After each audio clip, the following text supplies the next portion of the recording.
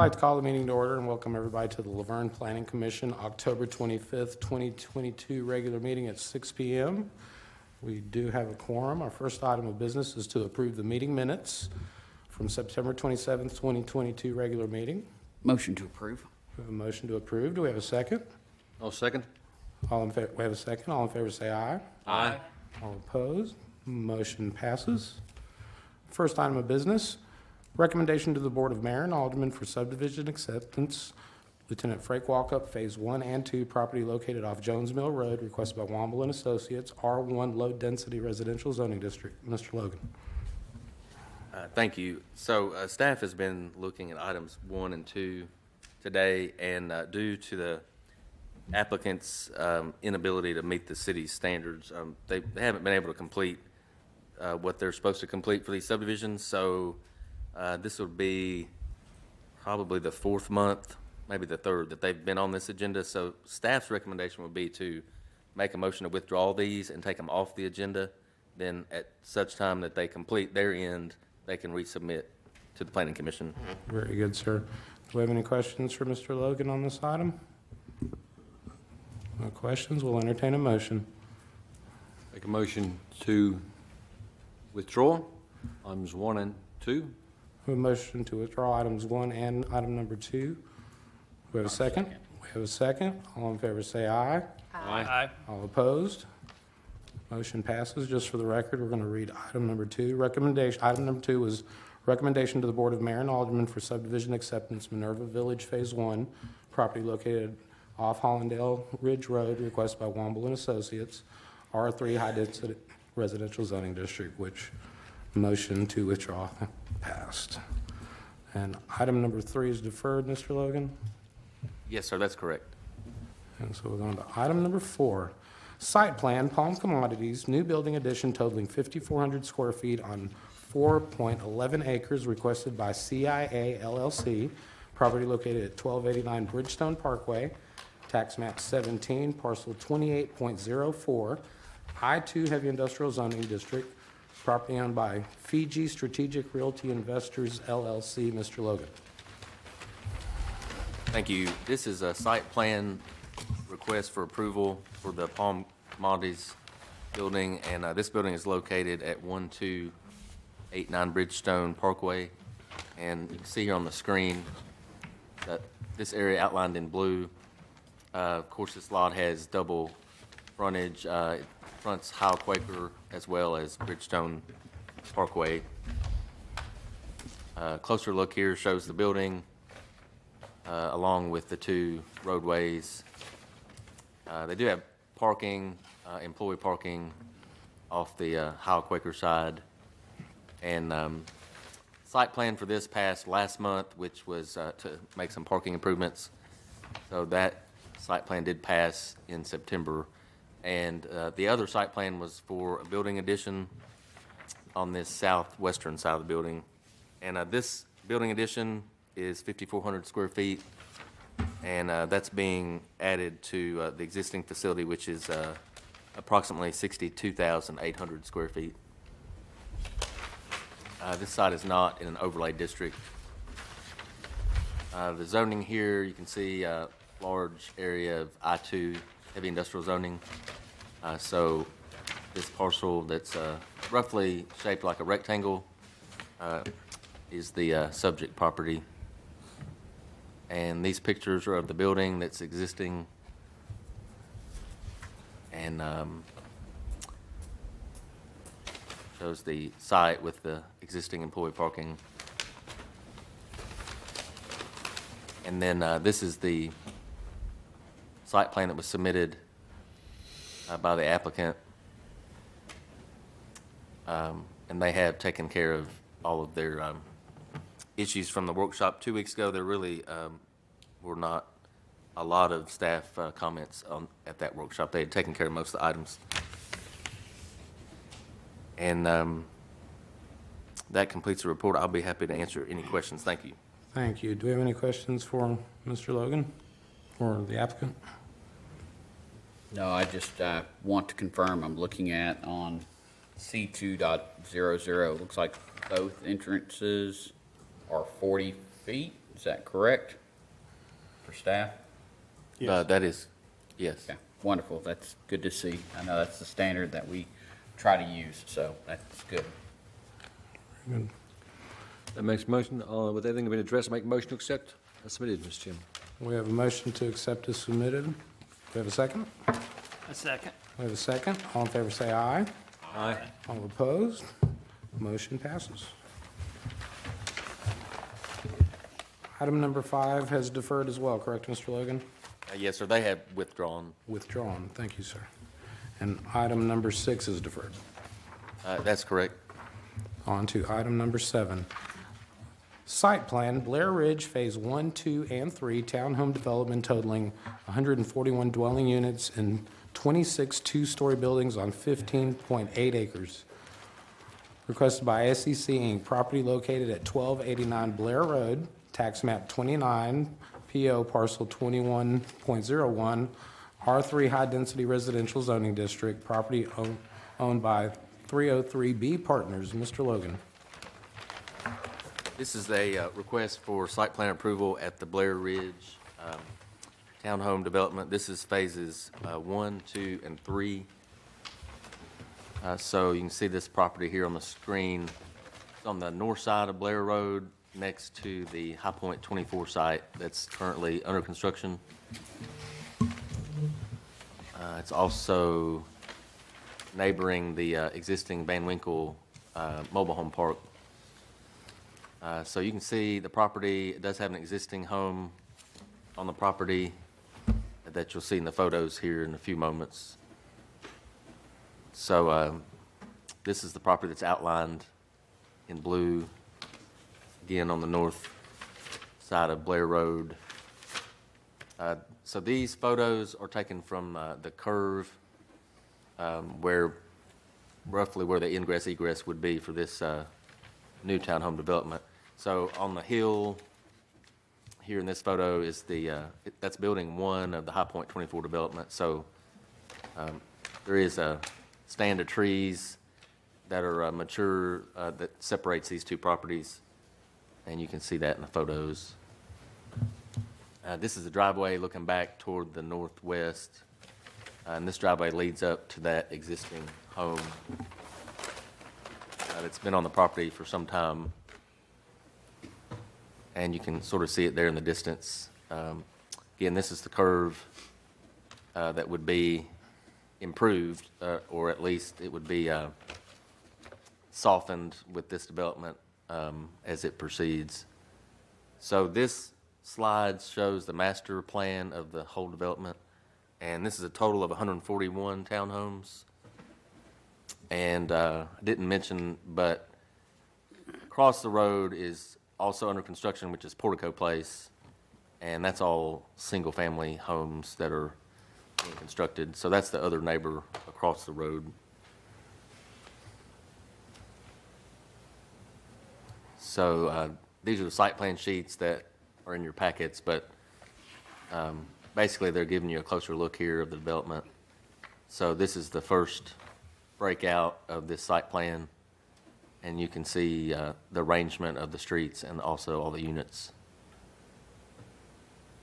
And then the second slide is the remaining, or the second breakout, and this is the match line to match the two parts of the site together.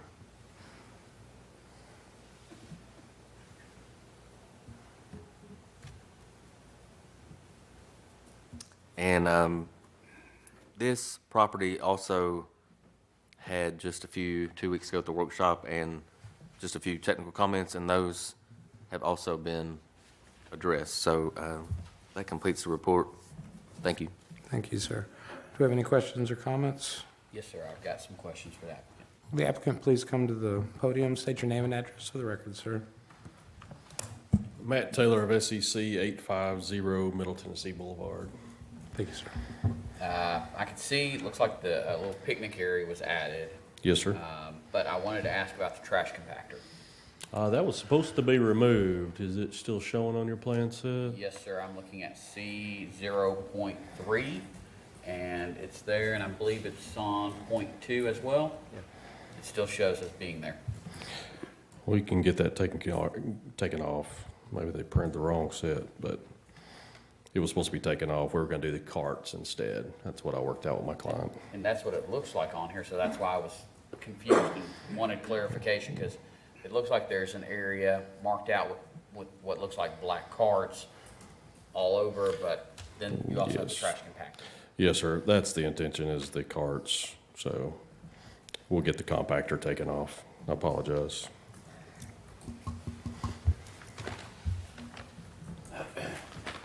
And the mail kiosk, is that the one in the middle for the whole development? Yes, sir.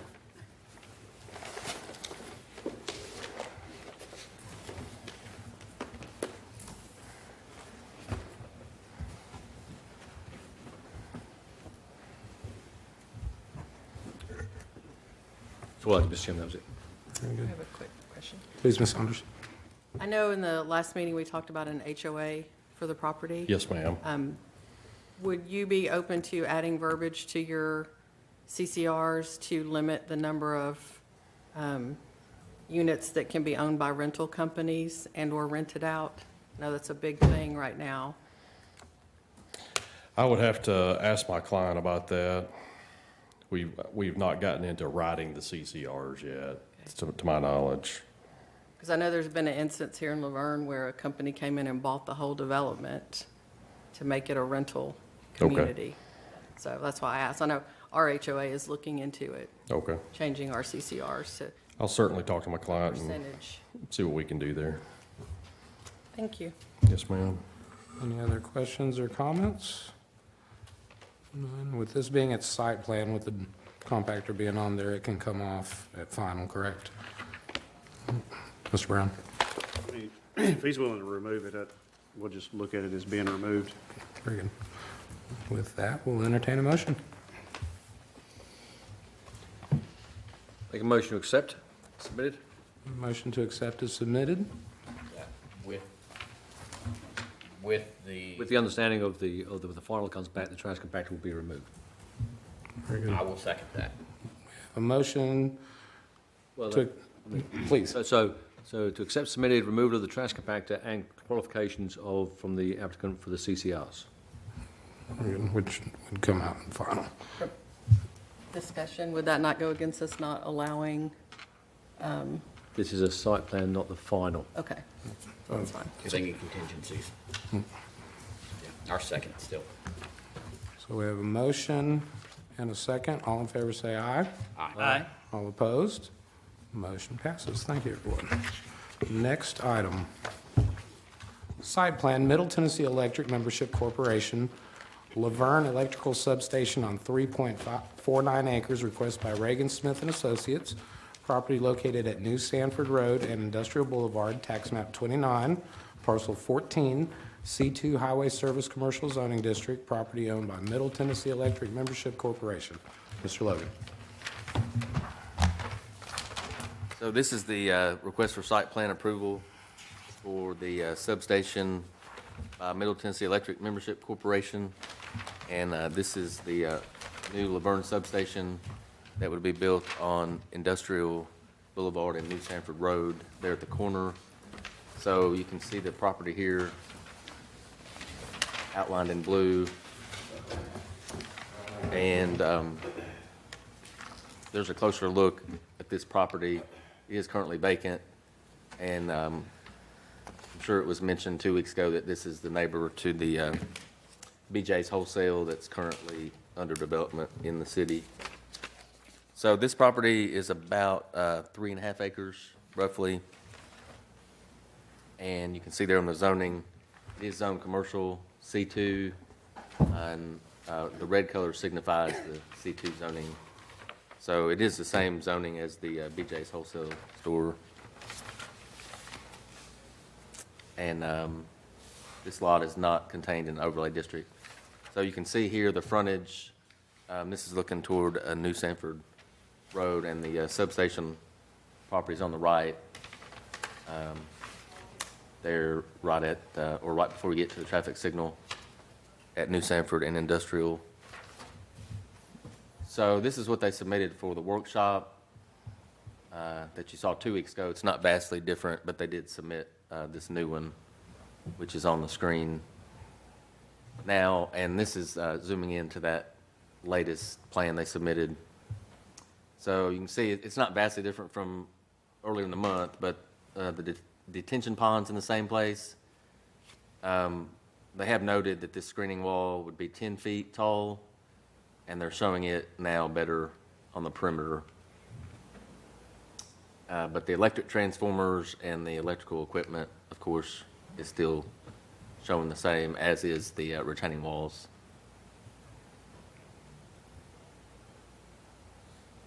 And I guess that's it. There weren't many comments on this one at the workshop, so everything there was addressed, and that completes the report. Thanks.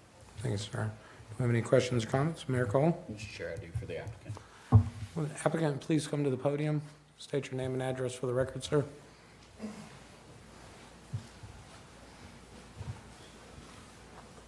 Eric Parle with Reagan Smith, 315 Woodland Street, Nashville, Tennessee. First off, can you confirm the selection y'all have for the wall for us? Yeah, it was provided on the detail sheets. That was, I think, wall exhibit number 3 that was voted on in the workshop meeting. Yeah, the one that was discussed? Yeah. Okay, so it is number 3. Yeah, and And that then, image is on the detail sheet. The other thing is, can you explain what has changed for landscaping? I know we discussed more screening, but can you just kind of explain that? Yeah, I believe you wanted additional screening and landscaping on the east side, the right side of the plan view to screen more on BJ side, so we provided more along that wall. Okay, so it's more trees or bushes or? Yeah, exactly. It was similar to what we had, we just extended it the full length of that wall. Okay. Any other questions or comments? No? Sir? No, I mean, he just explained the question we had, and he's answered it when he's put the beautification as requested. I'll make a motion to accept as submitted. We have a motion to accept as submitted. Do we have a second? Second? I have a second. All in favor, say aye. Aye. All opposed? Motion passes. Thank you. Item number 9, final plat, Pride Truck Sales, Waldron Road Business Park subdivision, re-subdivision of Lot 1, 2 lots on 13.8 acres, requested by SEC Inc., property located at 171 Industrial Boulevard, tax map 17O, Group B, PO Parcel 5, I-2 Heavy Industrial Zoning District, property owned by 131 Industrial Boulevard Holding Corp. Mr. Logan. Thank you. This is the final plat request for approval at the Pride Truck Sales location on Waldron Road and, or excuse me, at 171 Industrial Boulevard, but it's just off of Waldron Road. And you can see the property here. It's roughly the shape of a backward C. Here you can see the pilot station is right off of Industrial that sort of fills up the middle here, but this property is 13.1 acres approximately, and closer view shows this site. So the plan for the parking improvements that was presented a month ago and the month before that, they have withdrawn that at least until such time as they can find an architect to help with the exterior cladding. So the site plan has been withdrawn, but this plat has stayed on the agenda for the property. See the zoning here. Again, this is the dark blue, which is I-2 heavy industrial. And these are just photos from the site. That's the existing building there with that green roof, 2-story building. And of course, a lot of the trucks there that are on site that are for sale or lease.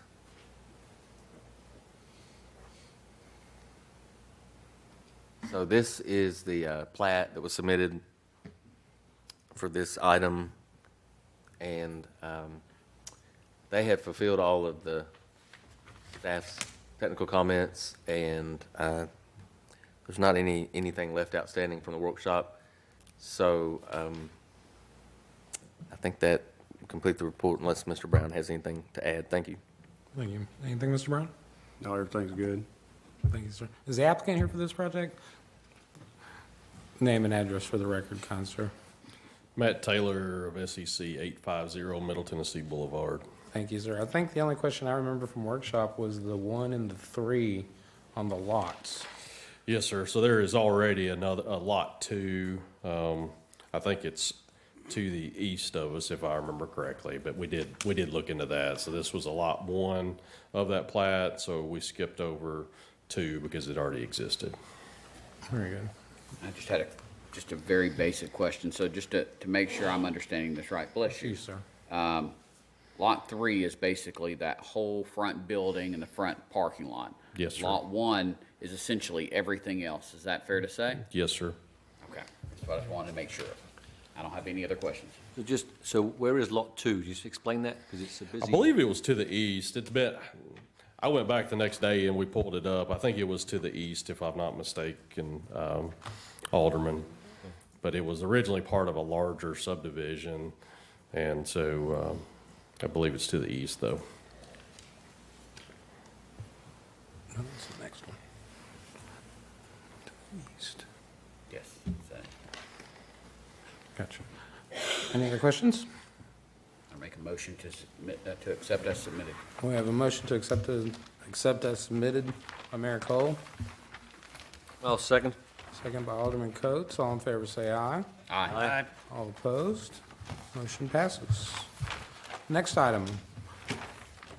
Amend the site plan, High Point 24, create overall phasing plan for Lot 1 requested by Kimley Horn.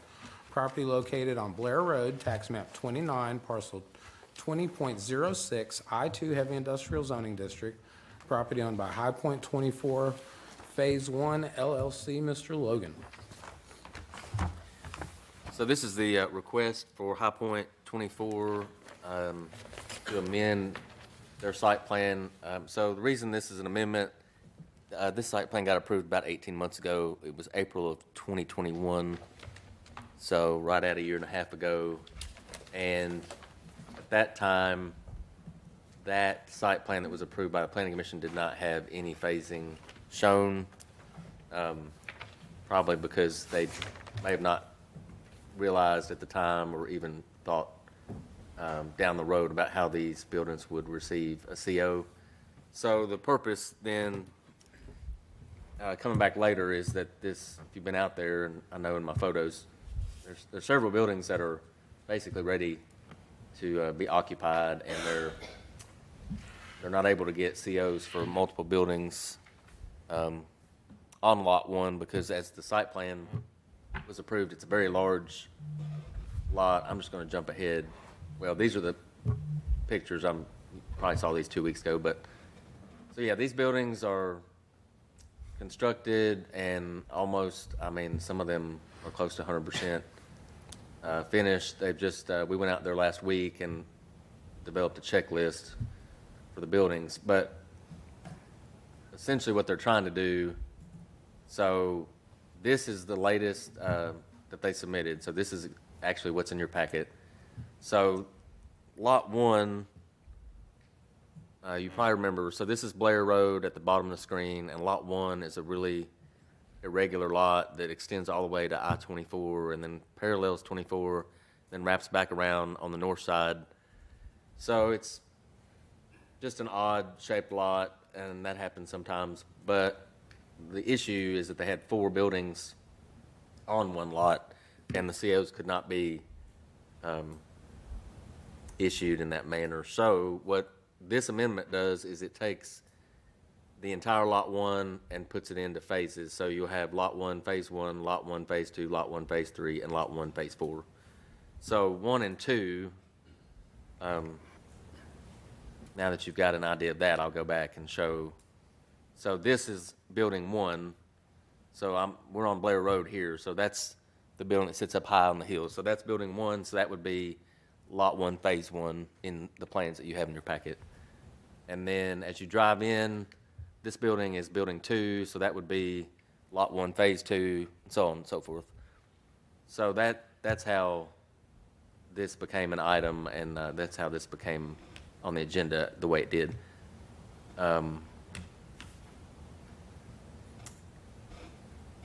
This is the zoning map. I didn't go over this, but of course it's all zoned I-2.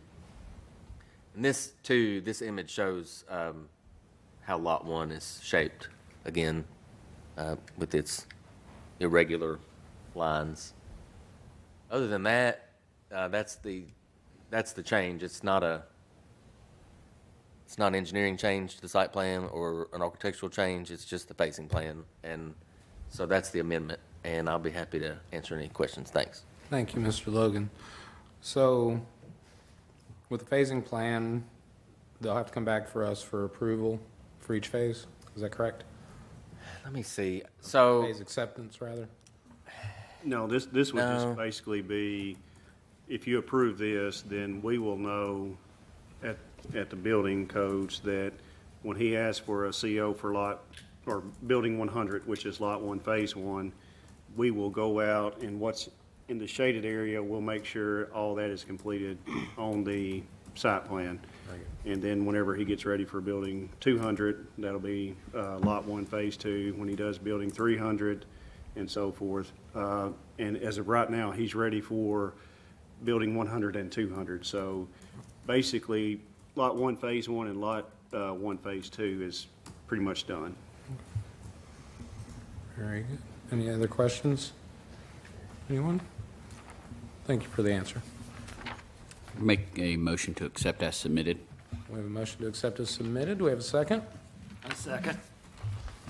We have a second. All in favor say aye. Aye. All opposed? Motion passes. On to our next item. Item number 11, bonds, letters of credit update, sir. Mr. Brown. Everyone should have the updated bond list in front of them. Everything is up to date. We did take a few of the maintenance bonds off because they were past the year period, and those, or a few of them were cash bonds, so those have been given back to the developer. Pretty much, if anybody's got any questions, we can go over them. If not, then that's about it on that item. Well, sir, you've done a good job with it. Thank you. And our next item, item number 12, discussion, new zoning ordinance and subdivision regulations. Mr. Brown, Mr. Logan, who wants to take this? I can take it. I don't have any real new information to add. I know some of you all saw the emails, I guess they were from last week. So, of course, there's property owner, area of town that is asking about their zoning. And so, I was out of town 2 weeks ago, so I don't really know what the discussion was about it at that time. But, of course, anybody that emails me, that individual asked me to share it with all of you all, so I did. I'm happy to do that. And I did invite that individual to the meeting. I don't know if they're here or not. Of course, they're not guaranteed that they can speak, but they're all welcome at any meeting, anytime, so I did invite them and said that would at least put them in the same room with the decision makers, although they may or may not be able to speak at the podium, depending on if the rules were suspended, whatnot. So that's all I have. I don't have structurally anything new to change or to add. I would say if there's some grammatical errors or a period missing, or I know maybe just a couple people have expressed that, that's something that could be cleaned up after this body's finished with it, and in between the time it goes to that time and the time it appears at BOMA. Very good. Thank you, sir.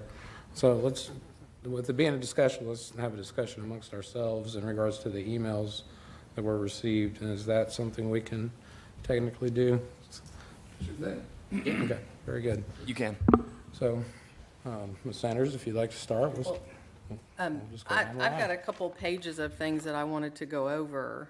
I went back through and read word for word the whole document again. I did mark quite a few things that we can take care of. I had a few concerns. There's still things used in the document. This may be something Evan mentioned that can be changed regardless, but the way they refer to LaVergne Planning Department, Ordinance Administrator, Planning Director, things that we don't use the same terms here unless we're thinking of changing those positions and names of those buildings, design review board, things like that. Did anyone else notice that? I know, I remember it was in there, and we've discussed it a couple times, but. yeah. Right. And I thought that was supposed to be removed before we even got this one. I know this is a draft, but it's already marked that it's been approved by both BOMA and Planning Commission in April. Some of the other issues or questions that I had was on several pages, page 6, 7, then again on 84, it talks about compact developments, and it actually describes our traditional neighborhoods as being compact mixed use. We don't even have mixed use in all of our neighborhood zoning, so to me, that's kind of a conflict that it's being referenced that way. And that, I believe that was some of the paperwork that I had turned into Mr. Logan, was that the description and the chart didn't match. I think that's what you're noticing. Yeah, and just the fact that they're describing in multiple areas that our goal, because I think this was in our planning principles, is we wanted compact neighborhoods with open space. I don't know, to me, that doesn't fit what we're trying to accomplish. So I would certainly like to see that removed as a description. The estate residential has a 25-foot setback, but even R1 has 40. So I wasn't quite sure why, I don't remember us discussing it being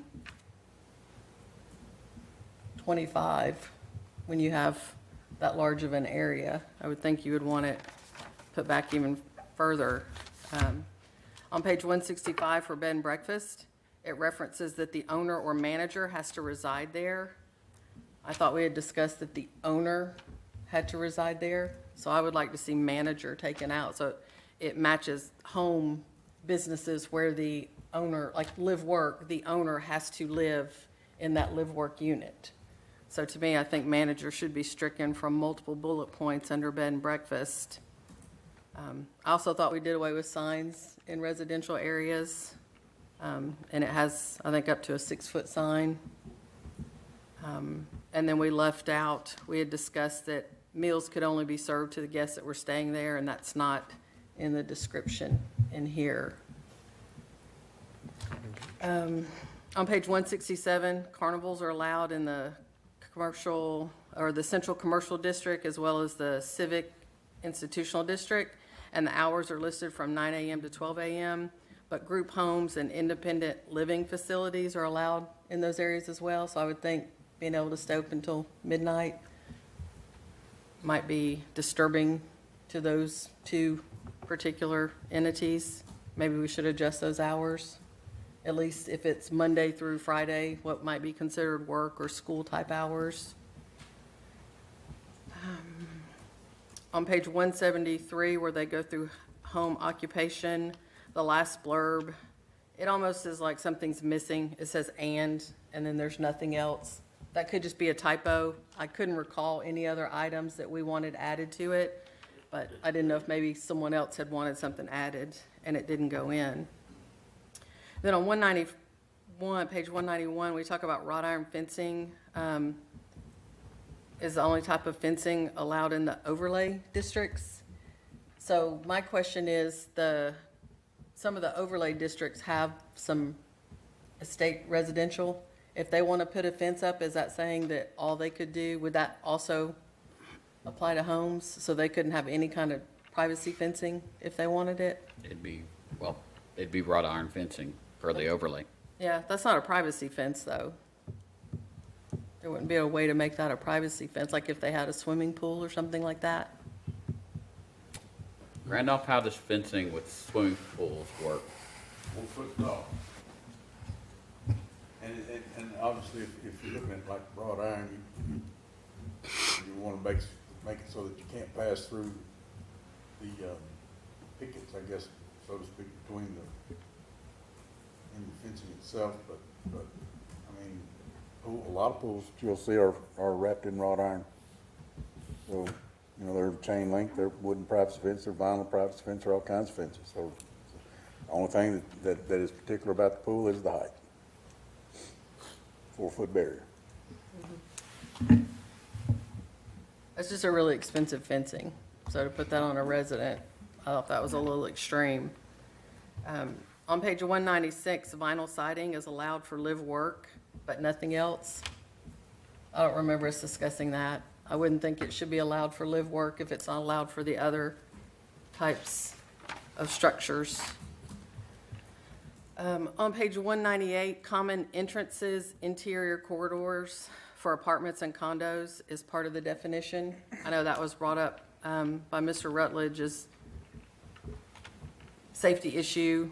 I know there's been stories on the news about it being safety issues in some areas, and we have it listed as being part of our definition. So I would like to see it removed from the definition. If someone wants to request that, we can review it, but for it to be part of the definition, to me, seems like we're encouraging people to construct their buildings that way. So those are the big items I had. The other things I've got marked in here that are just, you know, spacing, typographical, that kind of thing. Good. I myself had turned in several items, some of which you mentioned to Mr. Logan, and I really haven't received an updated one yet since then. I'm sorry, I rephrased that. I have not received it in paper. I have read it on the computer, but there were still some discrepancies that I did see along the way. Mayor Cole, any statements? Alderman? No, I appreciate all the comments. I mean, I think we need to keep working it forward to get it where it needs to be. I mean, get it where everyone on this board is pleased with it and can accept it and move forward with it. Mr. Campbell? Yeah, just the typographicals and just the different things she brought up.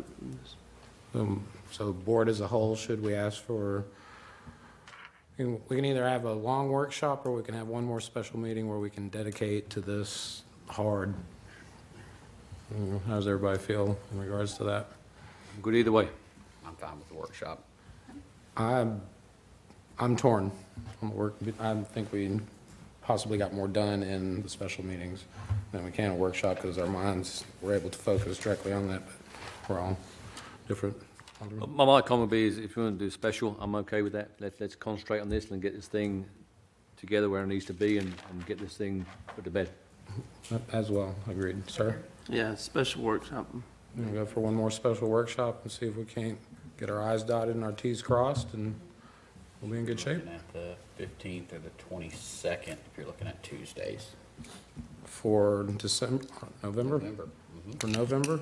Now, mind you, the 22nd is right before Thanksgiving. And the 15th is our workshop, regular workshop for planning commission. Oh, it is. Oh, then we have the 8th as well, then, don't we? So, That's board member. Oh, no, that's election day. yeah.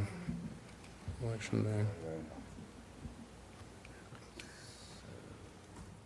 You want to leave with Bo to find out and figure a date that's going to work for not interfering with anything else?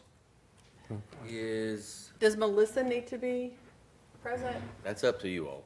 I would I appreciate didn't it. know if she, I don't know. I personally would appreciate it. Anyone else?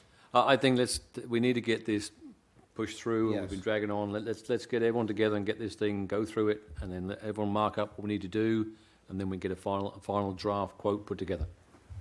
Very good. The first was not a date, but if Melissa's coming, I doubt, is that a week from today? Yeah, if the first. So I doubt, she might be able to. Are y'all open the first?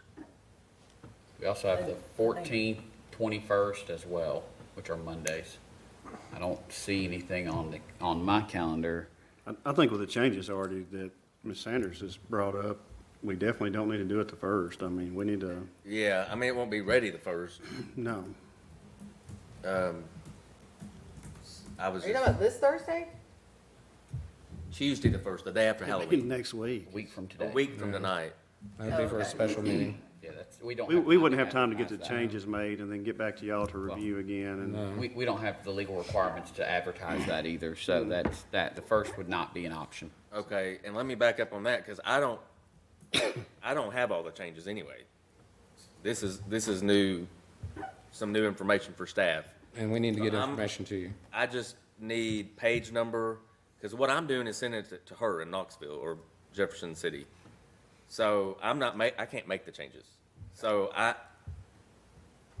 that meeting in September, when I stood at the podium, and I think there were 41 changes, that was all sent to her, and then she turns it around and sends it back to us, and then we email you that PDF. Right. So I just need a list of, can you scan that and email it to me and Jake? Of I your will changes? give you my list. I just need to give you this because Okay. there's probably a change on 75% of the pages as far as Okay. typos or spacing or that kind of thing. Is that the most recent PDF? That's one, it's the most recent one I received, so I assume it is the most recent one. You should have a newer version in email, From when? what, That was 2 sent weeks out ago, 3 a weeks couple ago? weeks ago. That's it. Okay, this is it? Okay, Yes. okay. Okay, very good. All right, so, Mr. I'll Logan? get that, and then compile the list and give it to her. I know she's working on it because she emailed me today about needing some additional information. Okay. And so, Mr. Logan, if you'll coordinate with Ms. Melissa and try and get us a date set for a special meeting. That's 14th of November, and what was the second date? Mayor? 14th or the 21st, it just depends on, let me see what the calendar, I don't see anything on my on my phone's city calendar, but you just have a quick look at the website to see what is on each of those. There's a library board meeting, it looks like on the 14th at 5, but that would be over at 6, I would think. And then the 21st would 21st be is out. great. There's the senior citizens, Parks and Rec and Greenway Correct. meetings on the 21st. So probably the 14th or the 22nd. Okay, 14th or 22nd. Okay, we'll try for one of those dates. If you can work through that and get back with us, Yeah. will be greatly appreciated. If not, we'll circle around for next month or do a long workshop. Or, there you go. But before we do anything with this item, because Mr. Eady had reached out to me and asked me to make a motion to suspend the rules so that his son could speak, I'm going to formally do that based on his request. Absolutely. So, Second. we have a motion for Mr. Eady's son, Ryan, Mr. Ryan Eady. for Mr. Ryan Eady to speak at the podium to suspend the rules of the Planning Commission, Just a motion to suspend the rules. and seconded by the mayor. All in favor, say aye. Aye. Aye. All opposed? Mr. Ryan, if you would please be so kind. Thank you, sir. So name and address for the record, if you don't mind. It's Ryan Eady, 7905 Burleson Lane in Murfreesboro. Thank you for giving me a time to speak here. Thank you, sir. Just got a quick statement that I want to make about some property that we own. This property is 6.5 acres at the backside of the Vaughnwood subdivision at the end of Stones River Road. That land is landlocked, so to speak. We have an easement of approximately 1,250 feet going through 2 other properties to get to Stones River Road. The zoning is currently R2. I've seen pictures of that zoning being changed to the new zoning estate. So that really affects that value of our property back there. We would have 5 lots at most if the zoning was changed. Have about a half a mile of streets just to get back there to service those 5 houses. Expense would be great with the decreased value of the property that's back there.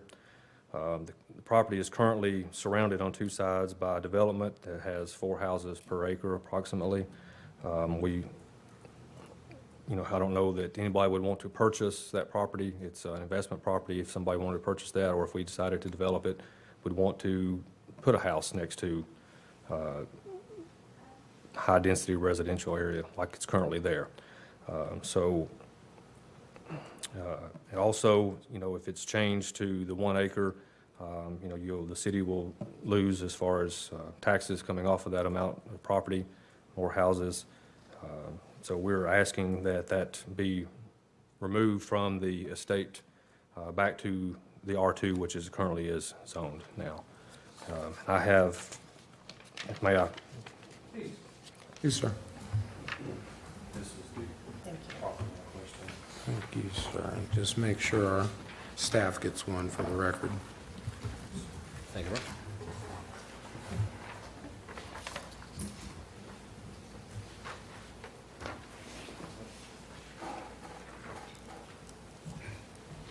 That's good. Yeah, that's good. The X is the property that we own on the backside of the Vaughnwood subdivision. I've drawn a line in showing the approximate location of the easement that's coming up off of Stones River Road. And you can see that it's surrounded pretty much on 3 sides there by Lake Forest Estates, I guess is what that's called. So we're wanting to keep that property as it's currently zoned R2 instead of it being changed to the estate that is proposed. Very good. Do we have any questions or comments? So I'm going to have a question for staff. Okay. This is zoned R2, because I believe our email said different. My understanding is zoned R1. That's what I say, I think it's R1. It's currently R1. Okay, I'll relook it, I looked it up and it was R2. R2. Whenever I'm looking at the city's website, which is not up to date fully, I know that, but it does show that as R2. That's where I got my information Okay, from. thank you. Sure. We just want to lock that down that it is R2. I was under the impression that it was a different zoning. Our R2 is a little bit more easier to work with at times for us, so. Myself, as a plan commissioner, once I received your email, we have a sunshine law that we cannot talk amongst each other. Sure. In regards to the property, but I did go to staff. Mr. Brown was kind enough to meet with me. Okay. And we discussed it for probably 30 minutes in the hallway.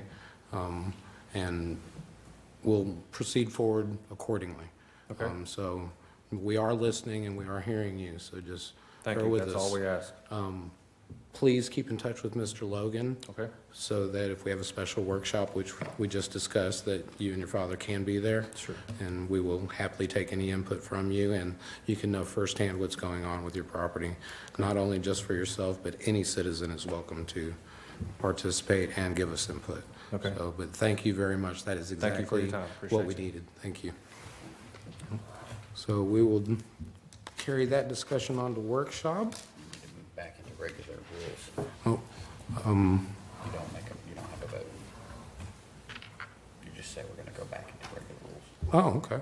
So we're going back to our regular meeting rules and suspending it so the customer could speak with us. Thank you very much once again. If there's any questions or comments from the board? Meeting adjourned. Thank you, everyone.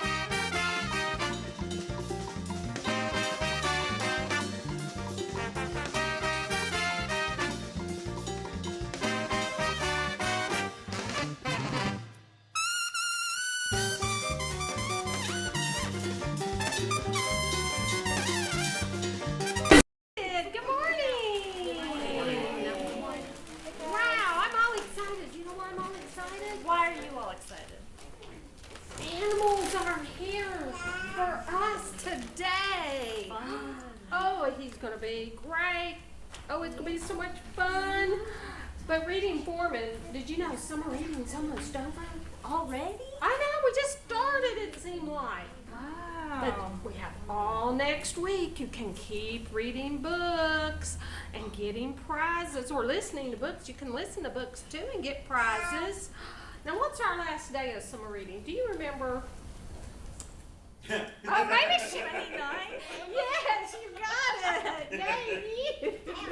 The 29th is our last day of summer reading. That's our last day. You can check out books that count as a prize, and then you have 2 weeks after that to pick up your prizes. We still got a lot of prizes, don't we? We Yes, want we to do. have boys and girls come and get all these prizes they've earned. Do you know anything else, Reading Foreman? That's it? Oh, okay. I Well, know very little today. all right. Well, let's get started. Okay. Do you know his name? Do you know our special guest name Yes, we today? have Mr. Bob Tarter here with us With today. NHECM. He's going to put on a great show. I know he is. But we cannot holler our slogan today, can we? No. You guys know why we can't holler it today? Because the animals could get like. Because we don't want the animals going crazy. That's right. No crazy animals today. So we are going to whisper our slogan, build a better world. Because we are building a better world all summer. So let's do that on the count of 3. Build a better world and whisper. 1, 2, 3. Build a better world. Yay. Mr. Bob Carter. Thank you. Good morning. Very good. My name is Bob Tarter. I'm with NHECM. If you have ever remembered seeing a wildlife program with me before, raise your hand, please. Good. We like repeats. Hands down. If you have ever seen me give a wildlife program, you know we'll have a good time. You do not believe me? You can ask me. I'll tell you all about it. Now, whenever we have a wildlife program, it doesn't matter if there's 3 people or 1,000. Whenever we have a wildlife program, there are 3 rules you all need to follow. Now, I have to tell you, in 2016 was a very important calendar year for me and my company. I actually now travel to over 10 states. Bless you. We now visit all the way down to Natchitoches, Louisiana. It is spelled Natchitoches for those people that don't know how to talk. Earlier this week, I was in High Point, North Carolina. Now, we are doing about 250 schools during the school year. During the summer of the last week in May, June, and July, I have myself and other programmers running around. We do another 200 programs during June and July. Now, with that, we're going to have a lot of fun, and there's always a lot of vocabulary. Now, it doesn't matter if there's 3 people or 1,000. Last year, with the nationwide Harry Potter Day at the Clarksville, Tennessee Public Library, they had me conduct a Care of Magical Creatures program. I brought a hedgehog, a legless lizard, a Burmese python, and the eagle owl. 1,487 people showed up for one event. I did not charge nearly enough for that one. They want me back. I want $5 a head. Now, we also did the lowest attended program ever conducted, and that was at the Luxor, Arkansas Public Library. 3 people showed up, and 2 of them were the librarians working that day. They actually closed that branch now. But whenever we have a program, doesn't matter if there's 3 people or 1,000, there are 3 rules, and most of you are doing good. Rule 1, I want your bottoms all the way on your carpet, sitting crisscross applesauce, hands in your laps. If you can see my hands, you'll see these animals. Do not worry, I drink a lot of tea. I'm going to be walking around the entire time. While I'm walking around with these animals in my hands, I can watch my feet. If you have your hand or your foot in the aisle and I step on it, it's not going to feel good. I'm a big fat guy. Be careful, it starts in your 30s. So rule 1, stay seated, stay quiet. Rule 2, do you think there's anything interesting with me today? Yes, that means you're going to have questions. Questions are great. Questions I will learn. Rule 2 states we save our questions for the end of the program. We go over them as a group. Rule 2 is everyone's favorite because Rule 2 means you get to hang out longer with me. So save your questions. We will go over them at the end. Rule 3, I want to see how smart you all are. I'll be asking you questions. If you have an answer to one of my questions, I want you to raise your hand. You don't want to holler out the answers. We don't want to scare these animals. Now, these are 3 simple, easy rules. Stay seated, stay quiet, save your questions. If you have an answer to one of mine, you can raise your hand. Everyone that wants to stay here, see the animals, and follow my 3 rules, raise your hand, please. Good. Hands down. Does anybody want to break the rules, make me upset, and be told to leave? No, we don't want to do that. That'd be embarrassing, wouldn't it? Parents, grandparents, caregivers, thank you very much for bringing yourselves and your little ones here for our wildlife program. Please feel free to take as many pictures you like during the program, but this is now time to silence and vibrate your phone. If your phone goes off while I'm talking, you will be volunteer for stuff you do not want to be a part of. Most importantly, in the social happy media world we live in, you can post any pictures of me and my animals on whatever social media page you choose to. I just do ask you to be aware who is in the background of these photos. Some parents do not want their child in your social media page. You need to respect that. Conversely, you have to understand you are here in a public building. You're at the public library. We'll be taking pictures today. You may end up on the library's Facebook page. You may end up in the newspaper. If you do not want this, tough, deal with it. Seriously, people are now beginning to complain to me about the way their hair looked on Facebook. I don't care. Now, how many of you can tell me by raise your hand, what is the theme to your summer reading program this year? What is the theme? Go. Build a better world. Very good. Build a better world. Now, the Build a Better World can be in many different ways. One of the things I like to do to build a better world is I hate seeing trash on the ground. Whenever I'm walking around, I always pick up the trash. That's why my pockets are always filthy. Because I like to throw things away. Building a better world could be something as living more healthy, making good life decisions, or it could be literally physically building things to help our family out and help our own kind out. Now, the animal lineup that we have with us today is called the Desert Dwellers. This is a program that is going to have animals living in communities in the desert. Now, if you were here with Miss Shauna, she brought you the animals that live in a rainforest. A rainforest can rain almost every day. But a desert is going to be very little precipitation. It has nothing to do with temperature, though. 78% of Antarctica is actually a desert, even though the temperatures don't get above freezing, there's snow on the ground. Very little annual precipitation. Now, as always, I'm going to use a lot of vocabulary, mouths closed, ears open.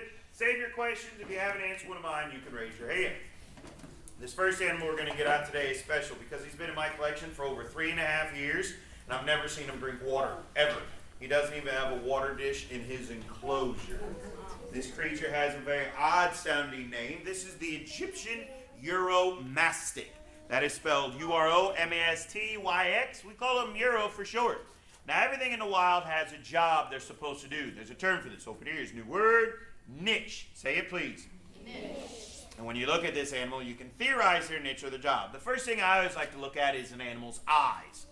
Now, this guy here has very weird, red, demon-colored looking eyeballs. But when he looks at you, can you see his eyeballs are on the sides of his head?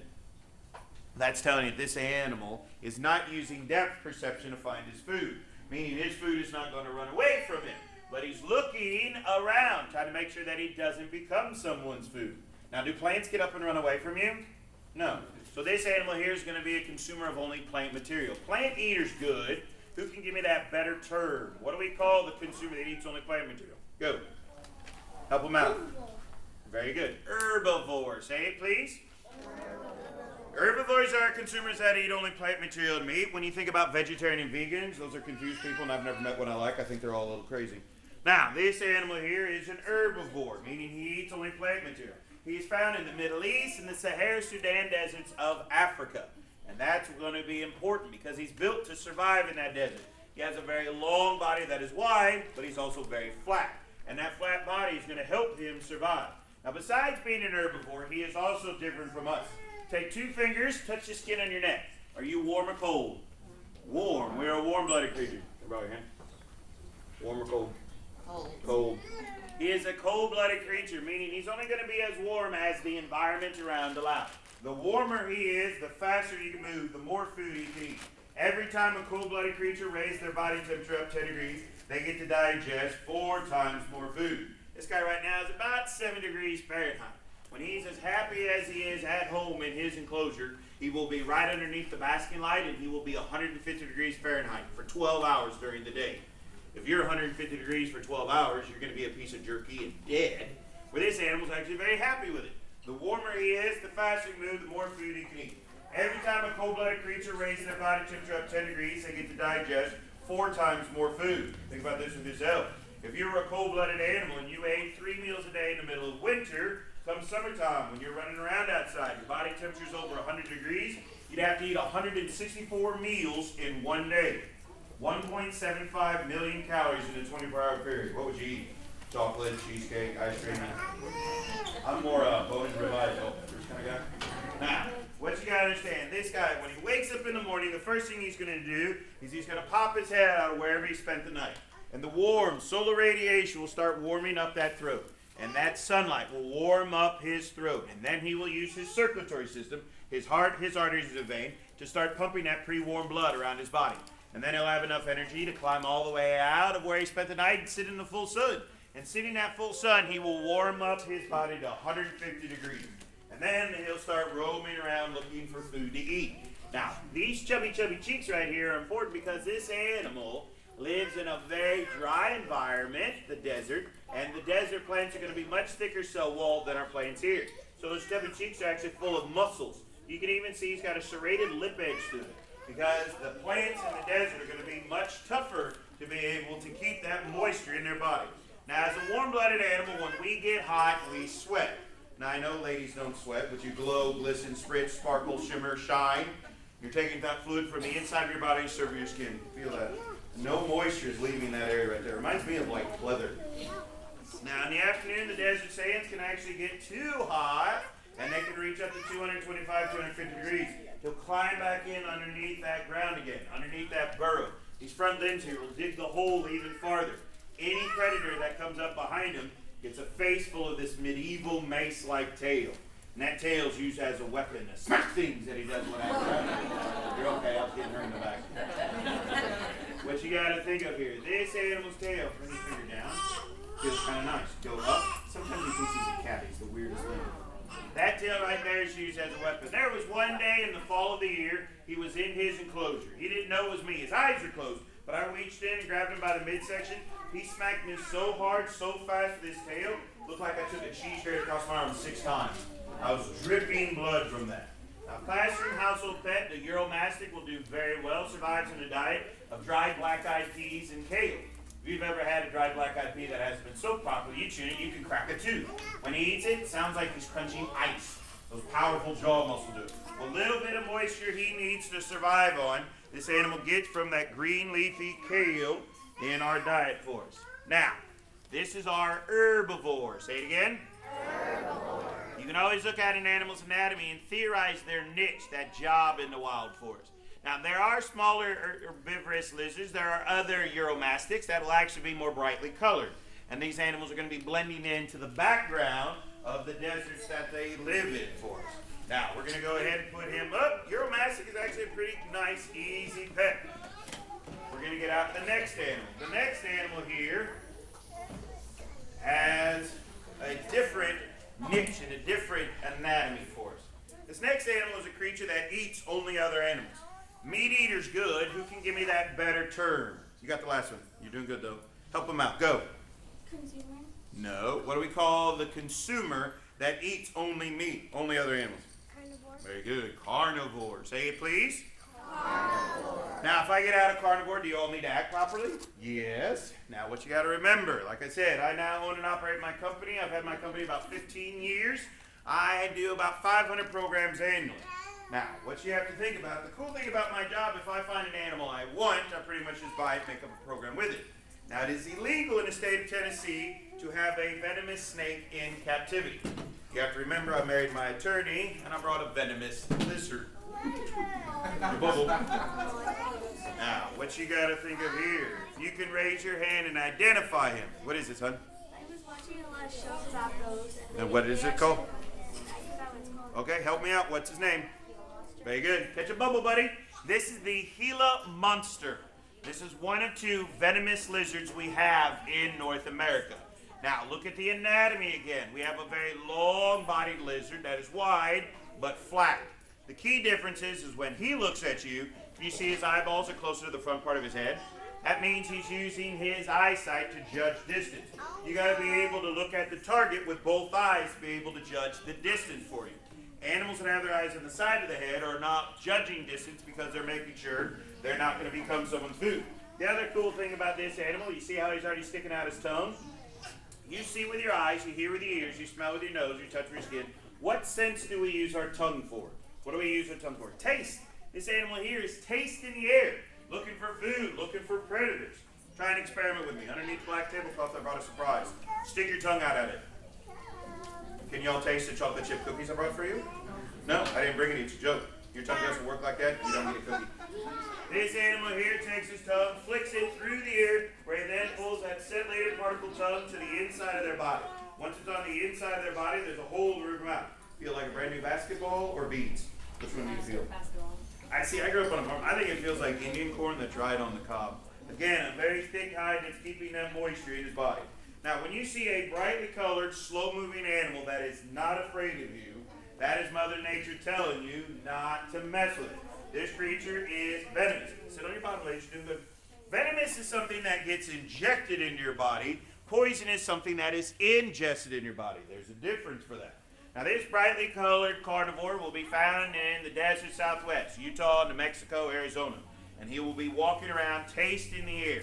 And if he tastes the air and finds a ground-dwelling nest, most of your desert animals are going to be nesting on the ground because there's very few trees in the desert. So this guy here will be walking around tasting the air. And if he tastes, it could be a roadrunner, a quail, or even a jackrabbit. This animal will walk all the way up to that nest. And the parents protecting that nest will see this brightly colored, slow-moving carnivore that is venomous and go, you know, we can always make you big as next year. And the parents will abandon the nest. And this animal will go in eating all of the eggs, all of the babies in that nest. They then will convert all the calories from that food that they've just eaten into fat, storing it in that tail. Squeeze it. Feels like a sausage, doesn't it? It's really weird. This animal here may only eat a week or two in the spring and survive 50 weeks on the fat deposits in his tail alone. That's usually the point of the program where these elementary teachers say inappropriate things about their fat deposits in their tail. It makes a married man like me uncomfortable. Now, what these little guys will do is they will be just roaming around, tasting the air, find that food. A very thick hide again, keeping that precious moisture in their body. Remember, venom is something injected, poison is something that is ingested in you. Now, this animal is different. When he gets ready to bite a predator or prey, he moves very slowly. A venomous snake has a very quick strike, stabbing it into it, where this guy here doesn't do anything in a hurry. When this animal gets ready to bite,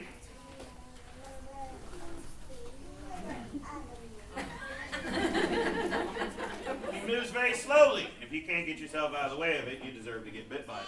Now, the teeth on the lower jaw in this animal are actually hollow, biting into it. Now, for you to understand how this works, on your bottom crisscross, son, you have to take some chemistry for me. When I was a little bitty kid, I'd always look at the tallest tree and wonder, how does water go from the ground all the way up to the top of the tree? In your body, you have your heart, which is your pump, and your arteries and your veins. Relax, I'll tell you when panic is going to get a lot worse. She's trying to use you as a shield. Now, in that tree, we have xylem and phloem. And what they are doing is the xylem and phloem are moving the sap and the water around. And that's going to be the cool part of this. Water likes to touch itself as well as touch other things. Adhesion and cohesion. Catch a bubble. Now, what do you got to understand? Water will touch itself, and that's how these animals will get that venom into it. The teeth on the lower jaw are hollow, and what they will do is they will bite into a predator prey. Using the capillary action of water, the venom will leach from those glands through the teeth up into that predator or prey. Now, you got to understand, when I was a little bitty kid, I saw a very cool experiment with these animals and their venom. Probably explains why I'm so weird and have a career like this. They took a 3-quart container of fresh horse blood. They dropped in 5 drops of venom. They waited 90 seconds. They then flipped the beaker over, and the blood slid out like a solid Jell-O mold. You know that cranberry sauce you serve at Thanksgiving and Christmas with your turkey that you got to slice to serve? That's what this animal's venom can do to your blood. Now, if I make a mistake and get myself or a library patron bitten by this venomous animal, am I going to die? No. You may shoot me, but I'm not going to die from this. This animal's venom isn't going to kill me. If I get bit in the hand here and the venom leaches into my finger, the blood in my finger will clot, turn to pudding, and what they will do is then the tissue will die, my finger will turn black, and eventually it'll fall off. The entire time this is happening, I'm uncomfortable, but it is not going to kill me. Listen, buddy. Now, what you got to think about this animal's venom could very well be used in our everyday lives right here. Raise your hand if any of you know somebody with diabetes. Good. Hands down. Type 2 diabetes medication that's on the market is actually synthesized from Gila monster and beaded lizard venom. The venom has a coagulating property that can actually help balance people's blood sugars. We also have battlefield dressings for a soldier. If a soldier gets injured in the battlefield and they're bleeding out and you cannot put a tourniquet on it, they now have a bandage. You can slap it on, clotting the blood, saving lives. Now, would the Gila monster make a good classroom or library pet? No, but I've been talking with Miss Cripps here. We've got a nice idea. Parents, if we continue to have problems with overdue library books and damaged books and fines, I have a spare 200-pound Burmese python. We're going to put a snake box in the children's department. If you have a fine, you go in the box until you pay it. That one will leave you a blank check. I'll trust you on that. Now, this is our carnivore. Say it again. Carnivore. Consuming only other animals. He's a very nice creature. I really like him. Now, we're going to put him up. But remember, brightly colored, slow-moving creatures will give you the warning that they do not need to be messed with. Now, we're going to put up both lizards that were long, wide, and flat, helping them survive in that desert. Now, the next animal we're going to get out is different because it's a consumer like us. Catch a bubble, buddy. Now, this animal here. Raise your hand if you like to eat hamburgers and hot dogs. Good. Hands down. Raise your hand if you should eat fruits and vegetables. Good. Hands down. What do we call the consumer eating plant material and meat? Go. Very good, hon. Omnivore. Say it, please. Omnivore. Now, this next creature is an omnivore, and it also has what I call the O factor. Meaning, whenever I pull this out, students, parents, librarians, all have a tendency to make these aww noises. I hate them. So if you're afraid you may make an O noise, catch a bubble in your mouth. Put one finger in your lip. Put your other hand on your hip. We want to be nice and quiet to see and learn as best as we can. These animals here are creatures that I have raised in my home with me and the rest of my animals, including my own 2 domesticated humans. I want you all to meet Tracy. Say hi, Tracy. Hi, Tracy. Now, if any of you can raise your hand and identify this western desert creature. I think it's like a groundhog. Nope, it's not a groundhog. Help her out. Nope, that's an African desert one. Prairie dog. Very good. This is a black-tailed prairie dog. Now, besides looking just like a chubby chipmunk right now, this animal here is one of the greatest lessons I could ever teach you. Bottoms down, sitting proper, catching bubbles, mouth closed, ears open. Stop eating my shirt. Now, what I want you to think about here, this animal is going to be found in the American West. Prairie dogs were once a very common animal, found all the way from California, all the way east to Arkansas, all the way through the American West, all the way down into Mexico, up into Canada. The problem is these animals have now been removed to only 4% of their natural historic range because of us. We thought they were a nuisance. Now, the best lesson to learn from this creature here, new term, keystone species. Say it, please. Keystone species. When you see an archway, that center stone in the top of it is called a keystone. It holds the whole thing together. And that's what we're looking at when we look at these little prairie dogs here. Now, prairie dogs are going to be found living in a very large group in what we call a prairie dog town. It's a massive network of tunnels, cavities, and caverns buried underneath the surface of the soil, or on top of the ground. They're just like you people live in town. They mow the grass way too often, every 7 days, not 4. Now, what these animals will do is there are tunnels underneath the surface of the soil. Bedrooms, bathrooms, food storage, nurseries, lookout towers, and playgrounds. All this will be buried underneath the surface, where on top the prairie dogs keep the grass short and tender.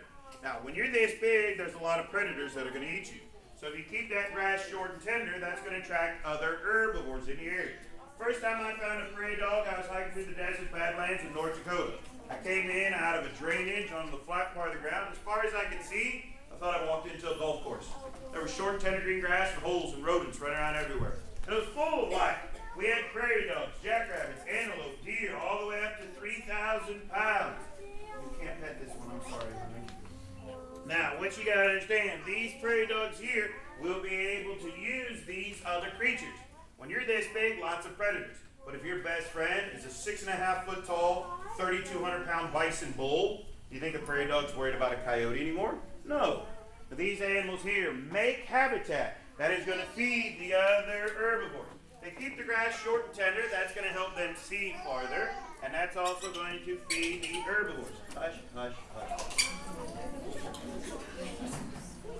I want you all to meet Shauna. Say hi, Shauna.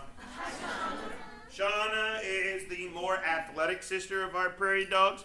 During the program, she always does her yoga. It's called upside down dog. Don't do that unless you're advanced. You'll hurt yourself in hot yoga doing that. Now, what you got to understand, these little creatures here, the prairie dogs are going to be found in that very large group in a prairie dog town. They keep the grass short above their town so they can see farther when they come out of the holes. That attracts other herbivores. And that's going to allow the prairie dog towns to expand. Abandoned prairie dog towns are actually key nesting sites for 2 endangered North American species. the black-footed ferret, and gopher tortoise. That's why these animals are key, because these creatures help everybody out. Now, humans removed them because we thought they were bad. In the American West, when we turned our livestock loose, they go running through a prairie dog town. You go running through a prairie dog town, you're going to fall in a hole and break your leg. So the prairie dogs have been shot, trapped, poisoned, removed to only 4% because of us. And these animals are awesome. They help us out. The desert, when it rains, it may not rain very often, but when it rains, it tends to rain a lot very quickly. Without the soil and the vegetation we have here, the water runs and erodes. It takes what little soil is there, take it away. When we have a prairie dog town and it rains, all the water runs right into the tunnels, and it floods the lower part of the town. And then that water will slowly soak into the groundwater, recharging the aquifer. A prairie dog town in Montana actually collects the well water so somebody can get well water from the aquifer in Arizona. Largest prairie dog town on record was 3 miles wide by 7. And when it rains in that desert, the water will flood into, and then that'll be absorbed into groundwater. But you gotta also understand, in a prairie dog town, there's like a gazillion prairie dogs. And they spend all day long running below the surface to the top, below to the top, below to the top. They actually take the cool, moist air from below the surface of the soil to the top, exhaling. Think of this. Sometimes our rainfall here in Tennessee started with a bunch of prairie dog breath in Oklahoma or Nebraska. That's why we call these the keystone species. Now, a lot of you have been looking at me with this one going, Bob, that's a cute little mammal. How come we can't pet this one? It's because prairie dogs in North America have been known to carry diseases, the bubonic plague as well as monkeypox. Sit proper, honey. Now, my animals are disease-free and I maintain them that way because I am the only person who gets to handle them. It's not that I think you're carrying the bubonic plague or monkeypox, it's just you have to understand. You all brought the most diseased, dangerous wildlife in the state with you. 30% of you have it in your lap. Ma'am, wash your hands before you eat anything. Those things are covered in germs. Seriously. They're horrible. I don't want to touch them. I'll have 7 different species of fecal material in my hands and eat a sandwich. These guys touch me, I need a hazmat suit and a bath. Now, prairie dogs, like I said, are amazing omnivores for us. They like to eat both plant material and other animals. An important part of their diet. Listen, sissies. Now, Tracy and Shauna travel with us in this container here. This is their travel cage. They think they're training for American Ninja Warrior. So you'll be able to watch them. They're going to climb around for the rest of the program. But the important part of their diet that we didn't get to talk about yet. Listen, these animals love to eat bugs. Bugs are an important part to a lot of animals' diet. When I was at university studying carnivores, red foxes, gray foxes, and coyotes, 80% of their stomach contents were grasshoppers during the summertime. Scientists have always wondered how a hummingbird grows on a diet of just straight sugar water. Listen, buddy. Now, I gotta find a pier to be able to get this analogy. Hummingbirds will actually fly around with their beaks open, grabbing insects out of the sky, like Mr. Miyagi. Problem is, half the room doesn't even understand what we're talking about. It only counts if you saw it in the theater or on VHS. They still don't know what we're talking about. Bugs are an important part to a lot of animals' diets, and that's where you gotta understand. If you wanna have less mosquitoes on your own, put up some hummingbird feeders. Not only is it important to watch the hummingbirds feed, but you will also be able to have less insects for that. Now, the prairie dogs are very cool, very important animal. One prairie dog by themselves isn't going to be able to survive. With these animals living in a group, that prairie dog town, in that community, they make the environment a better place for us. And that's why we call them the desert dwellers. They're important for us. Now we're going to get out the next animal. The next animal is special because I have to wear a glove. If I wear a glove, that means I can get hurt. I don't want to get hurt. Bottoms down, so you can crisscross applesauce, catch a bubble. One finger on your lip, the other hand on your hip. This next animal is special because of this. This one is actually my favorite North American one, second favorite worldwide. For those of you that are keeping track, that's going to be important. Up.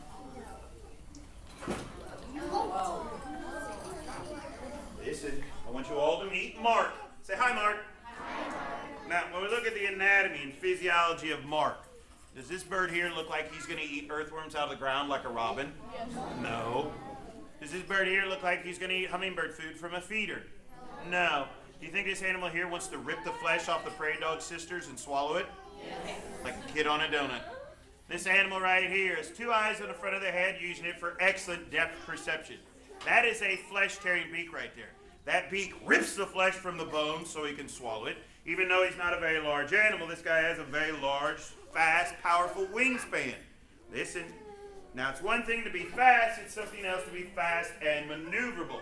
That long tail fan right there is going to make this an extremely maneuverable predator for us. Long-legged, which is going to be key to most of your desert animals.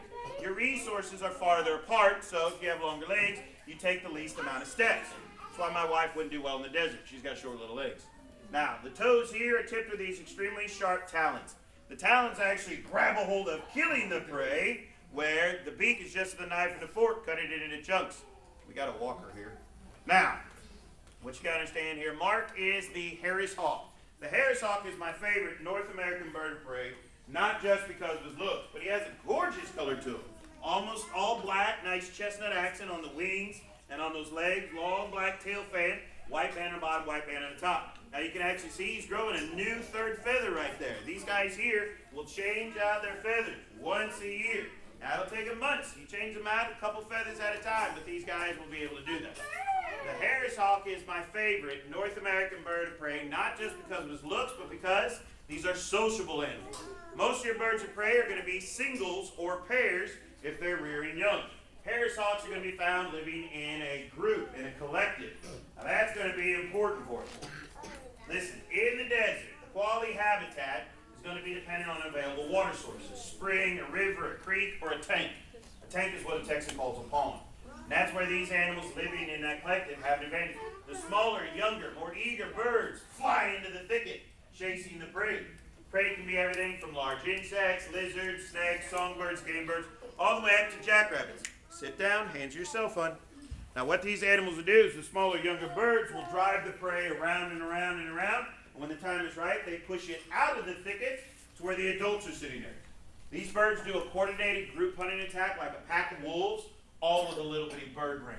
Now they hunt in a group, they also rest in a group. Relax, you can't eat a kid yet, you gotta wait. Now, what these guys will do, in the desert, the only place you can stop and get in an overwatch position is to sit on top of a cactus. Remember we said he was long-legged? One bird will go land on top of the cactus, other birds then will stand on their shoulders, staying 2, 3, 4, 5 birds high. That top bird will have the largest field of view, being able to see farther, and if they find more food, they fly after it, hunting it in a group. That's why these are my favorite North American bird of prey for. Now, I'm not going to pick on you, but how many teachers do we have in the audience today? Oh, line, there's only 3, 4, all right, a little bit better. Here's the thing, I love working with my teachers who are amazing people. The problem is, we all know you're overworked, underpaid, and underappreciated. The problem is, I think teachers are crazy and you have an illness and you need medication for something. I would never do your job. But this animal here makes me feel more like a teacher than I think I should. I bought this animal, I feed this animal, I train this animal, I house the animal, and yet somebody else is trying to tell me how to do my job. Sound familiar? This animal here is technically property of the federal government. You are not allowed to pet, nor are you even allowed to possess a feather off of him. On his right foot, you can see that ID band, 6 letters there on the front, U.S. government. This animal here is technically property of the federal government. If you pet him or keep a feather, I could lose my license. Catch a bubble, buddy. What you gotta understand, Mark here is a falconer's bird. Falconry is when we use our birds of prey to hunt for us. Think about it. We could walk around the park here. One of your uneducated squirrels or rabbits, I can let go of Mark's suggestions and he'll fly after and try and attack it and kill it for me. Now I give him food and shelter every day for the chance that he may be able to go hawking, but this animal here is an amazing creature for us. Falconry is the second oldest blood sport on the planet. And that's what's special about to being a falconer. Up. Now, listen. To be a licensed falconer, you need to do well in school so that you can take the apprentice falconer's exam. Listen, it's a difficult exam, so you have to be able to study and do that. Not only do you have to pass the exam, you got to pass the background. I do not want any of you getting in trouble for drugs, alcohol, or crime. This isn't going to help you out in life. If you get in trouble for it, you still won't be able to have the permits to have these. Lastly, you need to remember to be a nice person. Don't be a tool. No one's going to help you out. Once you pass the exam, you pass the background, you have to find a master falconer to mentor you. And in the state of Tennessee, the master falconers are not taking on any new apprentices. It's a whole millennial generation. I swear none of them know how to work. Now, Mark here is fast, but he's not the fastest. Who can name me the fastest animal on the planet by raising their hand? Go. Very good. Most people think it's the cheetah. The cheetah is only the fastest land animal at 68 miles an hour. fast animal planet is the peregrine falcon. The peregrine falcon has been clocked at 240 miles an hour. Now, does he reach that speed by flapping his wings? No. Hummingbirds can beat their wings up to 200 beats per second, and they still can't reach that speed. They can also do it for 30 hours straight. What the peregrine falcon will do is they will fly high up in the air. They fold their wings and they go in a straight dive at 200 miles an hour. They hit their prey from above with these talons. Most of the time, the prey is dead by the central nervous system or the spinal cord being damaged. Sit proper, honey. Listen. Now, what you got to understand, if you're flying at 200 miles an hour and you hit a mosquito or a June bug in your eyeball could explode. Watch. Take my hand near Mark's eyes. He doesn't like it when I do it, though. See how his eye turns blue? He actually has two sets of eyelids. A normal top to bottom like ours that he closes when he's sleeping. That second one is called the nictitating membrane. If I poke you in the eye, you only have one set of eyelid. He actually has two. And that's going to protect his eyes, either when they're flying at high speeds or if he's flying through the desert scrub, he doesn't want to scratch his eye on a cactus thorn. Now, for those of you that have been keeping track and the teachers that have a good sense of humor, this animal here is my favorite North American bird of prey, second favorite worldwide. My favorite worldwide creature, which is on my wish list, is the harpy eagle. The harpy eagle is a very heavy, robust bird of prey found in the equatorial rainforest around our planet. Think of this. The harpy eagle is strong enough and fast enough to grab like a 30 or 40-pound sloth or howler monkey out of the tree. They go flying by the tree, rip it out, they crash down the ground, feed off of it, and then leave the rest for the scavengers. How cool of a program would it be at a library at our school if I had an eagle in my hand right now? I drop my fist, grabs one of these little ones, and takes it into the library or the cafeteria and starts feeding off of it. You'd think it's funny. Come on, you know which kid you want to be eaten by the eagle. Don't lie. Some people don't think that joke's very funny, and if you don't think that's funny, you don't work with enough children. Now, what we're going to do is we're going to get out the last animal. The last animal today is special because he will actually be walking around on the floor with me. Are students allowed to pet my animals? No. Can teachers and librarians? Yes. Because if they get scratched, bitten, or kicked, I think it's funny. Now, we want to remember our rules. Bottoms down, crisscross applesauce. Plant your bottoms there. Do not get up. Parents, plant your bottoms in your seat as well. I will help you all get as best of a picture as you can. But this is not an animal that you take your phone up and start walking to try and take a picture. He's getting old enough now, that looks like you're starting to stalk him. And you will not like his reply when he thinks he's being stalked. So bottoms down, crisscross applesauce. Save your questions. You have an answer one of mine. You can raise your hand. Catch a bubble, buddy. Save your questions with an answer to mine. You can raise your hand. Let's go to work.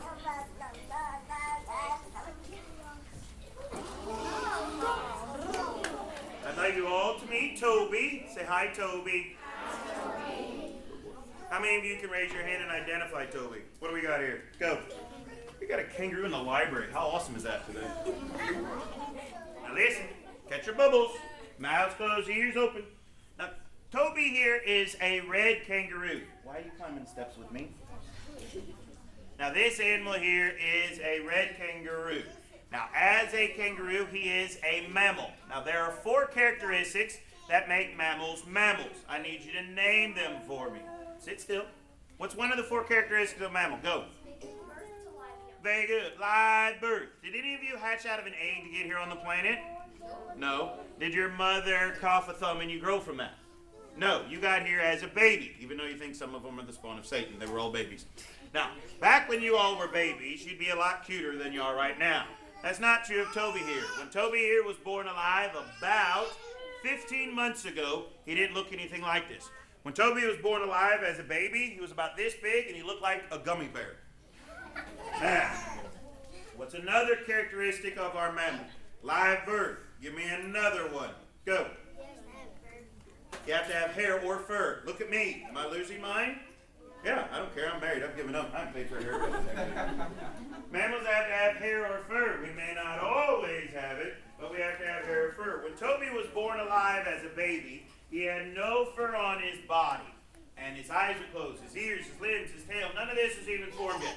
This little guy had to climb from where he's born to get into his mother's what? What did he climb into? Pouch. What do mammals feed their babies? What inside that pouch? What did he survive off of? Go. Milk. Milk. When you all were babies, before you ate baby food, you drank milk from mama. Deal with that.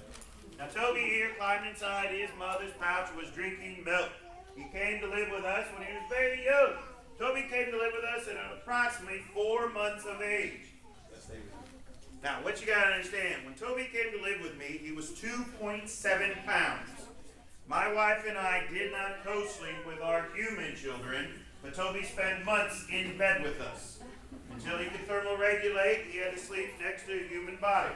Now, the cool thing about that is I got him trained rather quickly to sleep in a packet plane living room by himself. Parents, get those kids out of your bed and in their own bed as soon as possible. Now, Toby, you can't go in the life that way. No. Now, what you gotta think about with Toby here. Live birth, having hair, mama fed him milk. What's that other characteristic for us? You can name me another one.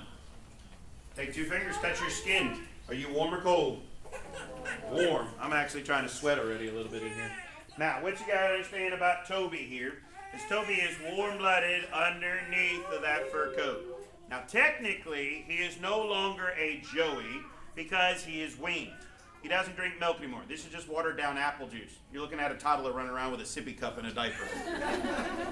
But it makes it a very positive experience for him to still be able to program. Now, what you gotta understand here, these creatures, when Toby would be full grown, an intact male red kangaroo will stand 6'1", 6'5", 110 to 210 pounds, and would have the ability to beat the ever-loving snot out of me. Now, these kangaroos are found in a very large group in what we call a mob.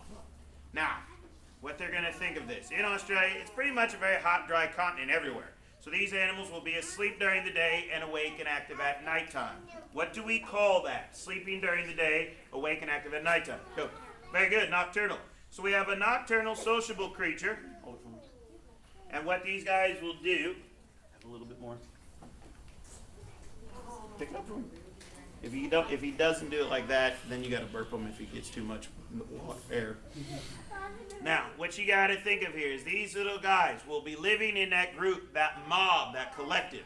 Now, they'll be sleeping during the day. If a predator comes up to them, the first thing these guys will do is these big males will stand up and flex their muscles. And they're much bigger through the upper body than me, 2-3 times bigger than me.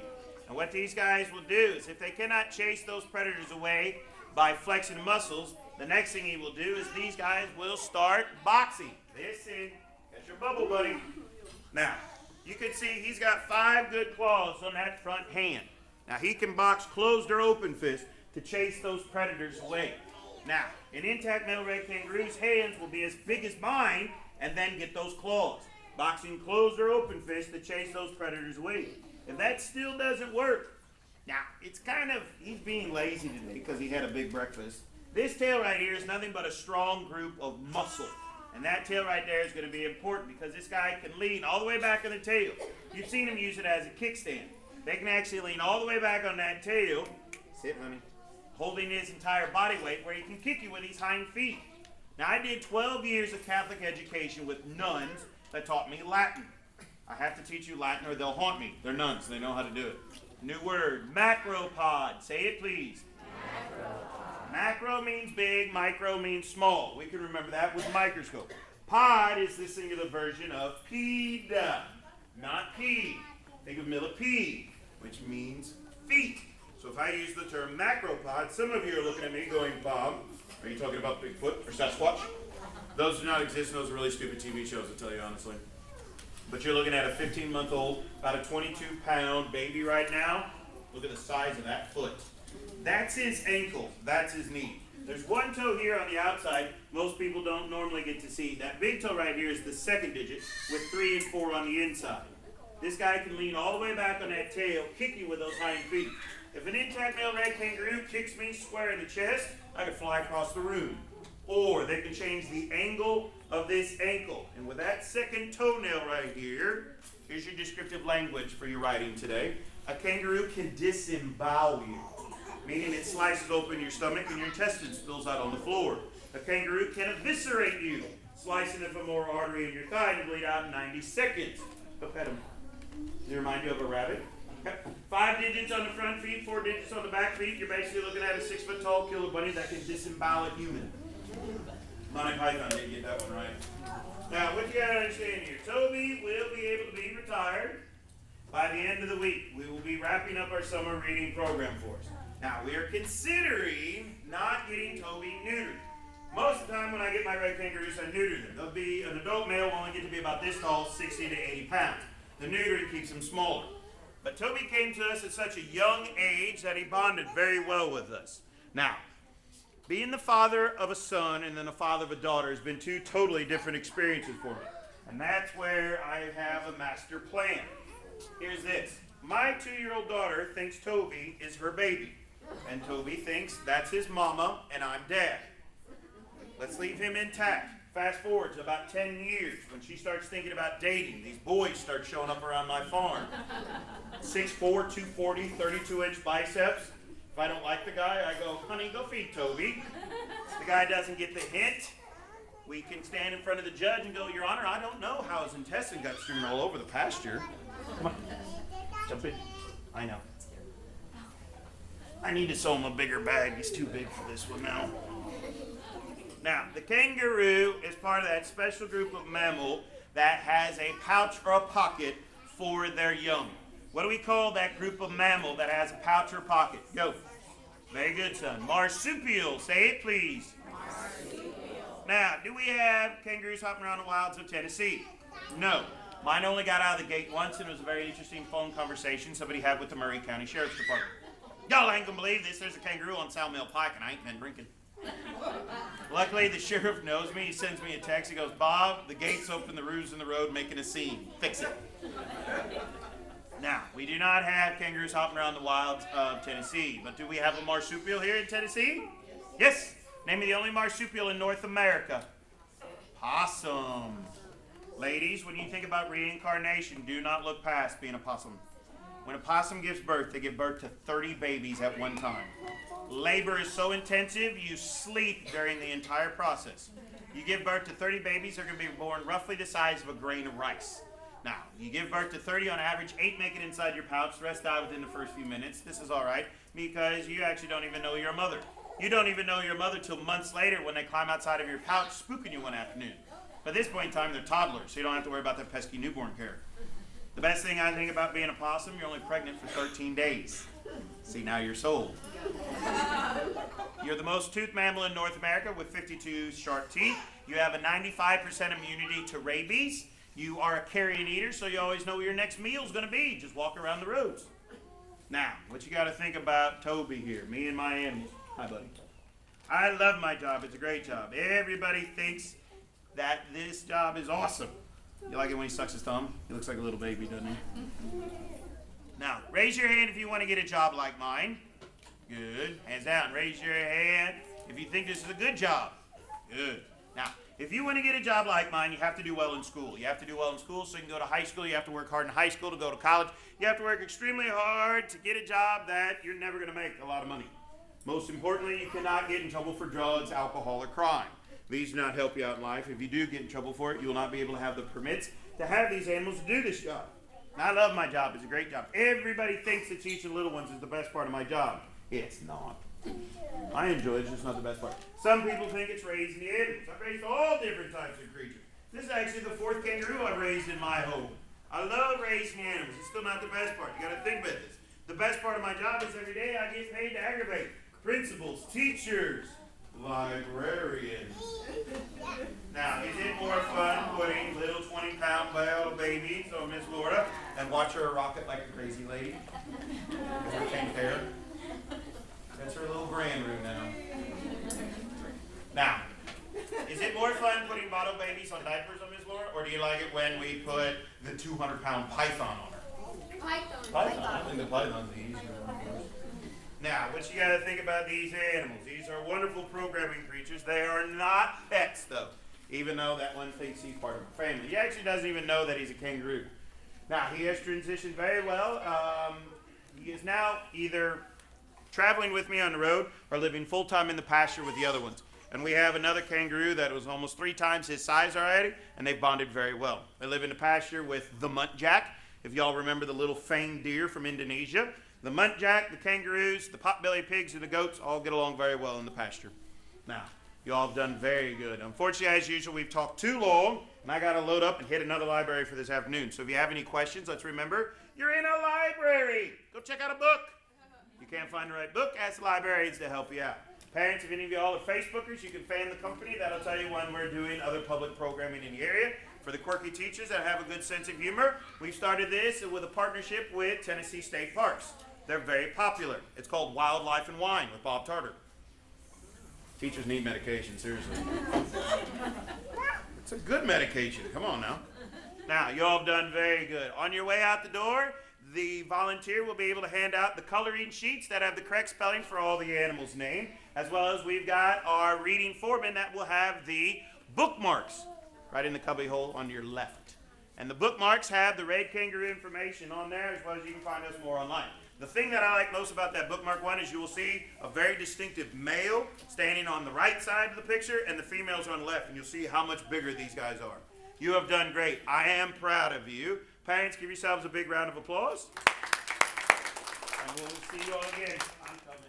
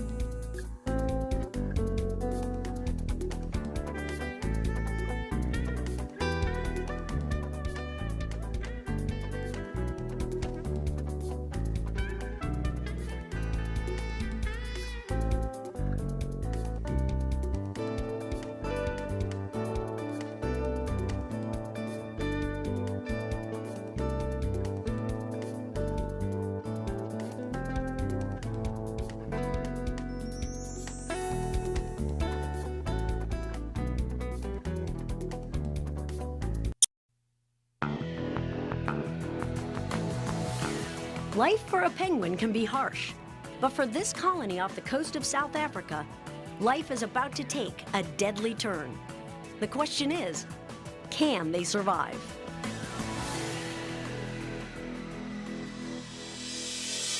Hi everyone, I'm Julie Scardina. Everybody loves penguins, right? Look at them, so cute, waddling along in their little tuxedos. But don't be fooled, these guys are serious survivors, able to thrive in some of nature's most extreme conditions, as you're about to find out. In today's program, you'll witness a colony of African penguins facing a life-threatening disaster, and the amazing call heard around the world for people to come to their rescue. You'll meet a special penguin with a royal namesake, and a feathered ambassador that almost came unglued. All this and more coming up now in this episode of Saving a Species, The Penguin Story.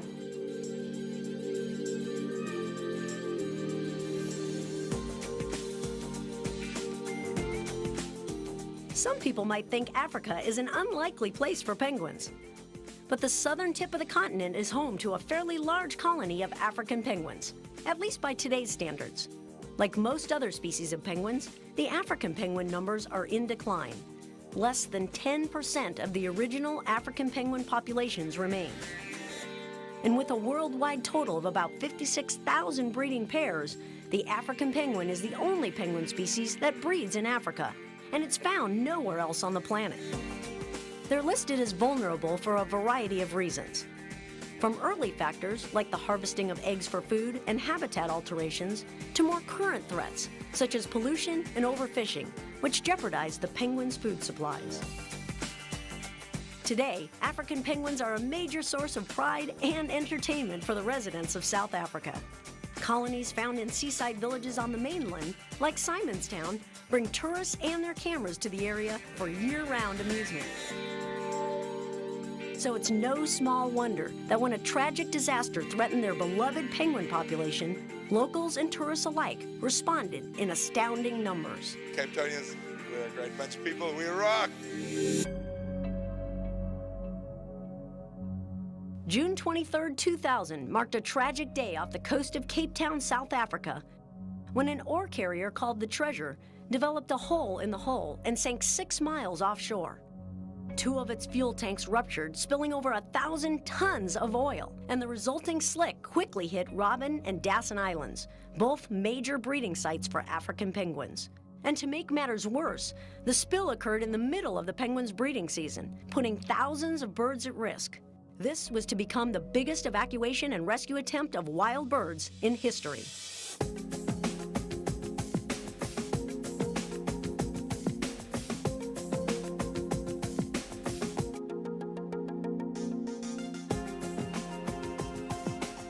It's an important cause over here.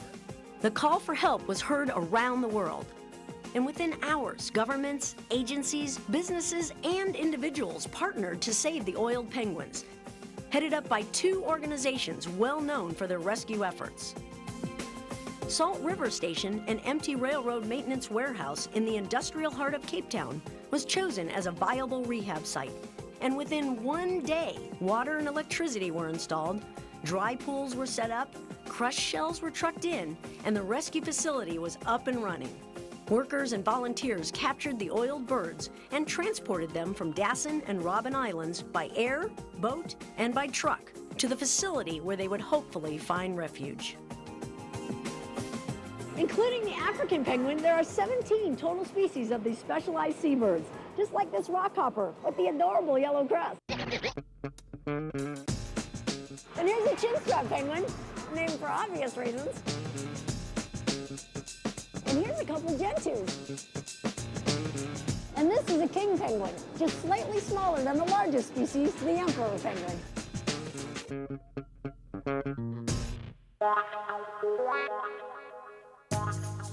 Lots of people make the mistake of thinking that penguins live at the North Pole. But it's the opposite, the South Pole, where many species reside. In fact, penguins are only found in the southern hemisphere. And if you think all penguins are about ice and snow, think again. Some species like the Magellanic, the Galapagos, the Humboldt, and the African penguins have adapted to warmer, temperate, and even tropical climates. Penguins eat krill, squid, and fish, and these fast-swimming birds catch their meals on the run, relying on their sharp sense of vision while hunting. Feeding the rescued African penguins was a primary concern for the caregivers. These birds had to be hand-fed, which was no small task considering the mounting size of this rescue.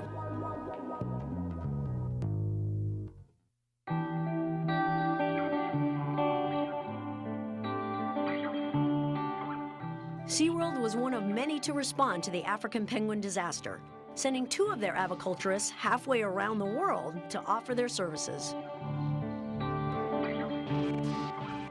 Back in 2000, when the Treasure sank off the coast of Cape Town, the South African government put out an international call for help. At that time, I had 13 years of experience working with penguins, a lot of hand-raising experience working with babies, so I think I was a good choice to go and assist with the rescue effort. I was selected to go to South Africa because of the work that I've been able to do here at SeaWorld in San Diego of caring for penguins and also raising penguin chicks. Also, here at our park, we have an oiled wildlife care center where we have learned and been trained to care for oiled wildlife, particularly birds. And with that, going down to take care of the animals that were oiled, I was able to use those skills down there as well. Even with years of experience under their belts, nothing prepared the rescue workers for this. Our first day here was actually Sunday morning, and it was a complete shock to walk in and see the magnitude of this. Having worked with birds before in Orlando, I said, you know, a few penguins, how many could that be? But to see the number here was just overwhelming. Overwhelming for the people and the penguins. Priorities had to be ranked in order to keep the birds alive, and food and water topped the list. But the volunteers quickly learned rescued penguins are not necessarily grateful for human help. Right now we're doing a mixture of force feeding, offered hand feeding for the ones that are starting to get an idea of how to do it, and my team is currently going through and tube feeding some electrolytes to keep the birds going because dehydration is becoming a big issue. So we've got all 3 methods going on. Literally tons of fish were necessary to keep the penguins alive. Antibiotics and vitamins were supplied to combat illness and infection under such stressful circumstances. One particular activity really had a positive effect on the birds. Rail cars were tipped on their sides, lined with tarps, and filled with water, resulting in some very happy penguins. The initial rescue attempts with the adult birds seemed well under control. But remember, this was the middle of breeding season. That means there's a whole other side to this story.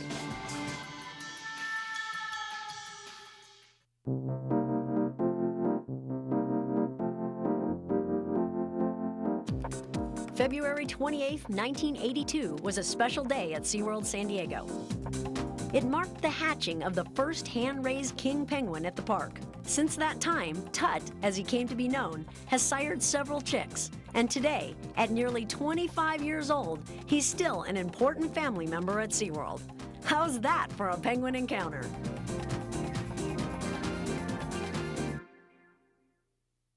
Penguin chicks in the wild can have a tough road ahead of them.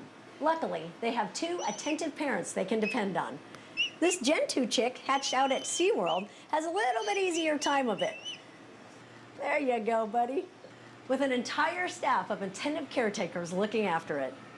Unfortunately, after the oil spill, many of the penguin chicks were separated from their parents, and the outlook for their future was pretty grim, until the arrival of some helping human hands.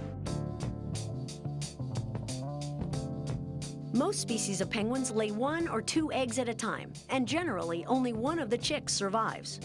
Both parents actively participate in tending the eggs and raising their young.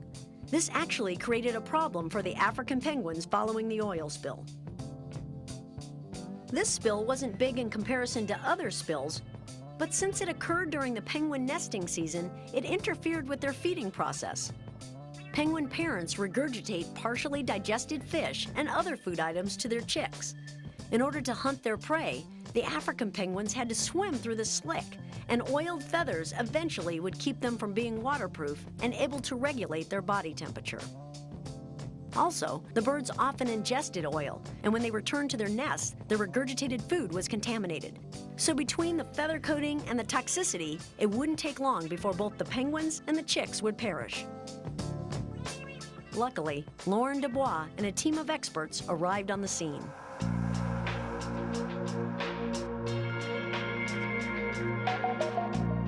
Well, when we first arrived, there was nothing set up for the chicks. They had set aside a room for us, but pretty much they were waiting for us to arrive. I was working with a colleague of mine from the Baltimore Zoo, Steve Serro, and we started making sure that we were getting the pens set up for the birds. We got tarps set up. We started getting some of our scales, anything that we thought we would need for the chicks. Once an initial assessment was made of the chicks, one of two directions was taken. If they were older, they were moved to the area with the bigger birds. Or they began the process of rehab with Lauren's team. The feeding process is pretty much force feeding them. We want them to get some food in there, which is pretty much grabbing the bird, opening up their bill, and putting a fish in their mouth. On the smaller birds, it's a little difficult because some of the fish is so big, so we'll just cut the fish in half and feed them some of the fish tails instead. Under the rehab team's constant care, Lauren remained optimistic about the chicks' futures. The outlook for these birds is very good, or at least I'm very hopeful. I look at these birds and they're very fat. They look in good shape. There's no oil on them. They all look very healthy. So the prognosis, I feel, is very good. I feel that we'll be able to go out and release these birds and at least give them a good chance to survive.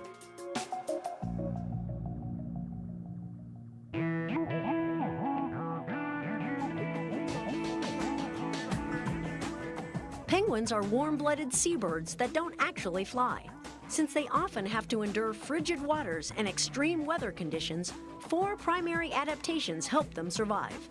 Their body fat that provides insulation, changes in their metabolic rate when they're on land versus when they're in the water, a blood flow system that adjusts to conserve or release body heat, and feathers. Their feathers are stiff and very thick. In fact, they're 7 times more dense than a chicken's. Although feathers play an important part in keeping them warm, temperate penguins, like the African penguin, need to release heat in warmer weather.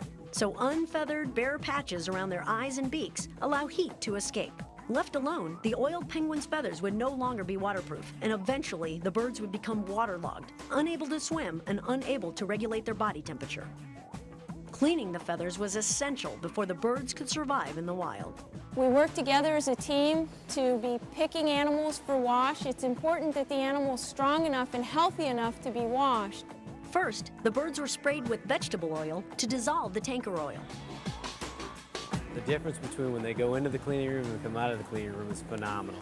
Then, they were washed in dishwashing soap. They were washed. They have their black and white coloration back. And washed. The birds look so good. And then washed again. They even look happier. Next, they were rinsed in fresh water, then set under heat lamps to dry overnight.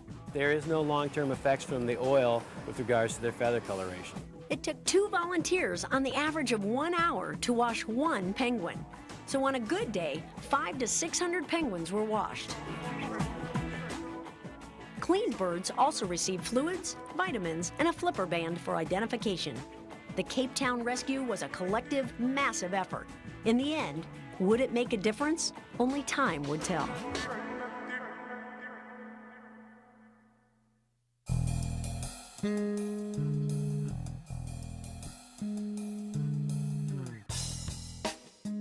Animal rescues aren't always on a big scale, so it was a lucky day for one little penguin when the staff at SeaWorld San Antonio got pretty creative.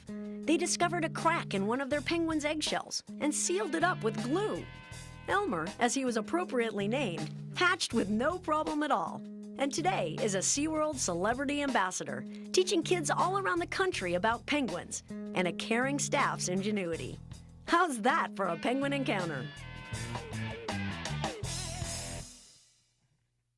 Times of crisis really show what the human spirit is made of. For a total of 6 weeks, the people in Cape Town worked tirelessly, side by side, to help save the oiled penguins. IFA and Sandcob organized this enormous effort, pulling in corporate, government, and nonprofit partners from around the globe. We've all heard the expression, it takes a village. Well, in this case, it took that and more. It's a lot to manage, but we're doing it. Are you wondering what it takes to coordinate a rescue this big? Every aspect has to be thought out and responded to. And it all has to happen like yesterday. International Fund for Animal Welfare, or IFAW, and South African Foundation for the Conservation of Coastal Birds, SANCOB for short, pulled together dozens of organizations for the effort, and supplies and donations poured in. Fish, lots of fish, in fact 361 tons at Salt River alone. Vitamins, equipment, pools and liners, cleaning agents, cleaning gear, protective gear, boxes, transportation, even a Red Cross station was set up inside the facility to care for human injuries. And then you need the people to make it all happen. So how do you spread the word? On the radio 2-3 times a day, about 4 or 5 different local and national radio slots. I talk to people, I cajole them, I beg them, and we've had an overwhelming response. Of course, a booming voice helps. My bit happens to be a big body with a big voice, and I just organize the people, I yell at them, I smile at them, I encourage them, and I keep the things going. Thousands of volunteers answered. People came after putting in a full shift at their regular jobs. Day after day they showed up with big smiles and amazing attitudes as they got ready to do some very dirty work. The cleaning, the scrubbing, it's not all glamorous. There's a lot of hard back-breaking work in it, but it's all part, we're all here for the penguins. It's all about the penguins, but it was the people that made it all about the penguins. This shared sense of coming together for the cause moved literally every one of the workers. I never had the remotest idea what this would be like. This is utterly overwhelming. People are coming together. Most of us are here on a volunteer basis, and that's been like super part of this. It's been great to be here. It's important for us to also be involved in that conservation, and so this is our opportunity to do the right thing.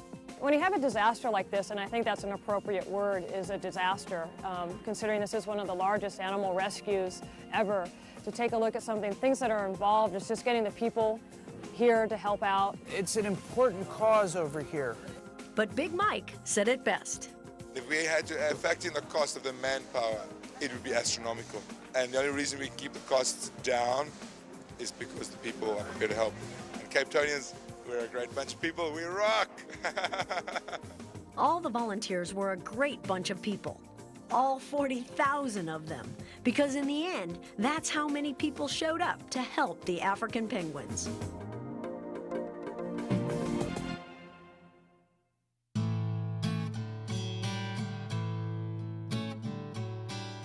Standing over 3 feet tall, the largest of the penguins, the emperor penguin, lives its entire life in and around Antarctica. SeaWorld San Diego became the first place outside of Antarctica to hatch and raise an emperor chick.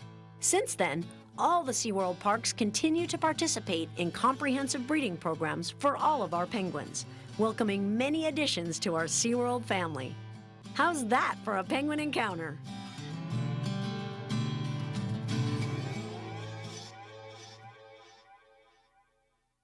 The response to the African penguin crisis shows what can happen when people join forces for wildlife conservation. Because of thousands of helping hands, the vulnerable population of African penguins got a second chance at survival. And all this time, energy, and hard work was leading up to a single goal: the day the penguins could be released and swim home.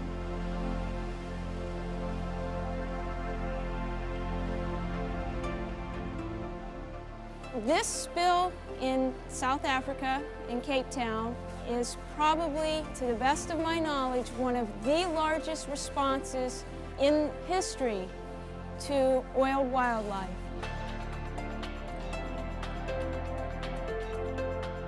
It may not be the largest spill by volume of oil spilled, and it may not have the most miles of coastline affected, but it by far has the most live animals retrieved, brought into captivity for rehabilitation. So this is an extremely large spill response here in Cape Town.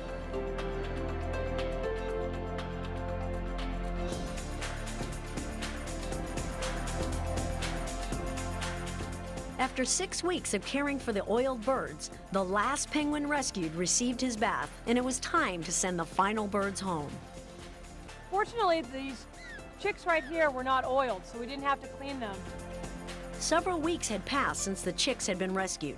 They thrived under the watchful eyes of the rescue team, so they were strong and healthy and ready to survive on their own. Their down was replaced with waterproof feathers, making it possible for them to swim from the shore to their home islands. Well, this is what it's all about. This is It's come full circle, so it feels like all of the efforts have been a success in seeing these set free. And Before their release, they were sprayed with pink dye, so researchers could easily identify them. The adult penguins were marked as well, and then fitted with an ID tag on their flipper. Finally, the birds were crated and ready to transport to the sea. It was an emotion-packed day for the workers and volunteers. to actually reach a goal like this is truly remarkable. this was definitely Yeah. a good day for us. Relief is the big one. The relief is the big one. They got out before anything bad could happen to them. So in the long ride for these chicks that we've released, and I'm very happy for them. They're doing extremely well. It was a nice release. It's always wonderful wherever I am, even if it's one bird or 600. That's awesome. It's a wonderful feeling because it's an accomplishment. It was a long haul for both the animals and the people. But in the end, a remarkable contribution to penguin conservation.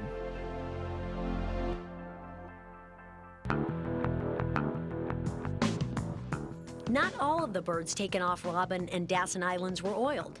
In an attempt to prevent these birds from becoming harmed, volunteers saved 21,000 penguins by collecting unoiled birds and transporting them to Port Elizabeth and releasing them to swim home, where they would arrive after the worst of the oil spill was over. This step in prevention is a strong example of proactive conservation. Today, many human activities are impacting penguins. Hunting, coastal development, pollution, and overharvesting of fish stocks that penguins eat top the list of threats. Currently, all 17 species of penguins are legally protected, and at least 5 species are considered at risk for becoming extinct. Like IFAW and Sandcob, other groups such as the Captive Breeding Specialist Group work towards the conservation of penguins. The SeaWorld parks maintain Emperor, King, Macaroni, Adelie, Gentoo, Chinstrap, Rockhopper, Magellanic, and Humboldt penguins, and each of these species has successfully reproduced. SeaWorld San Diego participates in the species survival plan for the endangered Humboldt penguin, helping to maintain diversity within this species. In addition, SeaWorld Parks also employed 2 stud bookkeepers to track the captive breeding of Chinstrap, Adelie, and King penguins. Finally, the Oiled Wildlife Care Center at SeaWorld San Diego serves as a valuable resource to assist oiled animals in times of crisis. The Oil Wildlife Care Center is set up to do everything for an animal during an oil spill, and that includes the intake procedures, evaluating the animal, washing the animal, whether it's a mammal or a bird, and also care for the animals and support before the animal would be able to be released. Major disasters remind us how vulnerable an entire animal population can be. But a crisis isn't the only time you can help. Conservation happens every day at a local level. Get involved with a zoological park or aquarium in your town and find out what you can do. When the Cape Town call for action was heard around the world, many responded. We offered help, but what we got back in return was invaluable. There are so many wonderful animals in this world. There's so many wonderful people in the world that care so much about them. To see everybody come together and want to work and really just take care of those animals was incredible.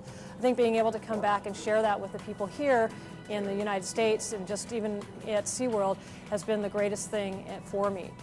I learned more about people, myself included, on this trip, I think, than any single thing I've done to date.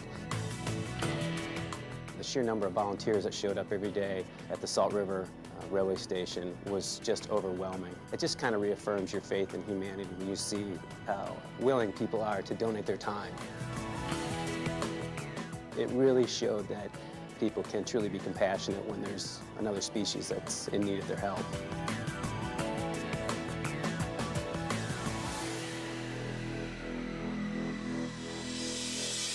The African penguin rescue remains the largest, most successful bird rescue in history to date. Over 40,000 volunteers saved more than 43,000 birds total. They cleaned about 22,000 birds and achieved a 90% survival rate upon their release. This monumental success happened because a lot of caring people showed up and made a difference. From Busch Gardens and SeaWorld, I'm Julie Scardina. Thanks for watching The Penguin Story. Hi, I'm Jenny Bush, Conservation Ambassador for the Anheuser-Busch Adventure Parks. SeaWorld, Busch Gardens, and Discovery Cove are dedicated to the conservation and preservation of wildlife. And we believe the stories like the one you just experienced need to be told. The penguins featured in this program are just a few of the many species that benefit from the SeaWorld and Busch Gardens Conservation Fund, a nonprofit charitable organization dedicated to animal rescue, wildlife research, habitat protection, and conservation education. Your support through the continued viewing of programs like this is appreciated. I encourage you to learn all you can about animals and their environment. Remember, we're all interconnected. What happens to them eventually happens to us. So we need to protect them and their habitats. Together, we can make a difference.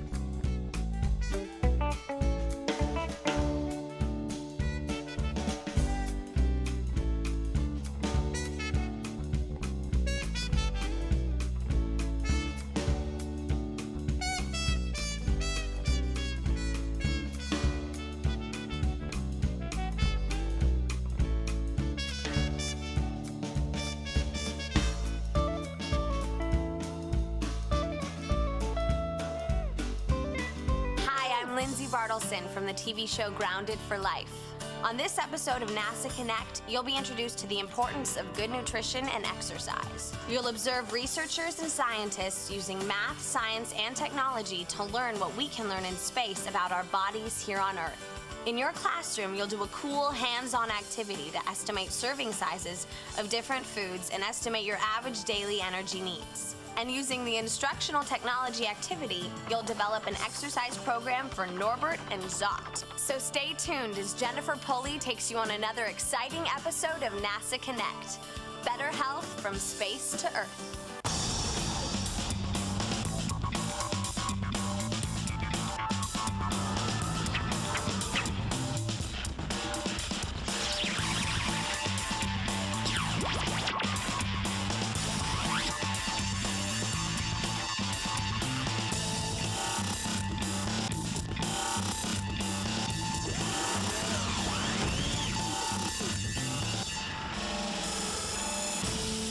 Ready? We got 5. Last 4. Make sure you're breathing. 3. 2 more. 2. Come on, you can do it. Last 1. There we go. All right, guys, let's grab some water, rehydrate, take 5.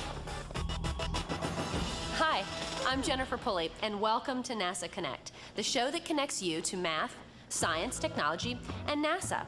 In addition to being your host, I'm also a certified aerobics instructor.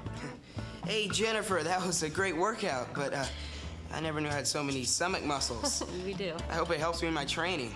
Oh, what are you training for? I want to try out for my cross-country team, and tryouts are in a couple of weeks. RJ, that is super. How's your training going? Well, I guess it's okay, but I really don't have too much energy during the day. Well, have you researched what nutrients your body needs? Because then you have to estimate and measure portions to make sure that the nutrients are in there. And of course, you have to have an exercise program. Measuring and estimating my nutritional needs. An exercise program? Not really. I think I'm eating okay. Do I look overweight? No, not at all. Tell me, what did you eat for breakfast?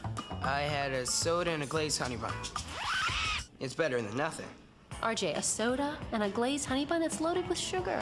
Yeah, the sugar provides me with energy. Yeah, but that energy doesn't last throughout the whole day, and that's why you get tired. You need something more substantial for breakfast. You know what I think? I think that we need to reevaluate and improve your nutrition and exercise program. And that way we can get you in tip-top shape for the cross-country tryouts. Okay. Guys, on today's program, we will stress the importance of good nutrition and exercise, especially in the adolescent years. And that means you. We will visit with NASA researchers to tell us what we can learn in space about our bodies here on Earth. And I will offer you a challenge at the end of the program. But before we talk more about nutrition and exercise and visit with NASA researchers, we must first understand the mathematical concepts for today's program, which are estimation and measurement. During the course of the program, you will be asked to answer several inquiry-based questions. After the questions appear on the screen, your teacher will pause the program to allow you time to answer and discuss the questions. This is your time to explore and become critical thinkers. Students working in groups, take a few minutes to answer the following questions. Number 1, what does it mean to measure and estimate? 2, are both math concepts related to each other? Explain. 3, give some examples of things that you measure and estimate every day. Now compare your answers to all 3 questions with other groups in your class. It is now time to pause the tape. You know, guys, the math concepts of measurement and estimation are an essential part of our daily lives. Let's think about things that you measure on a daily basis. Well, you measure time with watches, weight with scales, and temperature with thermometers. You may think of such measurements as exact, but the accuracy of a measurement depends on the precision of the tool. In this sense, measurements can be thought of as estimations. Now let's think about things you estimate on a daily basis, like the length of time it takes to get ready in the morning, or how long you need to walk to the bus stop, or how much cereal you pour into the bowl. Estimation is a powerful mathematical idea that can be used both to solve problems and to check to see if our results are reasonable. You know, in reality, things aren't always exact, and good estimation skills are really important for living successfully. For example, Norbert here wants to see if the Galactic Fitness 9000 treadmill will fit in his spare bedroom. The dimensions for the base of the treadmill are 1.8 meters by 0.9 meters. Norbert's calculator indicates that the base area of the treadmill is 16.2 square meters. Now, does the base area of 16.2 square meters for a treadmill seem reasonable to you? 16.2 square meters is about the size of Norbert's bedroom. That would mean the Galactic Fitness 9000 is a pretty big treadmill. Unless you tear down a wall, good luck trying to squeeze the treadmill through the door opening. Actually, Norbert forgot to enter the decimal point in 1.8 on his calculator. But using mental math, Norbert's estimate suggested that the area of the treadmill should be about 2 meters by 1 meter, or 2 square meters. The actual base area of the treadmill is 1.62 square meters. In this case, Norbert used the estimation technique of rounding. Developing methods to check the reasonableness of results is vital to anyone working with numbers, especially engineers, scientists, and researchers. So now do you have a good idea about the concepts of measurement and estimation? You know, this would be a good time to pause the tape and review your answers to the 3 questions I asked you earlier. I just want to make sure you're on the right track. So, how do you apply these math concepts of estimation and measurement to nutrition and exercise? Well, to answer this question, we must first learn what good nutrition is and the benefits of regular exercise. Good nutrition is critical throughout life, but is most important for kids. While the body is growing, good nutrition helps to ensure optimal health. Every cell, every organ, and every system in the body relies on good nutrition. How many times have you fallen asleep in class after lunch? What do you typically eat for lunch? French fries? Greasy pizza? Donuts? Regular soda? Or even glazed honey buns? If you establish good nutritional habits at a young age, it will help lead to continuing these habits as adults. And remember, guys, the key to anything you eat is to eat in moderation. That means you don't eat an entire bag of chips while watching TV. And exercise is an integral part of effective weight maintenance and weight loss. Exercise helps to control your weight by using excess calories that otherwise would be stored as fat. Regulation of body weight is dependent on the number of calories you eat and use each day. Balancing the calories you use through physical activity with calories you eat will help you achieve your desired weight. Now I'm starting to understand the importance of nutrition and exercise. In order to stay healthy throughout my life, I have to start maintaining a good level of nutrition and exercise now. RJ, I am so proud of you. You're on the right track, buddy. And did you know that NASA has an interest in nutrition and exercise? That's right. Astronauts living on the International Space Station undergo changes in their body that can affect the way they function in space and when they return to Earth. Think about this question. What can we learn in space about our bodies here on Earth? Also, how do we apply the math concepts of measurement and estimation to nutrition and exercise? Good form, RJ. Okay, well, I help RJ with his exercise and nutrition program. Let's go visit Dr. Scott Smith, a nutritionist at NASA Johnson Space Center in Houston, Texas. Keep going, RJ. Thanks, Jennifer. Hi, my name is Scott Smith. I'm the lead for NASA's Nutritional Biochemistry Laboratory. Jennifer provided you some great background information on the importance of good nutrition. Based on the information she provided, can you come up with a definition for nutrition? What is your daily nutritional need for calcium? How are you meeting that need? In your groups, take a few minutes to answer the questions. Your teacher can now pause the tape so you can collaborate with your peers. Nutrition is the study of how the body uses nutrients, like calories, vitamins, and minerals, and how much of each of those nutrients the body needs. While good nutrition is important for everybody, NASA scientists at the Nutritional Biochemistry Laboratory look at how astronauts' nutrient needs are affected by spaceflight. One area that is very important is the role of nutrition in keeping bones healthy. Not eating foods that include nutrients such as calcium and vitamin D can result in weak bones. You can find good sources of calcium and vitamin D in dairy products such as milk and cheeses, broccoli, and spinach. Calcium is probably the most important nutrient when it comes to building strong bones. More than 99% of the calcium in your body is stored in bones, and when you don't get enough calcium in your diet, it comes out of bones to help the other tissues. If you do that long enough, what happens is the bones become weak and brittle and can lead to diseases such as osteoporosis. Osteoporosis is a disease where the bones become fragile and break. The best way to counteract or prevent getting osteoporosis is to eat well and exercise when you are young.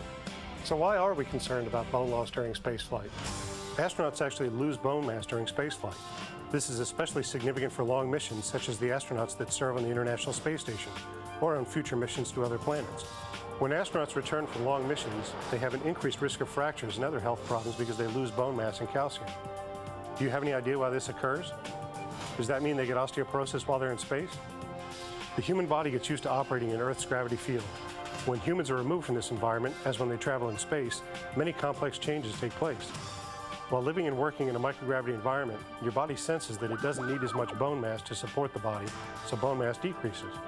When you return to Earth's gravity environment, your body senses it needs more bone mass to support the body, so bone mass will begin to increase. Because it takes a long time to regain the lost bone, this is the period when you have a higher risk of bone fractures because your body skeleton has a tougher time supporting your body against Earth's gravity. Here at NASA, we conduct research to understand how much calcium is being deposited into bones and how much calcium is being taken out of bones. This research involves mathematics, especially measurement and estimation skills. For example, let's take a look at the following system diagram. Suppose Norbert was to consume 1,000 milligrams of calcium, which is the daily recommended allowance, in the form of a large glass of milk. This diagram shows the path that calcium and other nutrients follow as they enter Norbert's body from the mouth. The milk enters the stomach and is broken down in the stomach and small intestine by chemical processes.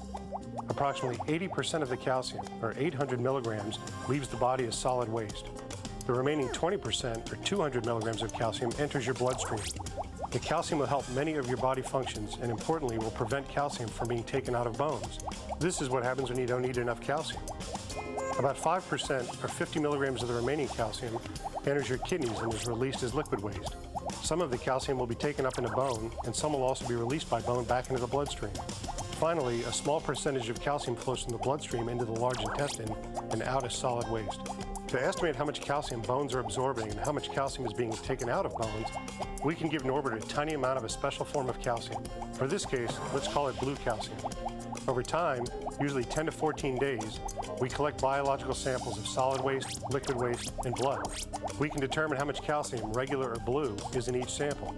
By mathematically analyzing the data, we can actually estimate the amount of calcium absorbed by the intestines, how much calcium is filtered by the kidneys, how much calcium is being deposited into bone, and how much calcium is being taken out of bone.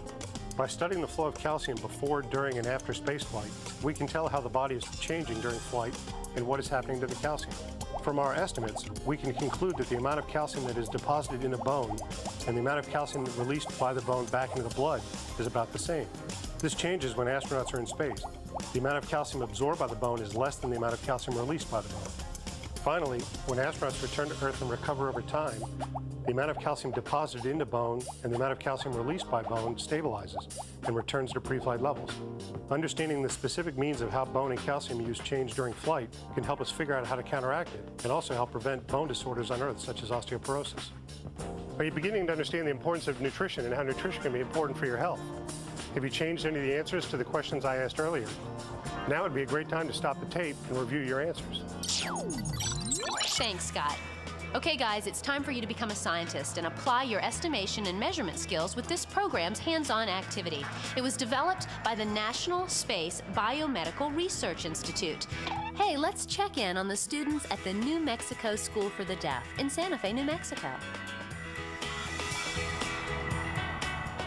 NASA Connect asked us to show you this program's hands-on activities. The first activity is called serving sizes. Here are the main objectives for the first activity. Students, you will estimate serving sizes of different foods and compare their estimates to serving size information provided on Nutrition Facts food labels. Good morning, class. Food labels and other guides often use serving sizes to describe a recommended single portion of food or drink.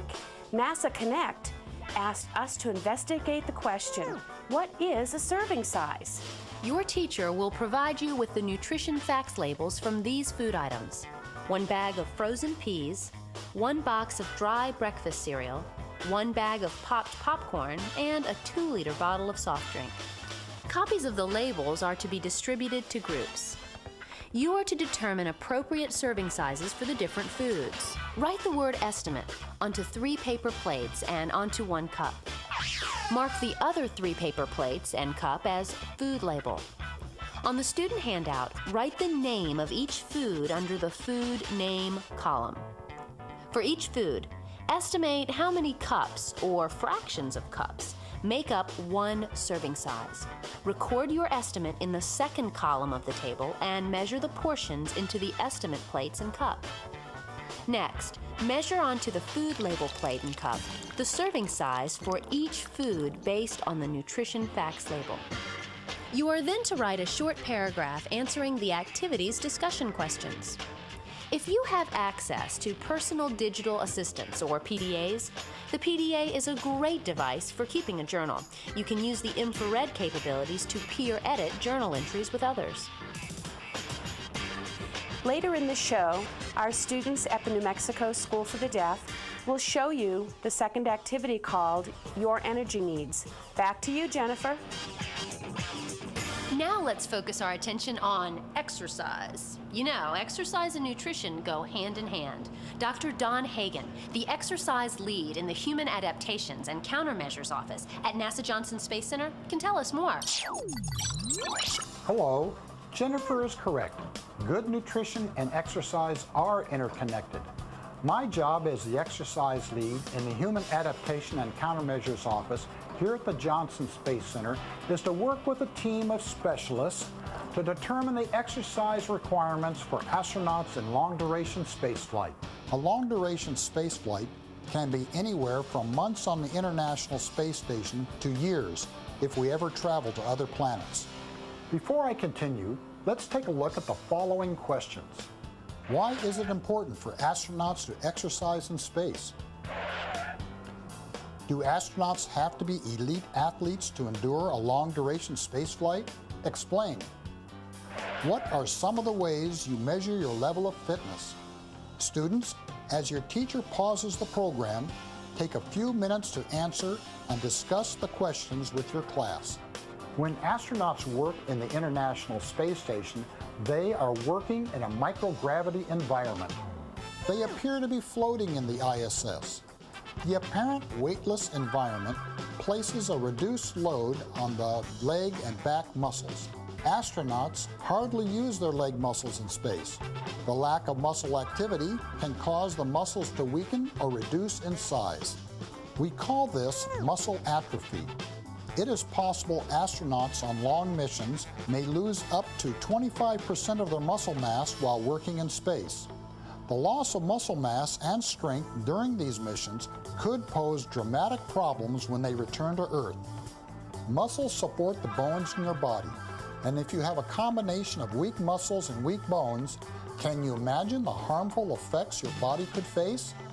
To prevent muscle atrophy, astronauts must be in good physical condition while here on Earth or working in space. Do astronauts need to be elite athletes? There are no physical requirements to be astronauts other than you have to be healthy and pass a physical examination. Astronauts perform physical conditioning on a regular basis as part of their training. This also applies to them when they are working in space. The NASA team is responsible for pre-flight, in-flight, and post-flight exercise performance testing for all astronauts. We want to make sure astronauts are in good shape before they go into space, lose the least amount of muscle mass while in space, and rehabilitate their whole body when they return from space. We can conduct research to measure the muscle performance of astronauts by simulating an apparent weightlessness environment here on Earth. Any ideas on how we can do that? Exposure to spaceflight is very similar to prolonged bed rest. Remember, a cause of muscle atrophy in space is lack of muscular activity. That's why bed rest is a good model, because it minimizes activity, and like astronauts, you lose muscle mass primarily in the legs. During prolonged bed rest, the body gradually degrades and loses muscle mass, bone mass, and endurance capacity. Let's look at an example of how we measure muscle performance. Suppose we use Norbert as our test subject and want to measure his exercise power output during pre-flight, in-flight, and post-flight. In pre-flight, we would first have Norbert use a resistive device to measure his leg power.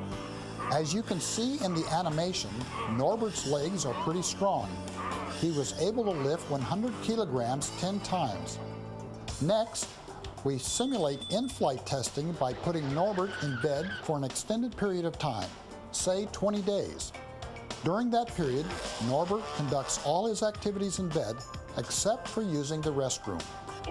On day 20, we measure his leg power again, while in bed, using the same resistive device, and see that Norbert can only lift 75 kilograms 10 times. What percentage decrease in leg power did Norbert lose over the 20 days? If you say 25%, then you're right. After 20 days, Norbert is removed from the bed and the rehabilitation process begins to rebuild his leg muscles. This is considered post-flight. He undergoes an exercise program that will allow him to regain the strength he lost in his legs. I'm sure glad he purchased that Galactic Fitness 9000 treadmill. In reality, the recovery process is different for most astronauts. It takes about 30 days for muscle strength and exercise capacity to return to normal. But bone density may take 6 months to a year to return to normal.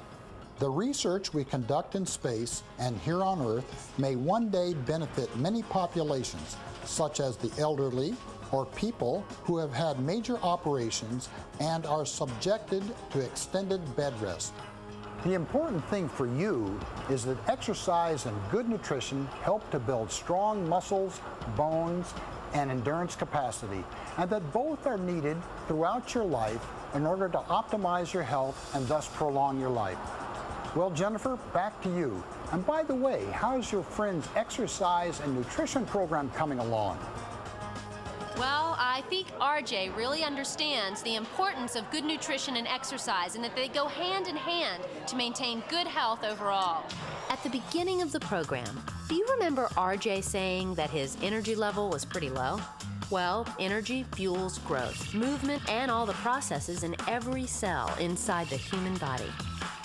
You know, now is a good time to go back and visit our friends at the New Mexico School for the Deaf to see how they're coming along on their second activity, Your Energy Needs, and how it applies to RJ's workouts.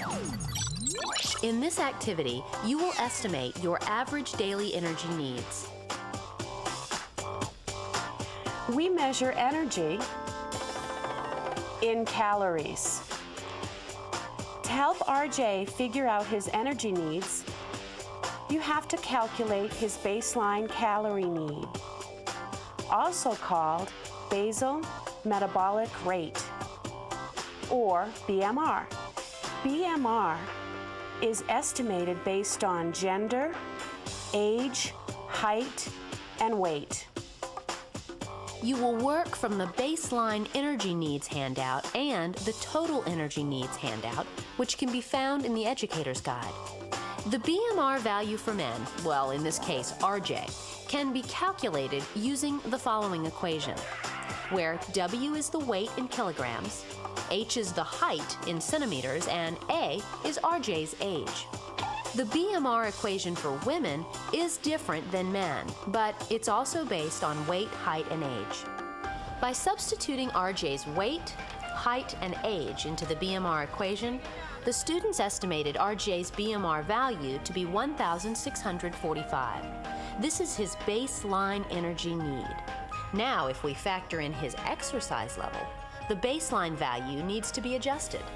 Because RJ is trying out for the cross-country team, his exercise level should be high, meaning he is using a lot of energy.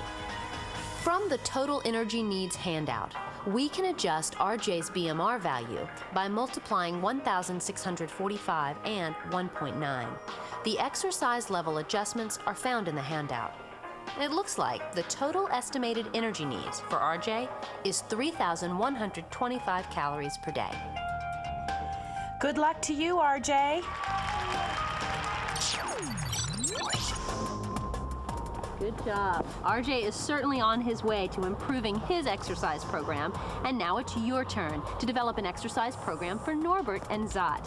The students at Princess Anne Middle School in Virginia Beach, Virginia, will show you this program's web activity. There are 2 parts to the web activity. In the first part, called the Exercise Project, Norbert and Zot are on their Galactic Fitness 9000 treadmills. Their doctor and trainer have asked them to exercise 60 minutes a day and maintain an average heart rate of 100 beats per minute. Their doctor has divided their 60 minutes into 6 10-minute periods with a constant heart rate during each period. Your first job is to pick heart rate targets for each segment to make their average come to 100 beats per minute. Then you become the trainer and pick a good exercise plan for them and estimate their average heart rate for your plan. In the second part of the web activity, called the Heart Plot Project, you need to measure and record data on your own heart rate. Plot your data using the Squeak Heart Plotter. By analyzing the data on your plots, you will see how your heart rate changes as you exercise. Now it's your turn to take the Nutrition and Exercise Challenge, brought to you by the National Space Biomedical Research Institute.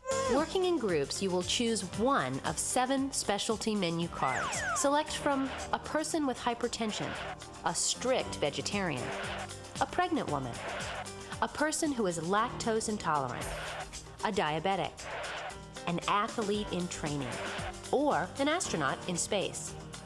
You will plan a menu for breakfast, lunch, dinner, and snacks that meets the particular dietary needs described on the specialty menu card. You will also create an exercise program for the specialty menu card you choose. The instructions and materials can be downloaded from the NASA Connect website. Then, submit your nutrition plan and exercise program to the NASA Connect website. There's a good chance that your plan and program will be seen by millions of students across the country. Well, guys, that wraps up another episode of NASA Connect. We'd like to thank everyone who helped make this program possible. And you know, RJ, he's doing fantastic with his fitness and nutrition program, and we're going to keep our fingers crossed that he makes the cross-country team. As for us at NASA, we hope that you will consider how to improve and maintain your good health. Got a comment, question, or suggestion? Well, then email them to connect@lark.nasa.gov. Or pick up a pen and mail them to NASA Connect, NASA Langley Center for Distance Learning, NASA Langley Research Center, Mail Stop 400, Hampton, Virginia 23681. So until next time, stay connected to math, science, technology, and NASA. Here's to your health. See you then. If you were an astronaut experimenting out among the stars, conducting research weightlessly, could you improve our life on Earth from Mars? Do you think beyond the Earth's protective atmosphere, you could find a better way to care for people here? Maybe up in orbit, many cures can be found. We can help our friends and neighbors get the feedback on the ground. We are on a mission, a nutritional race. Captioning funded by the NAC Foundation of America.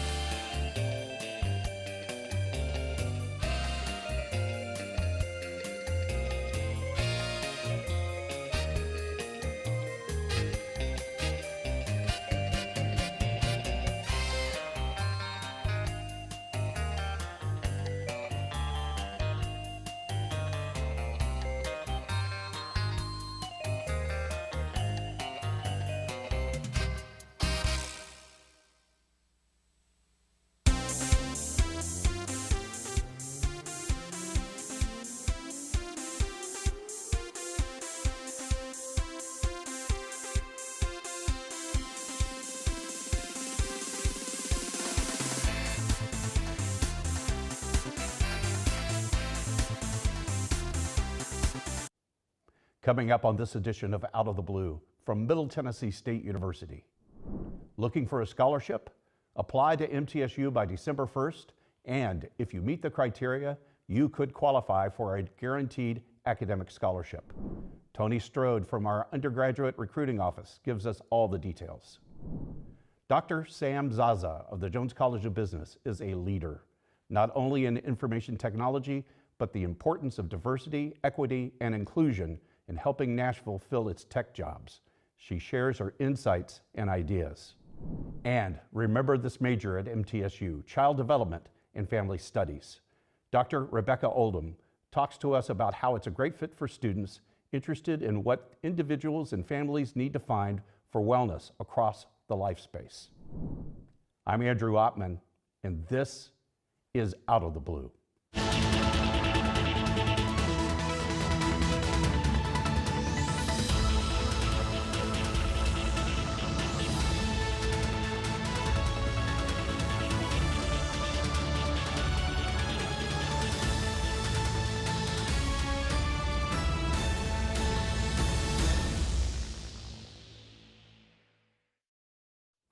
Welcome to Out of the Blue. I'm Andrew Ottman. Looking for a scholarship? Well, you need to apply to MTSU by December 1st. If you're an incoming freshman and you meet our criteria, you may qualify for a guaranteed academic scholarship. Tony Strode from our undergraduate recruiting office gives us all the details. Tony, welcome back to the show. Hey, thank you for having me, Andrew. You know, when it gets this time of year, all we say is December 1 deadline, December 1 deadline. It's on billboards, it's on our website, December 1 deadline. So why is December 1 so important to an incoming freshman at MTSU? Yeah. So that date's very important if you want a guaranteed scholarship. And we all know that we have so many great qualified students who are applying to MTSU. So we want to make sure that they apply by December 1st so we can get their application processed, get them admitted, and then we can award them a scholarship. Our scholarship deadline's December 1st. We have so many awesome scholarships for students. All they have to do is apply, send in their transcript, their ACT scores, and once we get that and we can admit them and evaluate, make sure they meet the scholarship requirements, then they will be guaranteed and awarded a scholarship. Now, you can apply to MTSU and be admitted beyond December 1st. Absolutely. And when we talk about a guaranteed academic scholarship, that's different than me just applying for a scholarship and I write an essay and all these things. It's a whole different kind of critter. What does a guarantee mean? Yeah, so if you meet any one of those scholarship thresholds with the ACT and the GPA, you're going to get that scholarship. Period. Automatic. There's no extra application, there's no scholarship essay, anything like that. You just have to apply, send in your transcript, your ACT scores. Once we get that and we evaluate it and see that you meet the requirements, you'll be awarded that scholarship. There's a whole range of these scholarships, and I want to talk them through a little bit, but we're really excited about the new enhancement of the True Blue Scholarship. Yes. And it's because it begins at an ACT score of 22. Absolutely. That's pretty cool, right? Yeah, that's awesome. I mean, it's the most money awarded to a student with the 22 to a 24 on the ACT, combined with that 3.5 GPA, gets them $3,500 a year. That's $14,000. That's $14,000 for 4 years, which is awesome. I mean, that's pretty much taking care of, you know, maybe most of your tuition, depending on how many classes you're taking and things like that.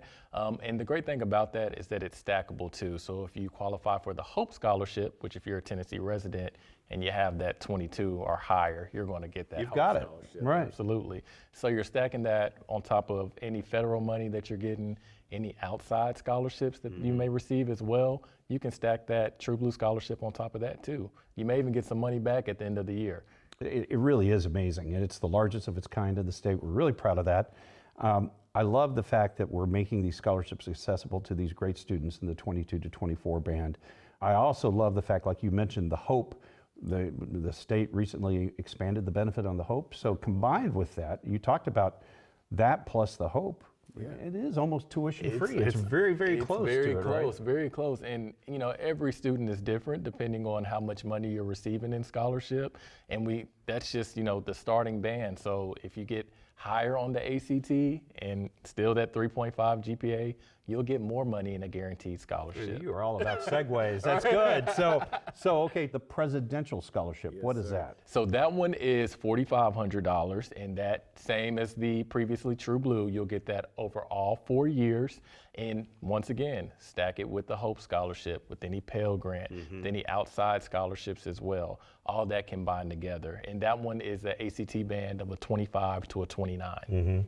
And for sure, that benefit plus the Hope really does cover your tuition costs. Absolutely, that and will that's cover your tuition. just a fantastic thing. Then 30 and up, we've got the trustee scholarship. Yes, sir. And that one is $5,000 a year. And for those students in the trustee scholarship band that are at the very high end of the ACT, we've got another bonus for you. Absolutely. We're really excited about this one too. This is our new Centennial Scholarship. So from a 34 to a 36 on the ACT, that's giving you a total of $8,000 per year. So that definitely is taking care of your tuition. It really is. It really is. Just with that scholarship. And as we said, with the Hope Scholarship, anything else that you get, I mean, you're off to the races with that amount of money that you're getting. So many people don't do the math on this because you're right, because they're stackable. There's also other scholarships you can get from private sources, foundations, and things like that. But stacking on top of all that, suddenly you've got enough that covers your tuition. Then you can start chipping into like room and board. Yeah. And then you start chipping into money in your pocket after the semester is over. Absolutely. I know several great students who have managed their scholarship budgets such that when they leave with money in their pocket to go into the real world. Absolutely. And I don't think enough people talk about that. No, I mean, I don't think they do either. And then just being able to graduate debt-free. Right. I know here at MTSU, we already have students graduating with very low debt, but even just getting out of, your bachelor's degree with no debt and actually making money, being paid to go to college, I mean, you can't get any better than that here. Tony, there's so many scenarios where you can go to MTSU for tuition free. Where can I find out about this? Yeah, so if you just go to our website, mtsu.edu/mtfree, it will take you to that webpage, and you'll see so many different, like you said, scenarios where students can qualify to be tuition free. And then you'll see how you can actually get money back. Well, Tony, you and your team do a fantastic job of welcoming these students to campus, the outreach throughout the state of Tennessee, and plus Alabama, Kentucky, Georgia. I mean, we are just all over. Absolutely, yeah. And that's just a few. We're national. We get applications from all over the country and international too. So we're excited about it. Tony, thanks for all you do. Yeah, thank you. And we'll be right back. I am True Blue. As a member of this diverse community, I am a valuable contributor to its progress and success. I am engaged in the life of this community. I'm a recipient and a giver. I am a listener and a speaker. I am honest in word and deed. I'm committed to reason, not violence. I am a learner. Now and forever. I am a Blue Raider. I am a Blue Raider. I am a Blue Raider.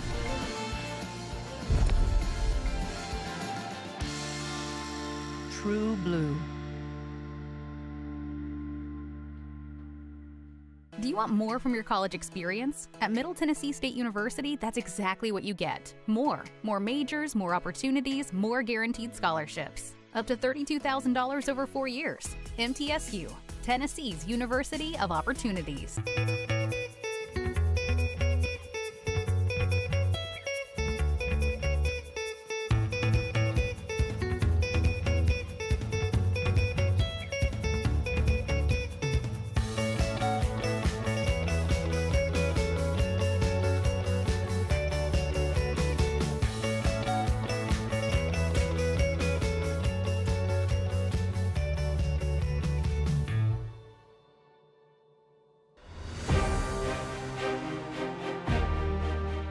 So many men and women that have served that expected to be able to have their tuition or certain assistance being given to them, and that money evaporated. With the establishment of the general fund is to make sure that all those men and women can get through MTSU and pursue what they thought they could do when they came on back. We're extremely proud that the Predators have identified the need to help make this fund one of the best at our university for our veterans.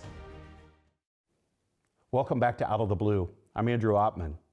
Dr. Sam Zaza of the Jones College of Business is a leader, not only in information technology, but also the importance of diversity, equity, and inclusion in helping Nashville fill its tech jobs. She joins us to share her ideas and insights. Sam, welcome to the show. Thank you, Andrew. I appreciate it. You know, we bump into each other, it seems like all the time on campus. We do. I mean, there you are, here you are, and it's great to have you come to the studio because I really wanted to talk to you about your work in IT, how you're really trying to expand the pool of qualified candidates in IT, recognizing the great opportunities in the Nashville area, but you've also got some great stories about your journey here, so let's get started. So let's talk about first, you know, Nashville is a tech center and the opportunities and challenges that they face as a result of that and how your expertise is helping guide some of those conversations. Of course. So Nashville is booming. Everybody want to come to Nashville. But there is one issue that you hear a lot from organizations and companies, that they're not able to find IT talent. Mm-hmm. So to counter that, I feel we need to prepare the workforce early on, starting from our students. One part of that is to provide study abroad programs for them, to expose them to that international aspect, to see other perspective, other subjects, other point of view. And actually, we did one of that. We internationalized a course where we did a joint course with a university in Brazil, and then we did a joint project, me and my colleague. Actually, it was his course. So we did a joint project with them where our students will do the same project with Brazilian students. And then at the end of that course, we elected 4 students to go actually to Brazil to meet their counterparts. And then we did a paper about what we did, that internationalization, and we presented at a conference. Such a great priority at our university about study abroad and international opportunities. Dr. Robert Summers, who I know is one of your colleagues, our Vice Provost for International Affairs, such an advocate for those things. Why is it important, in your perspective, from the IT perspective, for internationalization? How does that help prepare a better prepared candidate? I think it is important because for over the last 40 years or 45 years, all the research indicated that there is an IT shortage. Mm-hmm. So for 40 years till now, we were not able to solve this. Mm-hmm. A ton of research has been done. But nowadays, DEI, diversity, equity, and inclusion, is a big thing for employees, specifically for IT professionals. They want to be hired, yes, but also they want to be included in the culture of the organization. Right. So one thing that I advise organizations and companies is to have their environment as inclusive as possible. There are a lot of remedies to create such environment, but this is one way of really attracting IT talent. Mm-hmm.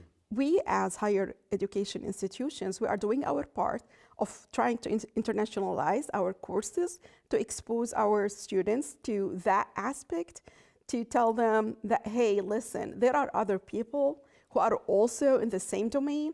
So having that exposure to other people will help them build that skill to really be cognizant of other people, other culture, other beliefs, and all of that. So this is key, actually, because if you look now, employees before COVID are different than the people after COVID.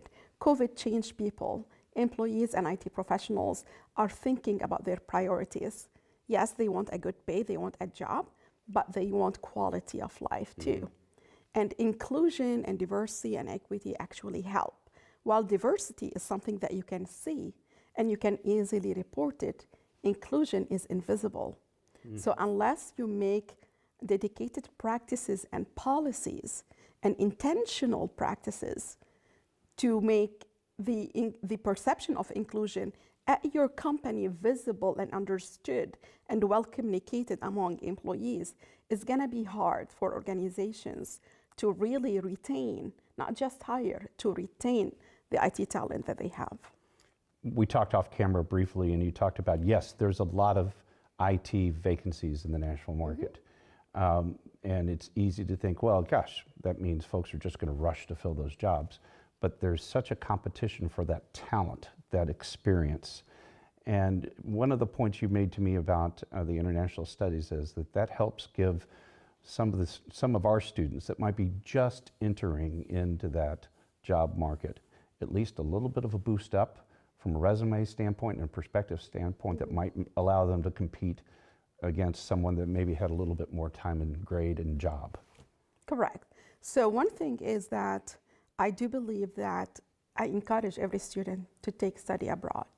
Because if I'm an employer and I have the same CV, but I see somebody who really took a step outside the US to meet other people and spend some time in an educational setting as an employer, I'll choose that person because I know that person dealt with uncharted water for that person and he was able to gain something. That is something very essential in today's industry, today's market, that students need to have, and also fresh graduates need to have that international aspect and experience. Now, while organizations are really looking for IT talent, they always ask for at least like 3 years of experience. I encourage students to do the internship, but also to add that international aspect to their resume. It really helps. Professor, thank you for coming on the show, and thank you and congratulations for all you're doing for our students and our university. Thank you, it's a pleasure, thank you. And we'll be right back. Do you want more from your college experience? At Middle Tennessee State University, that's exactly what you get. More majors, more opportunities, more guaranteed scholarships. Up to $32,000 over 4 years. MTSU, Tennessee's University of Opportunities.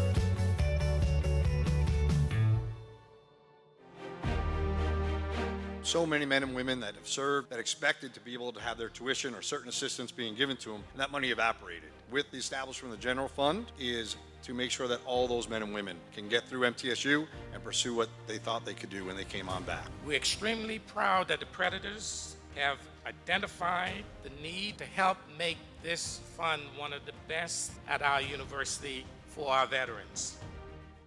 Do you want more from your college experience? At Middle Tennessee State University, that's exactly what you get. More majors, more opportunities, more guaranteed scholarships. Up to $32,000 over 4 years. MTSU, Tennessee's University of Opportunities. Welcome back to Out of the Blue. I'm Andrew Ottman. Remember this major at MTSU, Child Development and Family Studies. Dr. Rebecca Oldham joins us to talk about how this is a great fit for students interested in what individuals and families need to do to find wellness across the life space. Rebecca, welcome to the show. Thanks for having me. I'm glad to be here. It's an honor to have you here. We talked a little bit before you came on air. We talked about how your program is based in the Ellington Human Sciences Building. What's the major? Tell me in a nutshell your elevator speech for your programs. Sure. So Child Development and Family Studies, more broadly across the country, is known as Human Development and Family Science. And you can hear in the name that there are really two major branches. People who are studying human development from prenatal all the way till death. And it's really focused on individual development. But of course, individuals are not islands unto themselves. We all develop inside relational contexts, and that's where family studies come in. And so our students come into the major and they could have varying interests related to anything related to prenatal development, child development, emerging adulthood, middle adulthood, older adulthood, death and dying, or they may be interested in things like romantic relationships, friendships, siblings, sexuality, contemporary families, society at large in the context that families develop in. So it's a really interdisciplinary field. We draw from sociology, we draw from psychology, neuroscience, a lot of different theories and methodologies to do the kind of research we do in this field. So when folks learn about this, I guess one of the reasons you call it a discovery is that not a lot of people know. They may be interested in this, but they may not just be aware that there's a program that can get to this. And that must be a fun kind of discovery conversation with them as well. Right, so we normally engage with the STAR program where they bring students to campus, usually first-year students to campus early, and they have a panel of different majors on campus that students may not know about coming into college. They know about psychology, they may know about sociology, and they say, I want to be a counselor, so I'm going to do psychology. They may say, I want to work with kids, so I guess I'll do early childhood education. But a lot of our students, when they come to us, they say, you know, I started in psychology and the classes, I just noticed I really gravitated toward classes about communication or about child development. Or maybe I was an early education major and I realized I didn't want to be a teacher, but I do want to work with kids.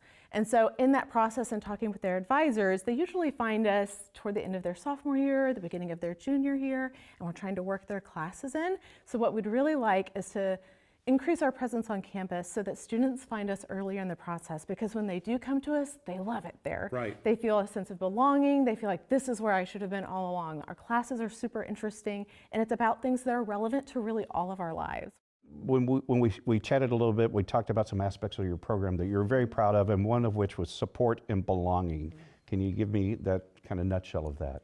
Yes, so I like to say that we have some of the best students on campus because our students care so much about people, and a major value and ethic that we have in our discipline is just that people matter. People matter a lot. So we have students who care about people and we have faculty who care about students. And so we practice that ethic in our classroom. We know all of our students by name. We're following what they're doing. We're checking in on their well-being and saying like, hey, I noticed that you seem to be struggling. Is anything going on? Do you need more support? Do you need more resources? And we also create classroom environments where students get to interact with one another a lot. And so they create social networks in the program that help them feel like they belong and feel like they find a home in our program that goes beyond just being a student in a classroom, but being seen as a whole person. And that's something that we're really proud of in our program and something that our students comment on a lot when they come become CDFS majors after a few years. It seems like there are a lot of opportunities in the job market for the skills that you teach, but what are some of the jobs that you're familiar, that your graduates have gone on to? Right, so I think first I want to say that there's a very common misconception. I think because right now the name of our particular program is Child Development and Family Studies, like people kind of forget the family studies and they say, oh, these people just must want to work in daycares. And certainly some of them do, but one of the challenges that our majors face is realizing when they get into our program is the absolute wide range of diverse work environments and types of jobs they can have after just a BS in this degree. So, like I said, they may work with children, but they can also work in any kind of environment, profit or nonprofit, government agencies, private companies, where they are serving families or individuals in terms of their wellness in some way. So we see people go on to work in assisted living facilities. We see people do community education in nonprofits. They may work in child and foster care systems. They may work with people who experience trauma and abuse. A lot of our students are really interested in helping specific populations. So people who have disabilities is another really popular group that our students enjoy working with. They may even work in the medical system, like hospital systems. A child life specialist is someone who works with children who have chronic illness just to improve their quality of life in the hospital and to work with their families. So that's a good application of this major. So the types of spaces they can work in is very, very diverse. And there are also lots of different graduate school options afterward, but you don't even need to go to graduate school to be able to find gainful employment in this field. All right, we want everybody to remember Child Development and Family Studies. That's right. Look going into the university. That's right. Don't discover us after you've been here. Find it going in. Find it going in. Professor, thanks for sharing all this with us. Thank you. Really I've been so appreciate happy you. to talk about our program. We really love what we do, and we really love our students, and we just want more people to find the joy of being a CDFSA major sooner. And it shows. Thank you. Thank you. And this does wrap up this edition of Out of the Blue. A reminder, you can find news about the campus 24 hours a day by going to our website, mtsunews.com. You can also find additional special content on our social platforms, Twitter, Facebook, Instagram, and TikTok. Broadcasting from the Center for Educational Media, I'm Andrew Ottman. Stay safe, stay on course, and remain true blue.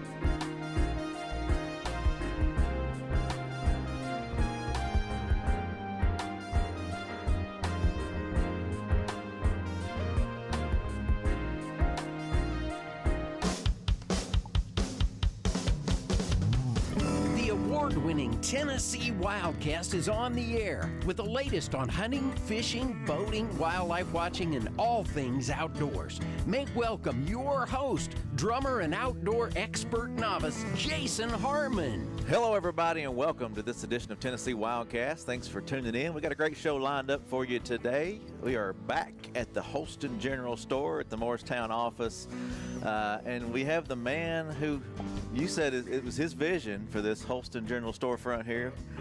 It was kind of a shared vision, but Dan took it to the stratosphere, in my opinion. But yes, here at Morristown office, got a nice little display of an old country storefront, and it kind of takes you back into time.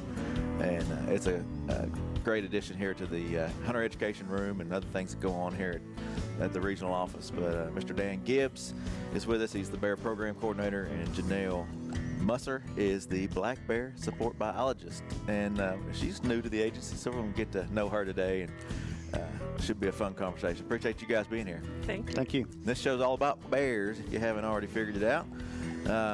It's good timing, too, I believe. A lot going on with bears out there. Bears are active right now and doing some things they shouldn't. And people doing some things they shouldn't. So we're going to talk about all that today. And but first, I want to meet these folks. So, Janelle, would you mind jumping in and let us know a little bit about you and tell us how you got to TWRA? And we're glad to have you, for sure. Yeah, thank you. So I am from Pennsylvania, born and raised, and that's where I kind of started working with bears, mainly bear research in Pennsylvania. They've got a lot of bears up there. And then eventually worked my way to Virginia and then Florida and now Tennessee. So wow. A little bit of other species here and there, but mainly focused on bears. Cool. Yeah. So was Tennessee your destination, or just kind of how it happened? Just kind of how it happened. Florida was, great, but I realized I'm much more of a mountains person than a beach person. So the goal was definitely to get back to the mountains and the woods. Awesome. I think people are surprised to know that there are bears in Florida. Talk about the Florida black bear. Yeah, so there's a lot of bears in Florida. They extend pretty much from the Panhandle all the way down to around the Everglades and stuff. So there's a lot of bears. There's a lot of people. So and they're just like other bears. Just like the bears in Tennessee, they have a lot of the same behavior, a lot of the same characteristics in biology. They just live in Florida. Wow. So is it the black bear? It is the black bear. It's a subspecies, but overall, they're pretty much the same bear. Yeah. They still do the same behavior. So they're still doing the same thing right now in the fall that bears in Tennessee are doing. They're eating acorns. They're trying to bulk up for winter and that kind of stuff. So cool. Well, I think great fit. Good choice, Dan. Hiring We're very Janelle. happy. Yeah, so she's got some experience all over the board. That's awesome, and she fits in real well. I know you're glad to have some help. Yeah. Dan, introduce yourself there and let everybody know if they haven't met you before or seen you on the show. Dan Gibbs, I'm a Tennessee native, grew up in Middle Tennessee, and been with the agency. I'm on my 26th year now, and virtually all of that career has been in East Tennessee and Region 4, and been working with bears one way or the other from day one. Mm-hmm. And about 2 years ago, the agency did some restructuring and transitioned from regional biologist to the bear program leader for the state. Then still live in East Tennessee, live in Greene County, and have no desire to be anywhere else. So, and he, talking about this store, Dan took several log cabins apart and built his current home out of those pieces. So he's a multi-talented individual, and his house is really neat. He took me up there and let me see it. Wow. He's constructing it. That's cool. Yeah. Well, if it's anything like this little storefront he created here, it's got to be pretty cool. And this is an old corn crib from Lick Creek. Lick Creek, WMA, yes. That is our chair and table shed. You wouldn't know it on the outside. It looks like a trapper cabin, but yeah, that's what we use that for. So good storage. He's got great vision and the skills to put it into play. Yeah. Well, if you haven't visited Morristown office, come by and check it out. It's pretty cool. A little stop. The ladies up front and the guys and gals who work here would love to talk to you and meet you. Got the best staff in the state, I'm convinced. Pretty good. It's up there. I don't know. You can't be partial, can you? Talking to a Nashville guy. I'm always excited to get east or come east because it's. I grew up out this way and I enjoy coming back home. So. Where is home for Jason Harmon? Yeah, Decatur, Tennessee, down just south of Knoxville, north of Chattanooga. So, and a diehard Vol fan. Go Big Orange, yes. GBO. And it's going well this season. So, all right. Well, let's jump into the recent conference you guys just went to. All three of you got to go. And what did you bring back? It was the Human Bear Conflict Workshop, correct? Right. Well, what's some of the stuff that stood out there that y'all brought back with you? Well, I'll just say this is the third one of these that I've attended. The first one was in Montana, and we came back with a lot of new things for the state of Tennessee from that meeting, some things that we're still using today. The Bearwise program was pretty much conceived at that conflicts workshop in Montana, so a lot of good things come out of that.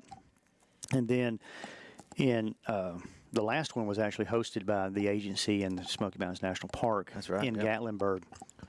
And then this one got delayed with the COVID issues for a couple of years, and it was held last week in Tahoe, in Nevada. So for me, being the third one, you're still getting a lot of good information, but it's a little different perspective because it's your first time. I'd be interested to hear what Janelle says because it was the first time she attended that meeting. But the thing about it's nice is you're seeing people from all over the country and all over the world, actually, that are dealing with the exact same issues, whether it be sloth bears in Asia or grizzly bears in Canada or up in the Montana and Wyoming to polar bears. We're all dealing with the same issue. So it's a little bit of a shot in the arm to talk with other people dealing with the same kinds of things because it helps you realize you're not kind of stranded on an island. The same types of things that we deal with here in East Tennessee and in our gateway communities, they're dealing with and around Lake Tahoe in California and Nevada. And so it's good to be able to talk to those people and you get some new ideas, you get some fresh ideas, you get encouragement, you meet people that right now it's just an introduction and you've exchanged phone numbers, but 5 years down the road, it could be a great contact to really help you out a lot in a specific situation that you're dealing with. So, but you also see successes that other people had too.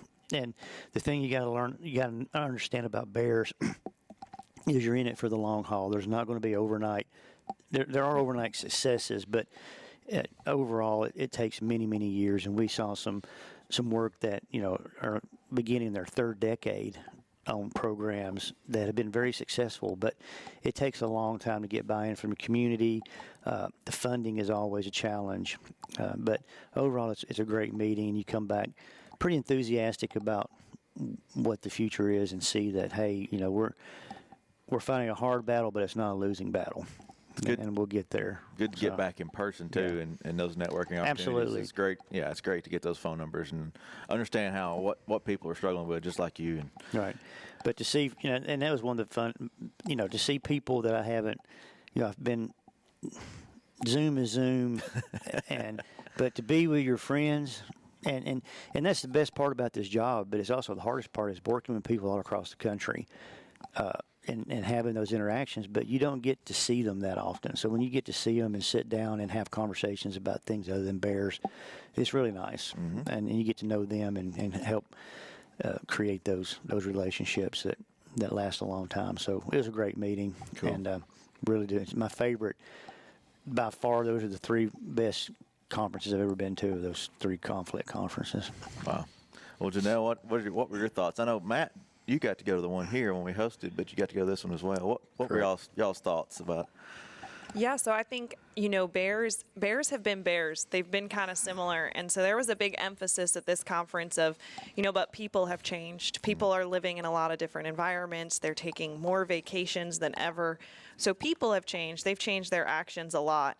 And a lot of this was focused on how do we successfully message that information about bears to people. So that was really, really interesting. And how do we, as state employees, learn to care for those people as well and get their perspectives on things so that we can actually relate to them and get that information out about bears successfully. Mm-hmm. So that was really good. And like Dan said, it was great to reconnect I got to reconnect with old coworkers since I've worked in different places, and Sure. and that was great, and see how things have changed in their programs and what's working with them since I've left and how they've changed things and stuff. So that was really good to see some of those changes and see if we're doing the same thing in Tennessee, if we're doing something different, that kind of stuff. Yeah.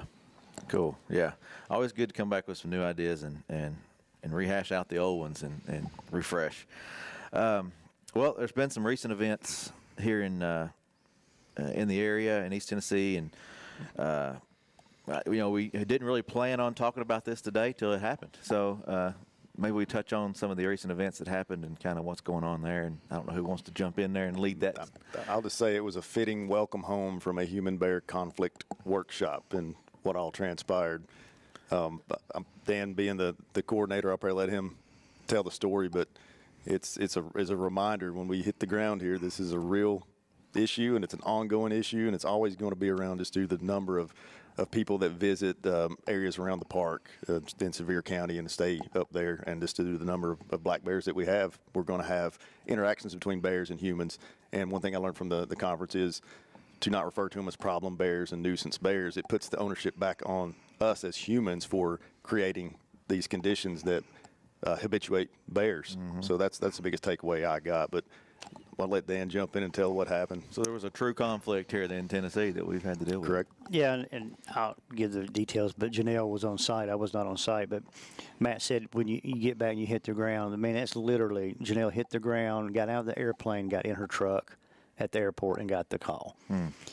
So basically, gentleman was in a rental cabin, and I'm still not sure if he was up moving and heard noise or heard the noise woke him. But either way, he went into the kitchen area to investigate a noise, and it's completely dark, so he did not see the bear until it actually had jumped towards him and swatted him across the face and on the head, and then he turned to run to get away, and he got scratched across the back, and got in the bedroom, shut the door, and called 911. So that's the gist of the story.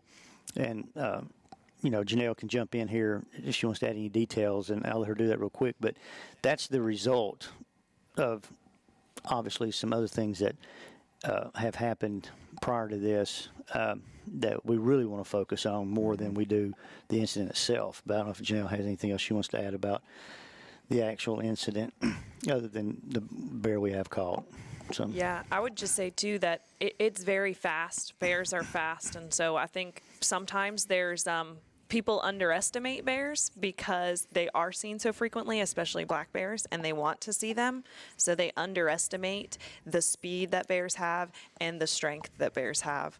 And this incident is an example of that they are beautiful, majestic creatures, and you should respect them because they also have this extreme speed and extreme strength. And unfortunately, this person had to bear the brunt of that. Yeah. Being surprised, it's in a cabin. That begs the question, how did it come inside? How did this man encounter this bear inside a cabin? Yeah. Right. And so, we are not aware, we're double checking our call system and everything, but we are not aware of any real incidents out in that area this year that we've been made aware of. The folks, Janelle and the officers that work that area, normally they know where they've been this summer. They know where the hot spots have been, and this hasn't been one of them. But we know that a bear just doesn't wake up and decide to enter a cabin either. That's not normal behavior. That's not what you expect out of a bear. And this bear is obviously attracted to that cabin either through trash, smell of food, could be cooking. But at the end of the day, what happens in these scenarios is these bears, they get into trash. A lot of them are fed. People are tossing them a little piece of bacon or a hot dog or something. Oh, it's just one little thing. It's not going to hurt anything. But it builds up over time, and it builds up over time. And very rarely is the person that ends up getting injured responsible for what's happened. Right. And there's no evidence that we have found that indicates that this family did anything wrong regarding feeding the bear, placing food, or anything. They were just down there trying to have a good time. And so now, based on people making attractants available to this bear and other bears in the area. We have a gentleman that's got scars on his face that he'll carry around for the rest of his life. And we have a bear that's been euthanized. And all of it can be avoided by people being responsible. And you can't just give a bear one little piece of chicken or one little this or that and not think that you're responsible for the ultimate thing that happens. So we just encourage our people. We want to see people visit East Tennessee. We want them to enjoy themselves. We want them to see bears, but we want them to see them in their natural state and not as a habituated animal that's eating garbage and has no fear of people, because that's not a natural bear and that's not what you want to see. So everybody has to do their part. As we talked earlier before this, it's the pay it forward attitude. You got to pay it forward because, you know, when they went in that cabin that night, they had no idea what kind of activity could have been going on prior to them being there. Right. No indication whatsoever. And from what I'm gathering on this door, well, I'm not sure, I wasn't there, but if you know how French doors work, usually one door locks either at the floor or the ceiling or both, and the second door locks into that door. So if that door isn't locked properly or if it isn't functioning, it's real easy. You can just take your hand and push it inward and the whole system is going to open. So that's likely what happened. And bears, they're smart. They're smart animals. They've found their way into cars, into opening doors. They figure out how to open trash cans. So you got to be smarter than the bear. You got to lock your doors, lock the trash cans, use the trash cans the way they're supposed to be used. Right. Don't feed those bears. Yeah. I wrote it here on the paper. We always talk about it. Don't feed and pick up your trash. I mean, well, and that's the key. You know, a lot of people say, well, I don't feed the bears. And we have what we call two types of feeding, intentional and unintentional. Intentional is easy. It's the things that I've already mentioned, you know, throwing them food. But this unintentional feeding is really the bulk of the issue is, you know, take the time to put that little hass back on that trash can when you put it in there. If that trash can is full of trash, do not put more in there because if the lid's not closing, instead of just turning around and walking off, maybe you should take a little bit of the trash out of there so the lid does lock and then find somewhere else to put the trash or if it's a rental, call the people and say, hey, the trash can's full. But people have got to be proactive and be more responsible or we're going to continue to see these kinds of tragedies happen. And I'm thinking even about like your grills. I mean, you're grilling a hot dog and it rolls off. Well, don't leave it. Don't go pick it up and throw it away because I mean that's not intentionally doing it, but right there you've done it. You fed that bear. Right, and people, I mean, even dumping grease, people do it all the time. Yeah. They dump grease outside. I mean, you don't want to pour it down the drain. It'll clog your drain up, but put it in a can, let it cool down. Put it in the trash can and then dispose of the trash properly. Do not put any kind of food source or food waste. I mean, don't even throw potato peels out in the woods. You just can't do that around here. Yeah, well, you can't do it. You do that at home, which may not be bear country, and you just don't think about it when you come up here too. Right. Yeah. It can be hard. And I think, a lot of people, they think that, oh, it's so sad that the bear was killed, and it is. And I think that that's important to note. It's okay to be sad about that. I'm sad about that. Nobody wants to do that as part of this job, and that's the worst part of it is having to do that. And so, if you care about bears and you want to keep seeing bears and stuff like that, do these little things. Go that little extra step. Make sure, do your education when you go to anywhere to recreate. Are there black bears here? How should I secure my food? How do you camp properly? It's all these little things, and that information is out there. And ask those questions, do your research so that you're prepared to know how to do these little things. Because I think a lot of times people don't do it intentionally. Even when they are intentionally feeding a bear, they're not thinking, oh, this is going to lead to a bad thing where a person could get hurt or this bear could be killed. But if you do that research, you do that education, you'll learn that and you'll realize quickly those little extra steps you can take to save a person and a bear. Yeah. Well, you talk about education. Bearwise is a great program that you were instrumental in helping get started, and now it's in 30-something states? 33. state, across the country, people are using this program, and and you see this when you go to the mountains and you stay in a cabin or you're around these areas. You see the signage, you see the commercials, you see all this posted and on the refrigerators that I've stayed in and around Gatlinburg and Pigeon Forge. There's the magnet on the fridge. The word is getting out, I think, pretty well here in East Tennessee, but we're not reaching every person. I think it's impossible to reach every person. So that's the challenge for us is when the Griswolds come in every weekend to stay in the cabin is getting them to do the right thing. And that's hard to do when you have 14 million people coming to the park every year. That's just the park. We know there are millions of people that come into these gateway communities and don't even set foot in the park. So, peak weekends, you're looking at 250,000, 300,000 people or more come in on Friday evening. They leave Sunday afternoon, and then Friday afternoon you start all over again. Yep. And they're not coming, a lot of them are coming from East Tennessee, but they're coming from Chicago, they're coming from Indianapolis, they're coming from Atlanta.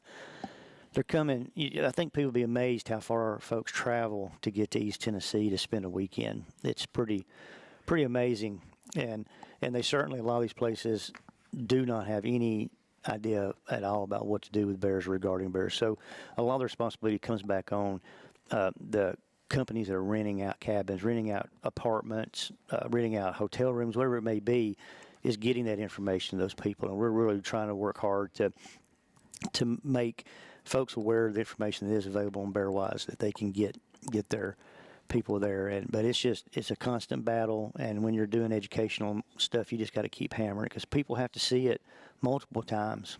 All the research says, I think it's 7 times you got to see something before you really remember it. So a big part of BearWise is about saturation and brand recognition, and hopefully a lot of the places that they do come from, that they do have bears, say in North Carolina, North Carolina uses the BearWise program. So people from North Carolina, when they see that information, they know what it means, they're familiar with it, and know what's expected of them. So that's a big part of that program too, is consistent messaging across the entire range of the black bear. And that's bearwise.org, right? Yes. .org. So go check that out, bearwise.org. And it made me think about campers, too. I mean, you got your people pulling in their RVs and their travel trailers, and most of your cooking is outdoors. Or, if you're in a tent, you're outside all the time. So things to think about there, too. Right, and there's information on bearwise.org about hanging food if you're camping in a tent. If you're in a hard side camper, you're okay, but if it's a pop-up with a soft top, you need to be either storing food in a vehicle with a hard top or hanging that food and out lock of that the reach. Door. You gotta lock the doors every time. You gotta lock them. Well, it is the fall, and bears are gearing up for winter denning, so talk about issues that people may encounter right now. Yeah, so bears they're eating more than ever right now. They're gearing up for that time when there's going to be a food shortage, when it's cold. And one of the big things that is key, especially if you're a homeowner in bear country, is making sure that you're checking your crawl spaces and making sure they're secure. We've had several times in Tennessee bears that decide to den under there. It makes a nice place, and to them, they don't realize that it's any different than any other ground den that they might decide to choose. So especially if it's an area that's not used that much, people maybe aren't out around their house as much when it gets colder, that could be a place for bears to decide to den. So if you have those, check them, make sure they're secured, that kind of thing. Try to prevent that bear from doing that.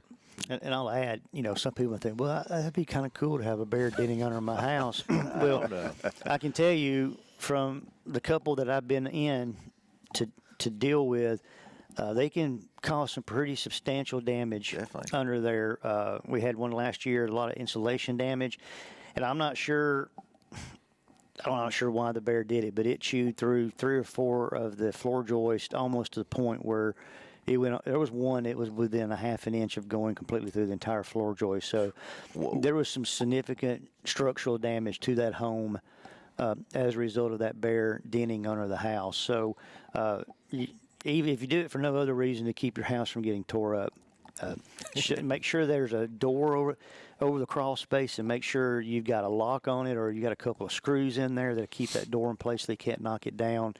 And what attracts them there is it's a big open area, and there's a little bitty hole that they got to crawl through to get in there. Kinda like a cave or a den, it's yeah, replicating a ground den or a cave. And but a good idea too. The calories are really a big deal right now, and I've got some numbers here, just kind of give an idea. So when you think about the primary food that they're utilizing, and we have a lot of acorns this year, so it's a good year for acorns. 1 pound of acorns has just a little over 2,000 calories. And then you compare that to 1 pound of bird seed of black oil sunflower, which is a very popular seed that people use. It's about 2,500 calories. So the amount of calories is not that much higher, but it's the ease of gathering. You think about how long it would take you to gather a pound of acorns versus walking up to a bird feeder that's probably got not maybe a pound, but maybe 2 or 3 pounds of bird seed. So now you're talking about 6,000 or 7,000 calories. Easy meal. It's an easy meal, and then you get into some of these food things such as pizza. A slice of pizza is almost 400 calories. Don't remind me. And I mentioned the bacon grease. I said don't be pouring your bacon grease out. A half a cup of bacon grease is almost 1,000 calories. So these food sources, dog food is another big one. It's just such an easy meal, and they right now a bear, all they're about is getting fat reserves for the winter, and so they just can't pass it up. And then they get used to it, and then that just falls into the summer and everything else. So if you got bird feeders out, you need to get them down. Wait till December. I mean, the birds really don't need the bird seed. They really don't. That's a good tip, yeah. Birds have been getting along for a long, long time without people putting bird feed out. I know a lot of people be mad at me for saying that, but they really don't need it. Yeah. Well, and that's a perfect comparison Exactly. to these bears don't need your bird feeder either. They don't need your trash either. Exactly. They're Yeah. not starving. No. It's that ease. Right. Well, we've covered a lot, and there's a lot more we could cover. Bears are moving. The hunting ranges and areas are Talk expanding. about the hunting zones real quick. Yeah, big just hunting real zones. quickly, we opened up a lot of new area to bear hunting this year, and actually that area closed on Friday, and it only added 4 bears to the harvest, so most of those counties did not harvest bear. Okay. Claiborne and Campbell each harvested 2, but our harvest is up 10% overall for the year, so it's up, and we'll just have to do another show because we didn't get hardly anything covered. Well, we can do that. We always love coming and No talking doubt. with you guys, and it was great to meet you, Janelle. I know folks enjoyed hearing your story and get to know you, and we'll have you on many more times, I'm sure, as we Thank you. move along. Bears are not going anywhere, so we'll talk about them. Matt, thank you. Always. Dan, thank you. Thank you. Janelle, thanks. And we'll see you next time with more info. Remember tnwildlife.org for anything hunting and fishing in Tennessee. Go Outdoors Tennessee to buy your license. Shop.Go Outdoors Tennessee to get a hat like mine if you're a Wildcat supporter. We'll see you next time. Thanks for tuning in. Stay connected with TWRA by visiting our website at tnwildlife.org and follow us on Facebook, Twitter, and Instagram. Hey, it's all about Tennessee wildlife. It's what we do. Tennessee Wildcast will be on the air again next week. We'll see you then.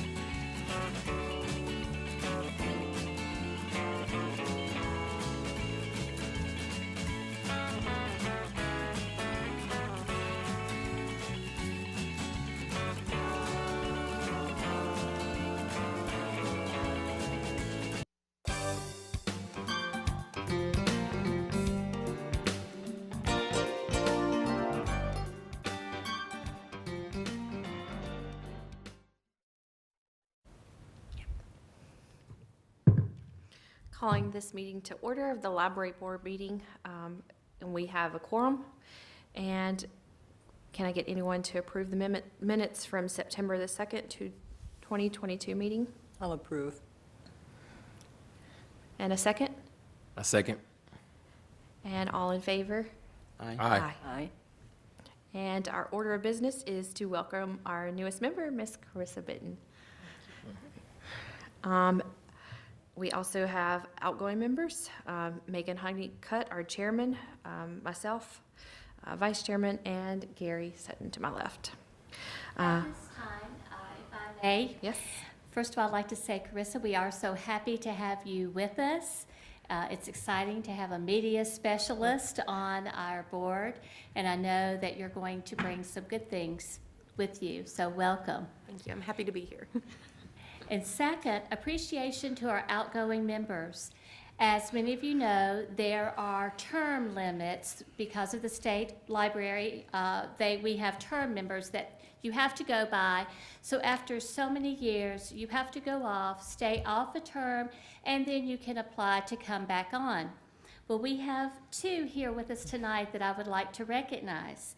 So Ms. Bridget Cole, would you please stand? And Bridget, we have just a small certificate of appreciation to you. It's awarded to Bridget Cole in recognition of the valuable contributions made to the LaVergne Public Library Board. This is respectfully presented to you today by myself, Dawn M. Beebout. Thank you. So thank you so much. Thank you. I think it's been 6 years? 6 years. Yeah. That's awesome. Thank you. So Ms. Cole has been on the board 6 years. I think. Awesome. All right. Gary, would you please stand? Gary, like Bridget, is an awesome patron of the LaVergne Public Library. He has served how many years, Gary? 8, maybe? I don't know. He was on here before me. Yeah. Okay, and we appreciate it very much. So this certificate of appreciation is awarded to Gary Frazier in recognition of the valuable contributions made to the LaVergne Public Library, and it's presented this day to you. All right. Thank you very much. Thank you. All right. Y'all all have to serve 8 years too. So let's give them a round of applause because we do appreciate all that they have done. Bridget has been a force to be reckoned with to push our children to read. Every board meeting, she has encouraged the parents to read with those children or have the children read to them at least 20 minutes a night.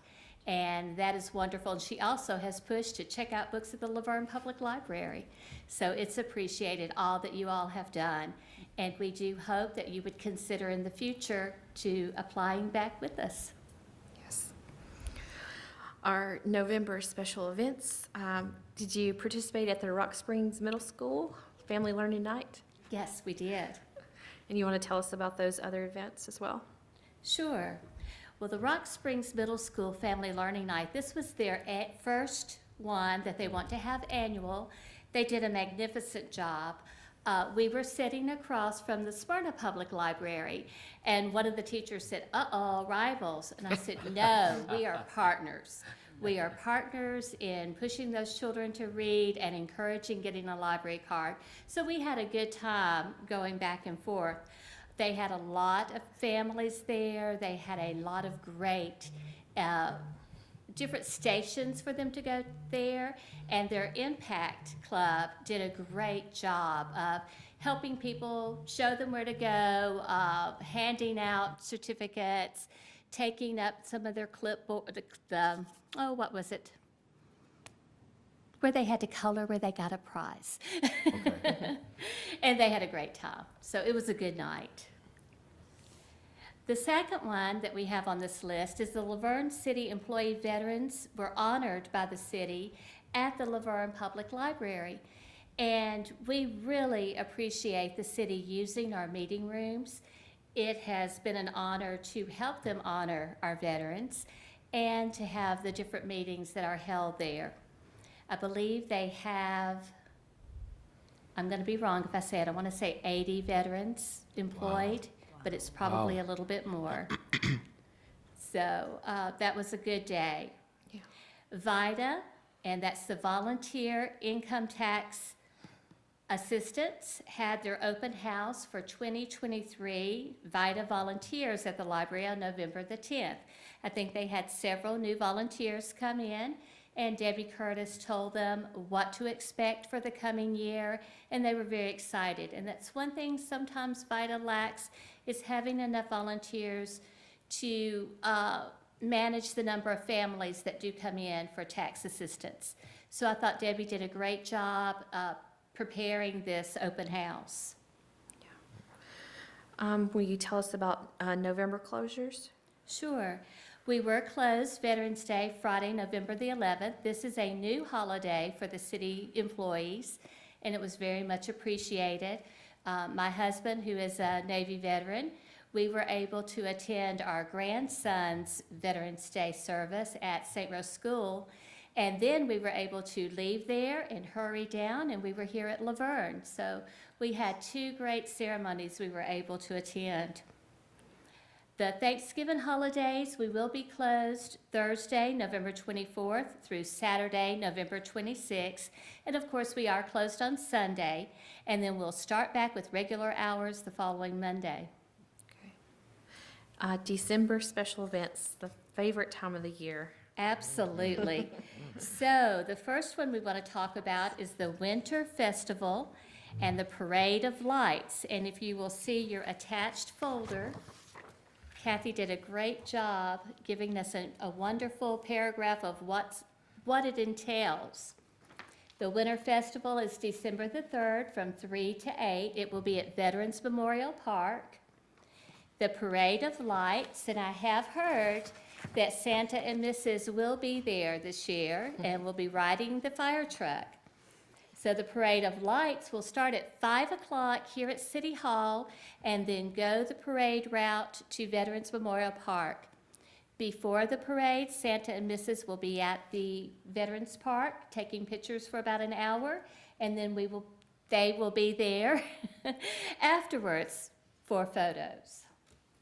So please pass the word around. This is a great, great time. Okay. Also, story time with Mrs. Claus and a visit with Santa Claus is going to happen, wow, at the library. It looks like the person who made this agenda did not put the library down where it was going to be. So, at the library on, and I didn't even put the date, Mercy.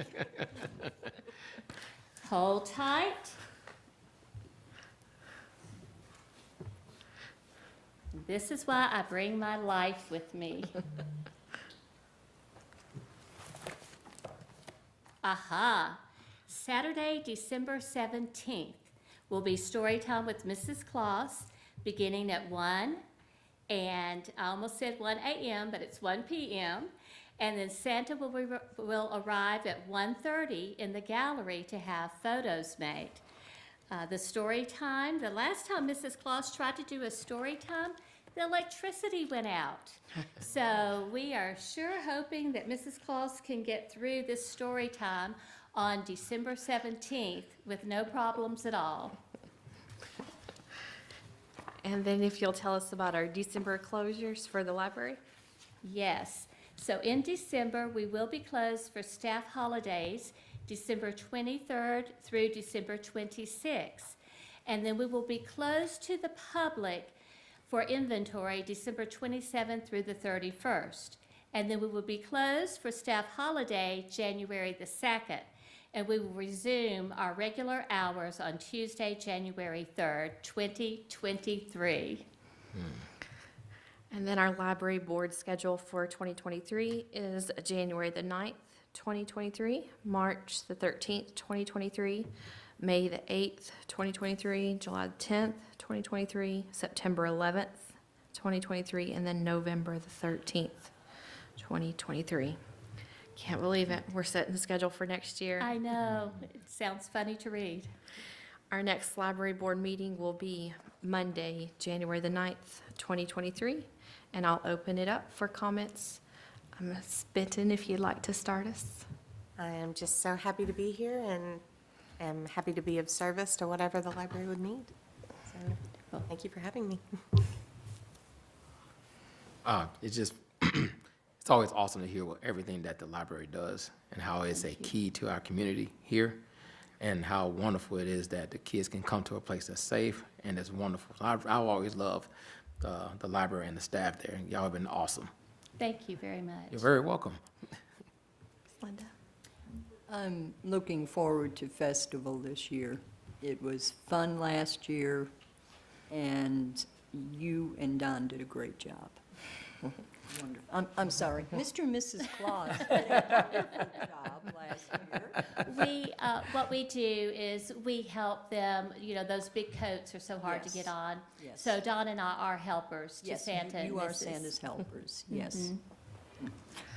And I hope this year is bigger and better than last year. I know it will be. Absolutely. Weather permitting.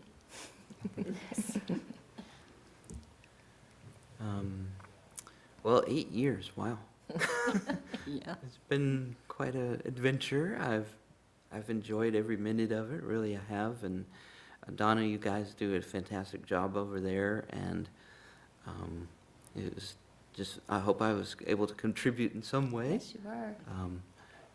I believe that, literacy is just of the utmost importance in just getting kids to read, and it's just so important, and this is such a vital facility for everyone here in this community. I wish more people would take advantage of it, but we're getting there. Absolutely. And we've seen a lot happen in 8 years. I mean, we had a little flood, we had roof repairs, and a plague, and all kinds of things. So we got through it, and it's all a credit to you and the members of this board, and you guys are in for an adventure of your own. So Absolutely. best going forward. Thank you. I just want to say that this library is essential to our community. It provides access to information and resources, supports literacy and education, promotes lifelong learning, and serves as just a community gathering place. So it's been an honor to serve on this board and spend 6 years doing this. For anybody who's watching this, we're going to leave some empty seats here, and we need you to apply to be on this board. It's every other month. It's about a 30-minute to an hour commitment. So if you love our library as much as we do, please apply. And again, read at least 20 minutes a night to those babies, and go see our librarians get new books. And with that, library board is adjourned.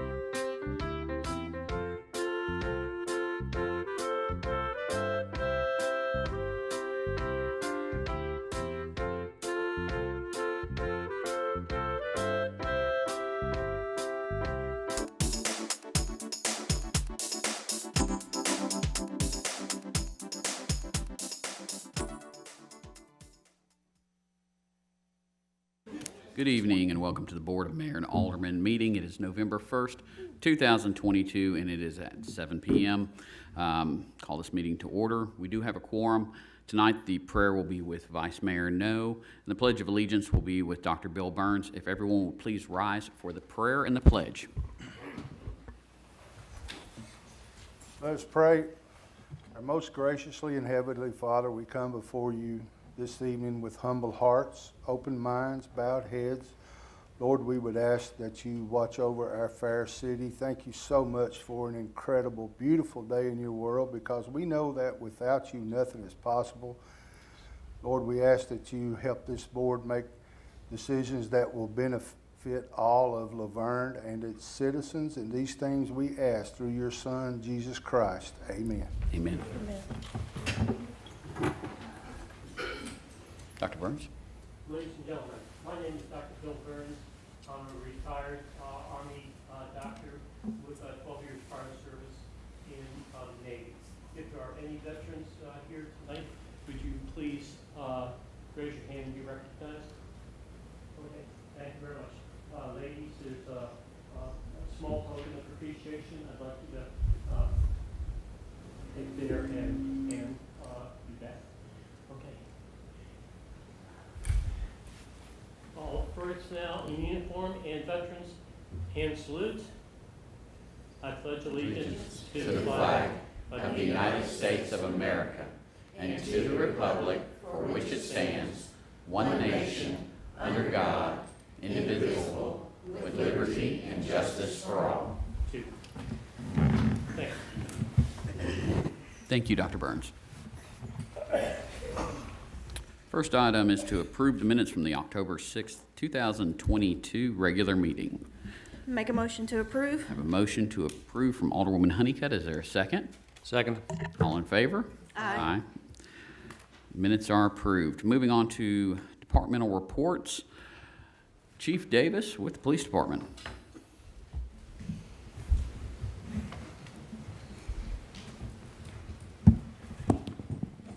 Mayor, Vice Mayor, Alderman, you have your current summary for the month of October in your packet here.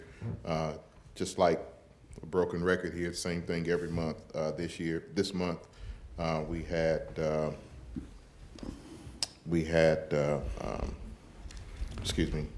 10 cases where motor vehicles were broken into, and all 10 of those motor vehicles were left unlocked, resulting in one firearm being stolen out of that vehicle in the hands of a criminal in the city now. Also in the package, you see activity from the officers. As you can see, our numbers are getting a whole lot better now that we are sufficiently staffed. You can see 1,382 traffic stops, 26 DUI arrests, 36 arrests for drug violations. I will add that these stats are being put online as well, so any member of the community can look at that as well. Any questions? How's Blue Sentinel going? I'm sorry? Blue Sentinel, how is that going? Blue Sentinel is going good. We're in our phase 2. Right now, we're in the process of getting the cameras installed up by I-24. That's the easiest because there's already meters on the poles there. So that's going to be the easiest. The others that we're getting put up, because there's no power or poles that we can use, we're having to kind of go back and punt and get solar panels. That's what I'm trying to say. Get solar panels for those things so we can power it that way, which I think that's the way we'll go forward in the future, to where we just use solar power to power those. But other than that, we're moving right along with that. Does anyone have any questions? Thank you. Thank you, sir. Fire Department, Chief Beasley.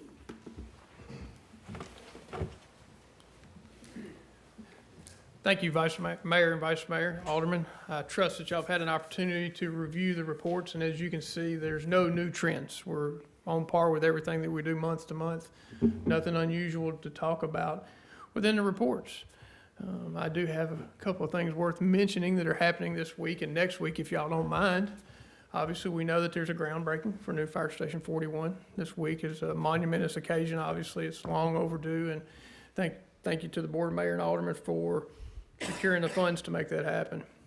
Additionally, we have next week 4 recruits graduating fire school be the first time the LaVergne Fire and Rescue has invested in a fire school itself. So with these 4 people that are graduating, 4 people that have done exceptionally well, been on campus with them multiple times in the last 10 weeks that they've been there and watched and participated in their training. Our fire instructors have been part of the recruit training, so we've not just sent somebody off to be trained, so we participated in that. It's a great partnership between Murfreesboro Fire and Rescue and Lebanon Fire Department, so it's a great product. 2 of those individuals came from our Fire Explorer program, so we've invested in this community and continue to do good work with those young people in the high school.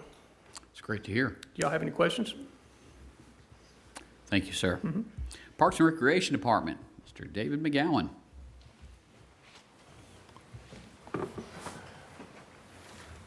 Mayor, Vice Mayor, Board, thank you. You guys have the numbers for you for the month for the Parks Department in front of you. 85 help desk tickets, 708 hours devoted to those. You see some of our projects. We're doing a little kind of like spring cleaning, fall cleaning, I guess, at the Parks Department. We're painting some offices in the shop area. You see our past events. October 15th, we wrapped up the Fall Ball Clinic that Saturday with a scrimmage day. October 22nd, we had Goblins and Goodies followed by a zombie night. Unfortunately, we did have to cancel the movie due to the wind conditions. We are working on something in the future that hopefully we won't have to do that again. Upcoming events, Veterans Day, November the 11th. Parade of Lights and Winter Festival is December 3rd. You can see some of the events at the Senior Center upcoming. Lunch at Asuka. November 17th will be their Thanksgiving dinner. Upcoming meetings, Park and Rec on November 21st and the Greenway on the 21st. Park and Rec at 6, Greenway at 7. Veterans Day is November the 11th. That ceremony will take place at 11 o'clock at Veterans Memorial Park. Weather permitting at the Wall. If we run into some rain, we will move that to Pavilion A as we have in the past. Flags can be purchased for $10. They will be displayed during the ceremony. Those are yours to take home after the ceremony. Your veterans' information will be displayed on those.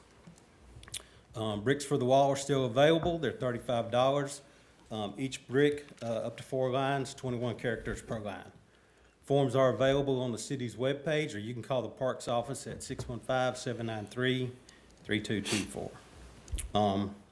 Snow rink, we're planning on setting that back up. We plan to open up on December 1st. It'll run through the 17th. Thursday through Sunday will be the days of operation. Thursday will be 4 to 8, Saturday 12 to 8. Sunday will be from 1 to 5. That Sunday, December 4th, that 1 p.m. time slot right now is going to be limited to families with special needs. So if we have a good turnout and we need to extend that further, we will. So that's something new we're going to try this year to try to offer a little something for everyone. We're not going to have online registration this year. It's all going to be in person. I don't think the rink wasn't full enough last year to kind of warrant online registration this year. We will be accepting canned goods and unopened and unwrapped toys that we will donate those to the PD for Christmas. Any questions? David, the size of the rink, is that increased from last year? It will. It'll double. Well, I won't say double. It'll increase by 50%. So last year it held roughly 48 skaters is what it was rated for. So this year that number should increase. At no time last year did we have 48 skaters on there, but it will give a little more opportunity that if we do run into that, we can open it up and possibly have more toddlers out there at the same time. Okay, and who are the guest speakers for Veterans Day, the veterans that are speaking? They are Tabitha and Ross Howard. That's the things I did not have written down here. And I think, you may know this, I think we have one more lined up. And you're going to have to help me out with that one. Steve? Kathy told me, and you and I are in the same boat? Kathy is God sent, and it's almost like you don't worry about it. I think when you start to lose your hair, it kind of affects your memory also. So we'll blame it on that. Here we go. Did the other part of the rink come in? It's supposed to be here Friday. Okay. It's supposed to, the delivery truck is set up to pick it up tomorrow. It's still in customs. It's been in customs for 2 weeks. So Friday is supposed to be our delivery date. So last year, there was no issue once customs released it with it getting in here within a day. I think I did skip over the parade of lights and the Winter Festival. That will begin at City Hall. It ends at Veterans Park with a tree lighting, fireworks, snow rink, and craft and food vendors will be set up. I sent you a text message or an email about Fox had put it on there that it would start at Veterans Park and go the other direction. Yes, sir, and then in the front part of that media release, they had it right, so how it got kind of backwards at the bottom, yeah, it's beyond me. Now, David, is Chief Beasley going to be out demonstrating his ice skating prowess like last year? I'm gonna practice. I'm coming for you. Is that hip recovered? It is. And then will Doug from Public Works, will he be doing the figure skating again this year? That was the plan. I think he kind of offered, and I think Danny also said he was going to come out since he has a hard hat and a vest. Nice. So we should be Well, good. they can show the lift. Yes, sir. I guess the only thing left is to put Michael in the Duncan booth. One last thing before I go, I definitely would like to thank Ann Smith for her hard work and diligence, keeping our events posted and getting those pictures out to the public so they can see what a good turnout we've had. Don't want her to get overlooked, but we certainly appreciate her help. Any questions? Thank you, David. Moving on to the Library Department, Miss Donna Bebout. Here she comes.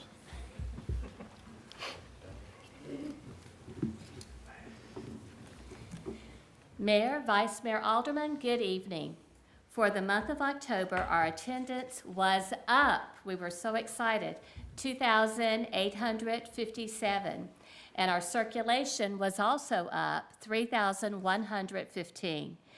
And we also issued 85 new cards. We've had a lot of people that I met at National Night Out and Old Timers Day that have come that said they've just moved to the area and needed to get a library card. So we were very happy to accommodate them. We had 19 programs for ages birth to 17 and 5 for ages 18 and up. We're building those programs back up slowly but surely. Want to talk a little bit about our Saturday movies at the library. Those also have had really good attendance. We just watched Hocus Pocus, the original, this past Saturday. We had several children who really enjoyed that. I was vacuuming today. We always have refreshments. And I was vacuuming today, and something kept hitting, and I finally looked, and there were Skittles and M&Ms that were hid in my carpet, our carpet. So it was very interesting. So we had to get down and start picking those up, but it was fun. November the 12th, we're going to be having a Charlie Brown movie marathon, and of course, it can't be November without Charlie Brown's Thanksgiving. So families, come on out, enjoy the movie. We have a wonderful TV, and it's just great to get in that meeting room and watch a good movie and have good refreshments. Tonight, I wanted to talk just a few moments about a couple of programs that we have monthly. These programs, as you know, like our story times, we have ages according to what we help present in the story times. Like on Mondays, we have homeschool story time. That's for kindergarten through 3rd grade. Miss Janice, she teaches the children the states and the capitals and the presidents. They learn it through song and dance. She reads stories that are pertinent to some of the curriculum that's going on and that they do. So it's important that we have those ages, that kindergarten through 3rd grade. We have Once Upon a Story Time on Wednesdays, and that's for our preschool children. So anyone age 2 and up to about 5 years old can come to story time, and they learn early literacy through fun songs, rhymes, puppets, stories, and so much more. And of course, through the fun of sharing books. Jammies and Stories is our one night that we have on Thursday nights at 5:30. kids and families, which we've had adults come in their pajamas, and they come and they get to listen to some great stories, and it's families of all ages. We have them from babies all the way up to grandparents, and that's just a really fun time for music, movement, dance, books, and a craft. So that's why we have these ages divided out. We understand that there are siblings that need to come along sometime, and we welcome them. But we really like to focus on the age that we are looking at that time, or that we are there for. So our Kids Crafternoon, this is one that is coordinated by a former teacher. She's a former science teacher from St. Cecilia, and this is for students grade 1st through 5th. Now, we're going to have a great program on November the 8th at 5:30. We like to do STEM in action. STEM meaning science, technology, engineering, and mathematics. So when we give them crafts such as, a little show and tell here. Okay, looks adorable, doesn't it? When you look at this, do you think of STEM? Okay, but it does. They have to take the kit that is packaged up. They have to read the directions. They have to comprehend those directions, and they have to follow the directions. And therefore, after they have done all of those things, it becomes a really fun and beautiful craft. Show it around here. So this is one of the crafts that they're going to be doing. Oops, I have a turkey stuck to a turkey here. Okay, that's the Give Thanks turkey wreath. The next thing we're going to be doing is the gliding turkey. Now, it comes in a package like this. And again, they have to open the package. There's no instructions to this one. They have to use their mind and figure out how to put it together to make a glider. When they're doing this, Miss Becky's going to be talking about aerodynamics of a glider using currents of rising air called thermals. And we have a demonstration tonight, Mayor. You already did it. You are, oh. Did I miss it while I was talking? You said aerodynamics. Oh, and it came down. All right, you need to try that again. Okay, readjust the wings, readjust the tail feathers. All right. The air conditioning we run with that all the time. Okay, stand and go. There we go, much better. So the mayor got the aerodynamics just right. And tonight, Miss Becky sent all of the mayor and the aldermen a kit to see if you guys can put this together. And we may have to have a contest sometime to see who can make their glider go very far. I'll get it out in a moment. Okay, so do you understand why we would like to have the grades 1st through 5th? Because we want to get those things, over to them. We want them to understand, but have fun while they're doing it. And again, if younger siblings come, we welcome them. We welcome the parents to sit beside the younger siblings and help them out. One more, and I know I'm taking long tonight, and I apologize. Teens and tweens, and that's ages 11 to 17. We're going to have a program November 17th at 5:30, and our invitation says, invite a friend and have fun being creative in our do-it-yourself gift workshop. It's a great way to make gifts for families and friends. Marta and Lauren have come up with some great creative gifts that can be given away, or they can keep themselves, but they have to be very creative in it, and they have to use their imagination. Now, please note the crafts are geared for ages teens and tweens only. We may be using rubber bands that could pop a little one's finger, or scissors, or things of this sort. So this is why we have the ages 11 through 17. All we ask of the teens and tweens who are coming to provide the laughter, and we will provide the refreshments and also the supplies. Do you have any questions? And thank you for letting me go very long tonight. No questions? Just comments is, you're awesome. Our team is awesome. Your team is awesome. You always correct me on that, and I do apologize. No worries, but you know, you surround yourself with great people and you can do great things, and that team at the LaVergne Public Library is so creative, and it's so much fun to work with them, and that's what we do. We work together. Thank you so much, Donna. Thank you. Moving on to the finance report. Ms. Tanya. All my stuff. It's their first time, ain't it? Welcome, welcome. Good evening, Mayor, Vice Mayor, Alderman. I just want to apologize. I have no cool show and tell. I'm sorry. I'll be doing the financial report for September 30th. In the general fund, expenditures exceeded revenue by $832,000. Just a reminder, property tax bills go out October 1st, so we're expecting that revenue to increase.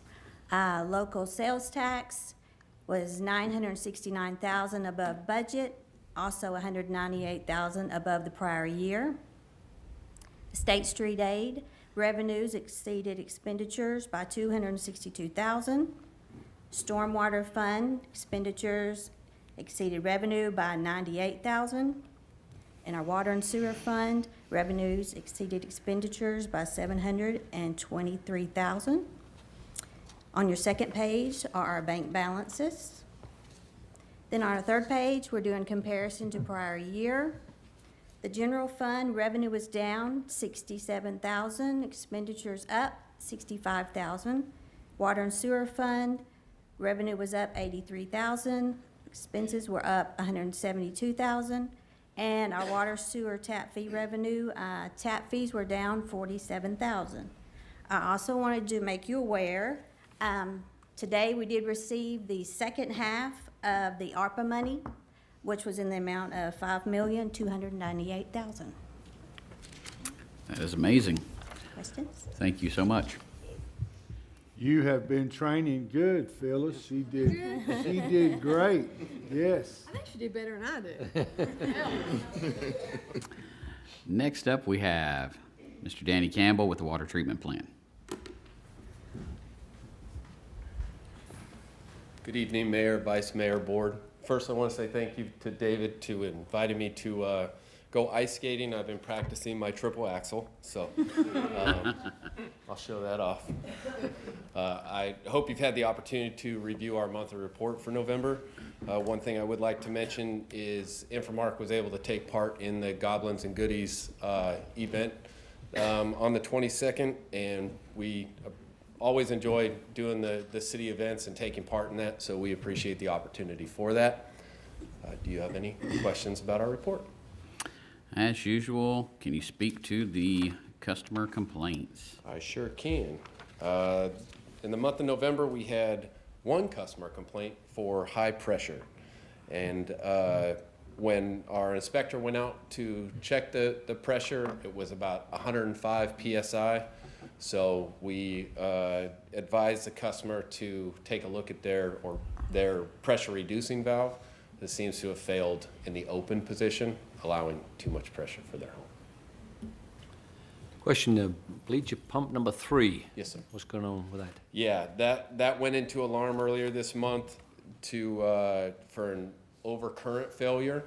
We're currently working with Ecotech on what would be a better option, whether replacing the pump or purchasing a new smaller size pump that could work with the current SCADA upgrade project that we're going through. So we're gathering up information, speaking with the city about that and trying to find the best option for the plant that's for treatment purposes and financially responsible for that. Thank you.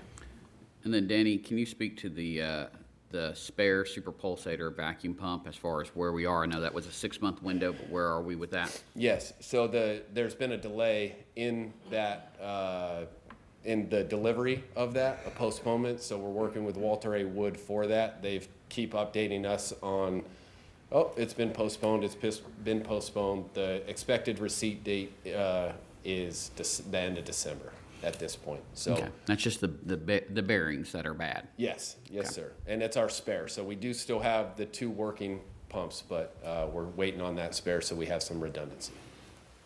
Any other questions? Thank you, sir. Thank you. Moving on to old business, second reading 2022-23, an ordinance to amend the fiscal year 2022-2023 general fund budget. Need a motion to approve or deny? Make a motion to approve. Have a motion to approve from Alderman Coates. Is there a second? I second. Second from Alderwoman Honeycutt. All in favor say aye. Aye. Opposed? Motion passes. Moving on to the consent agenda. Need a motion to approve or deny? Make a motion to approve. Have a motion to approve from Vice Mayor No. Is there a second? I second. Second from Alderwoman Honeycutt. All in favor? Aye. Aye. Motion passes. Moving on to new business, first reading ordinance 2022-24, an ordinance to amend the fiscal year 2022-2023 fire impact fee fund budget. Need a motion to approve or deny? Make a motion to approve. I have a motion to approve from Alderman Coates. Is there a second? Second. Second from Vice Mayor No. All in favor? Aye. Motion passes. First reading ordinance 2022-25, an ordinance to amend the fiscal year 2022-2023 general fund budget. Need a motion to approve or deny? Make a motion to approve. Have a motion to approve from Alderwoman Honeycutt. Is there a second? I'll second. Second from Vice Mayor No. All in favor? Aye. Motion passes. Resolution 2022-25, a resolution to amend the employee handbook. Need a motion to approve or deny? Motion to approve. Have a motion to approve from Vice Mayor No. Is there a second? Second. Second from Alderman Coates. All in favor? Aye. Motion passes. Number 8, motion to approve a tender and completion agreement with United States Fire Insurance Company for the completion of the 24-inch water main project from the Stones River Roundabout to the water treatment plant. Need a motion to approve or deny? Make a motion to approve. Have a motion to approve from Alderman Coates. Is there a second? Second. Second from Alderwoman Honeycutt. All in favor? Aye. Motion's approved. Motion to approve a letter of intent from PG Stones River Partners for the purchase of 169 Stones River Road, Fire Station Number 41. Need a motion to approve or deny? Motion to approve. Have a motion to approve from Vice Mayor No. Is there a second? Second. Second from Alderman Coates.